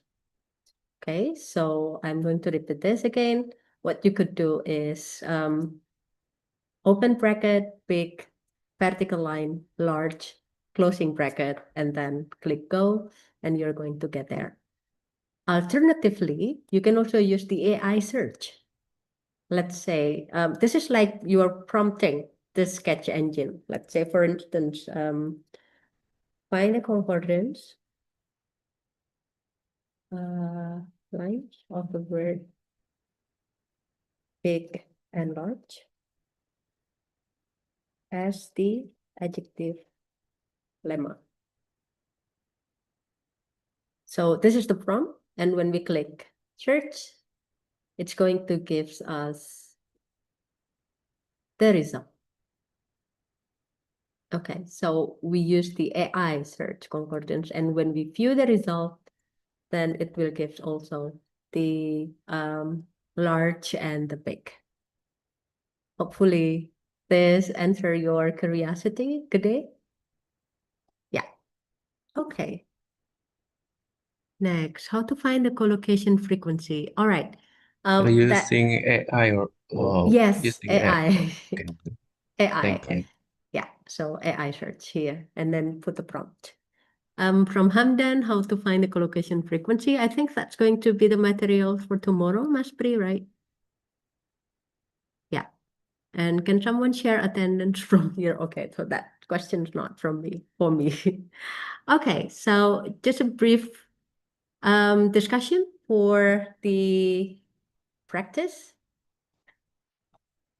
Well, given the step-by-step procedure, I guess there are several differences that I note from the word delicious and tasty, and the noun modified by delicious are this, and then the nouns modified by tasty are this. And from this, we may initially conclude that delicious is more general than tasty. Tasty probably is actually specified for only food and drink or beverages, but delicious can be used for flavor and for accompaniment. So it's more general. And then what adverbs might appear with that? These are the adverbs that appear for the delicious and tasty. For delicious, it's more to intensify the adjective, but for the tasty, it's not intensifier, but it's just like a comparison, like pretty tasty, very rather tasty, quite tasty. So from this observation, what I might interpret are this. So for the intensifier, usually delicious are followed by elevated intensifier, but then tasty are more casual because it has really tasty, pretty tasty, and quite tasty. So for the delicious is more formal, tasty is more informal, and for the noun it's more diverse here. For the delicious it's more diverse, and then for tasty it's more concrete, like for the food, snacks, or other beverages. All right, so that is the observation of the concordance for delicious and tasty. If you have some other question. We still have 3 minutes before I leave the stage. It's very fun to share the concordance with you.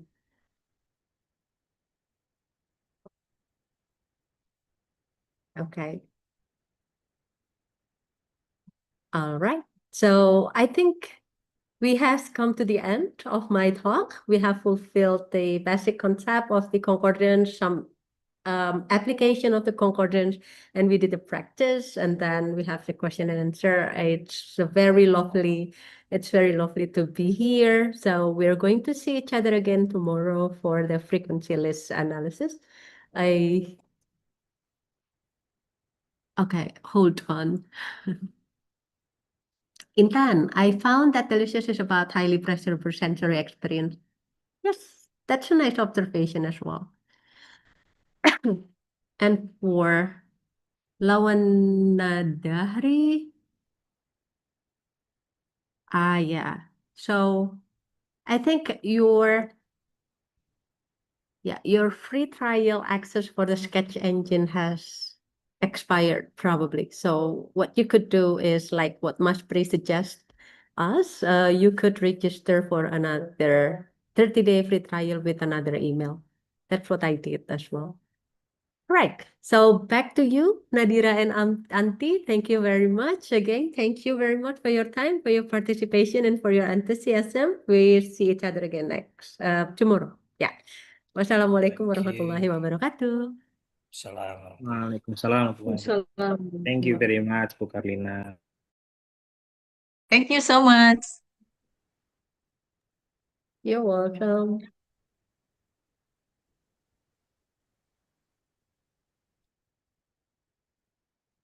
To a close. A quick reminder, everyone. We have shared the attendance form for Dr. Carlina's session in Zoom chat. If you have not yet filled it in, please do so now. We'll keep the form open for a few more minutes before closing it. And that brings day one of DipsCorLing 2026 to a close. Before we say goodbye, a few reminders. We will share the DipsCorLing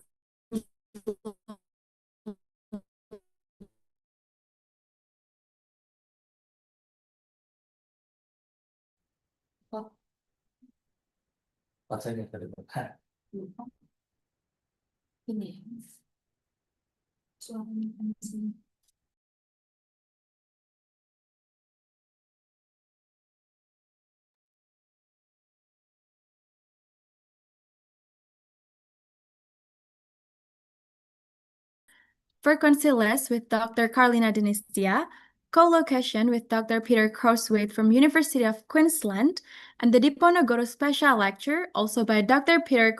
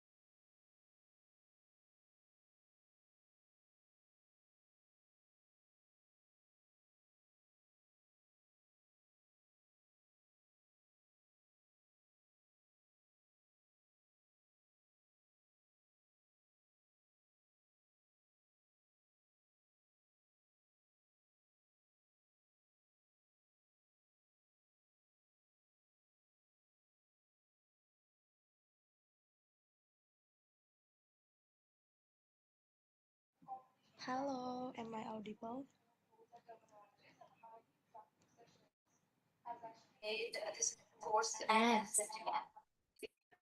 For you, Shreya, can you join to the breaking room 3 because we already assigned you to be interviewed here. There.